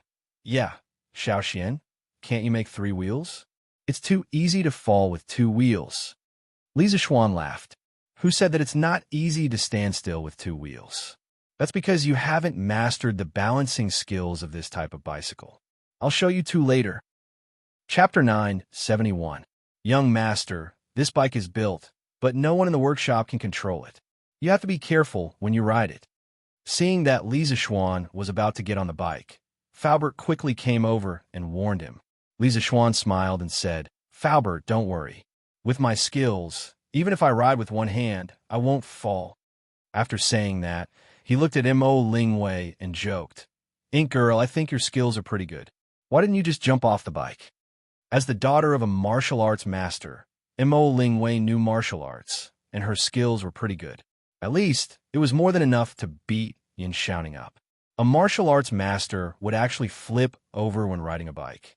If this was spread out, people would probably laugh their heads off. Mo Lingwei came back to her senses. Her face turned red, and she stuck out her tongue embarrassedly and said, I just forgot." "Forgot?" Lisa Schwann was stunned. He really didn't know what to say. Shaking his head, he walked to the side of the bike and said, "Look carefully, the bike shouldn't be ridden like that. Also, not only can you stand on the 2 wheels, you can stand very steadily." The 3 of them immediately focused their attention on Lisa Schwann. Cough, cough. Because this bike was a front-wheel drive type, Lisa Schwann could only step on one leg and sit on the bike seat while the bike was still. After feeling the flexibility of the steering, Lisa Schwann stepped on the front foot of the bike. At first, the bike swayed a little, but then a familiar feeling returned to his body. The bike instantly regained its balance and began to move forward steadily. "Wow, Yamacho is amazing. He can ride so steadily." Mo Lingwei saw that the bike that was swaying under her hands was like a well-behaved horse under Lisa Schwann's control. Her eyes widened, and she suddenly screamed in excitement. "TSK, if it were me, I would definitely be able to ride so steadily too. Seeing Mo Lingwei's excited look, Yin Xiaoning felt a little jealous and immediately began to brag. Hee hee, little Ning, you really know how to brag. If you get on the bike, you'll definitely fall to the ground. Mo Lingwei stuck out her tongue and mercilessly attacked him. You! Yin Xiaoning's face turned red, and he pointed at Mo Lingwei. He wanted to say that she was insulting him, but after thinking about it, he decided to let it go. On the other side, Li was riding on the bike to ride. To be honest, it had been more than 2 years since he last rode a bicycle. Before he transmigrated to Tang Dynasty, bicycles were extremely popular in China. However, as an otaku, he rarely went out. Even if he did go out, he wouldn't choose to ride a bicycle. It had been more than 2 years since he last rode a bicycle. Now that he had transmigrated to the Tang Dynasty, he could actually ride a bicycle. What a novel experience this was. Perhaps only Li Zishuan himself knew. Faubert, I'll ride this bike home first. The workshop needs to hurry up and produce a batch of bicycles.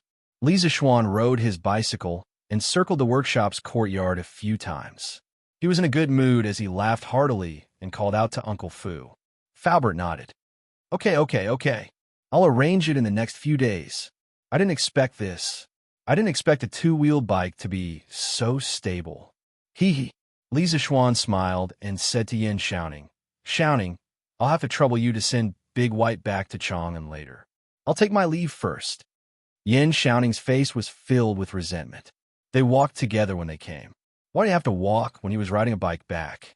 Although it seemed unfair, he had no choice. There was only one bike here. Even if there was another one, he wouldn't know how to ride it. Therefore, he could only nod his head sullenly. Mo Lingwei was unhappy. Hey, Yamacho, don't ride it away. I haven't had enough fun yet. However, Li Zishuan ignored the crazy girl. He rode his bicycle like a gust of wind and floated past a few of them.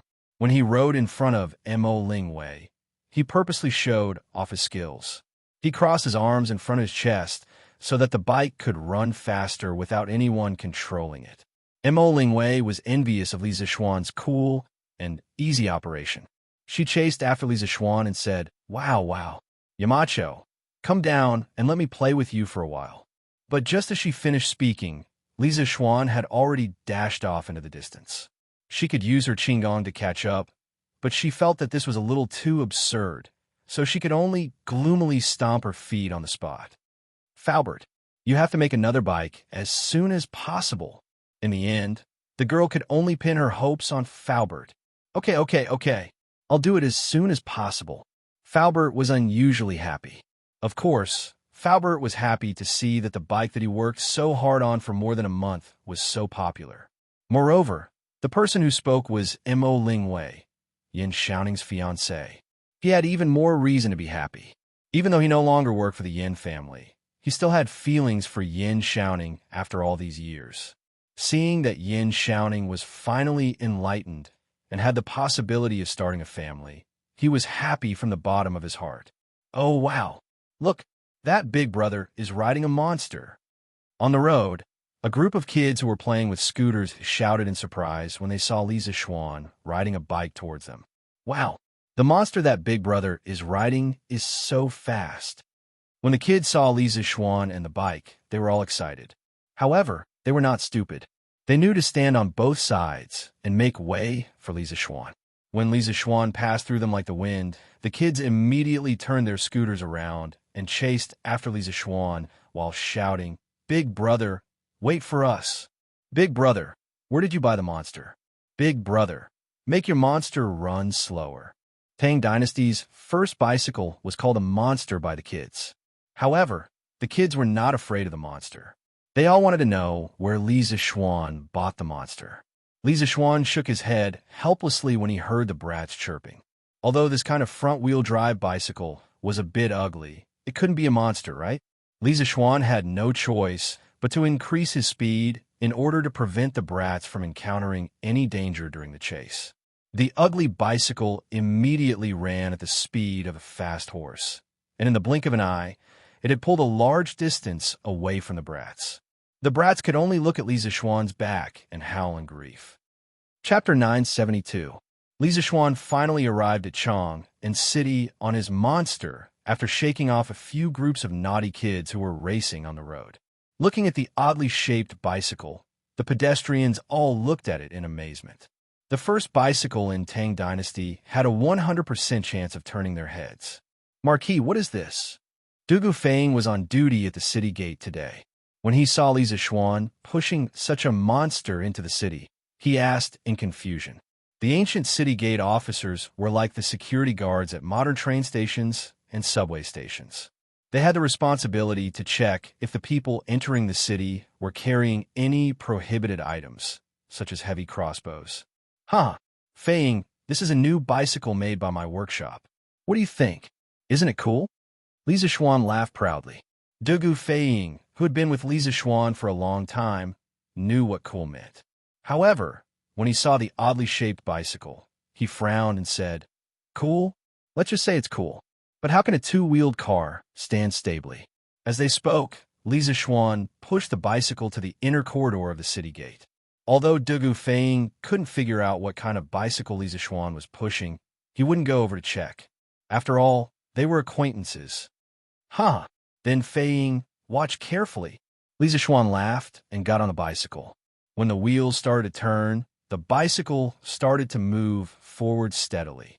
Dugu Feng's eyes widened, and he couldn't help but click his tongue in amazement. The pedestrians near the city gate also let out cries of surprise. What is this bicycle? Why does it look so strange? This two-wheeled bicycle can stand steadily? This is too amazing. It's very fast. The main thing is that it's convenient and doesn't take up much space. I just don't know where to buy this kind of bicycle. Hey, isn't that the Marquis of Yong'an? It must be something new from Chitiu Pavilion. Wow, it really is the Marquis of Yong'an. No, I have to go to Chitiu Pavilion to see if they sell it. Forget it. Save your breath. They definitely haven't started selling it yet. Why? Brother Zhao, have you asked? Not really. But if Chitiu Pavilion started selling this new toy, they would definitely announce it in Datong Daily. However, there hasn't been any news about this in the past 2 days. Brilliant. Brother Zhao is brilliant. After attracting a lot of attention, Li Zixuan finally returned home. When Lan saw Li Zixuan push the bicycle in, she was stunned for a moment. Then, she ran over happily and shouted, Brother, what is this thing? It's so fun. The Chitiu bicycle. She stood Li's was looking. She, of course, the bicycle's bicycle, as a child of the bicycle, of. She of the lookings is the S bicycles is his S bicycle. Did you ride this back? Li Zixuan patted Lan's head. After hearing his wife's guess, he laughed and said, My wife is really smart. I rode this bicycle back. Lana looked up and said, Brother, what's this bicycle? Lana wants to ride it too. Li Zixuan patted his sister's head and said, No, you can only ride it when you're this tall. Otherwise, you'll fall easily. When that happens, Lana, you'll become ugly. As he spoke, he gestured with his hand to his chest. Lana's little face instantly turned bitter. Lan doesn't want to become ugly. But when can Lana grow so tall? Han Yushi bent down and said to Lana, you're not tall enough to ride a bicycle, but you can take a car. Lana was overjoyed when she heard that. Okay. Brother, Lana wants to take a car. Quickly take me.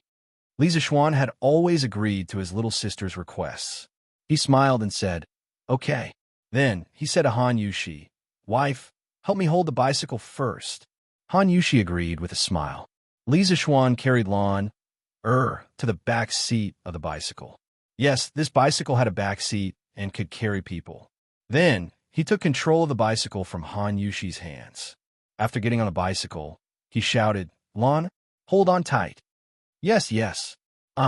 Lan had just agreed when Li Zixuan started the bicycle. She suddenly felt like she was on a small boat drifting in the sea. She was swaying, so she immediately screamed. However, when the bicycle stabilized, Lan's emotions calmed down when she felt the breeze and the speed of the bicycle. She began to enjoy the feeling of riding. Brother, faster. Brother, Can you go faster? After Lon got used to riding the bicycle, she began to feel that it was slow. Lisa Schwan was helpless. This girl could no longer stay in the house. He could only say, "Let's go. Lon, sit tight. Brother will take you out for a walk." Okay. Lon was overjoyed when she heard that. Her two small canine teeth were exposed. Lisa Schwan bade farewell to his family members and rode his bicycle out of the mansion. Hee. Sean, do you want to ride your cousin's bicycle too? After Lisa Schwan left, Mrs. Lee looked kindly at Yi Fashion and smiled. She asked because she noticed that Yi Fashion had been staring at Lisa Schwan's bicycle in a daze. Yi Fashion came back to his senses and hurriedly said, No, Aunt. Fashion was just thinking about why cousin's bicycle only has two wheels, but it can move smoothly. He thought to himself, I'm not a child anymore. How can I still think about playing? I want to save the world. So that's how it is. Mrs. Lee looked at Yi Fashion with a faint smile. She didn't expose him, nor did she expose him. She just smiled and walked away. This bicycle has a weird shape, but it's much lighter than a horse carriage. It's also much faster. It's really a great tool for traveling. Yi Guozhong looked at the direction where Lisa Schwan and his sister had disappeared. He stroked his beard and sighed with emotion. Mrs. Yi laughed and said, That's my good grandson for you. You have so many ideas. One look and I can tell that this car is amazing. Lisa Schwan, who was outside the mansion, couldn't hear Mrs. Ye's praise. At that moment, he had already brought his sister out of Yongle Lane. The magical bicycle once again attracted the attention of passers-by. They were discussing and chasing after it. Wow, it's Marquis. Marquis is riding that strange bicycle again. Wow, this strange bicycle can carry people? It's amazing. It's so fast. The bicycle's appearance on the first day caused a huge commotion. It became the topic of many people's leisure conversations.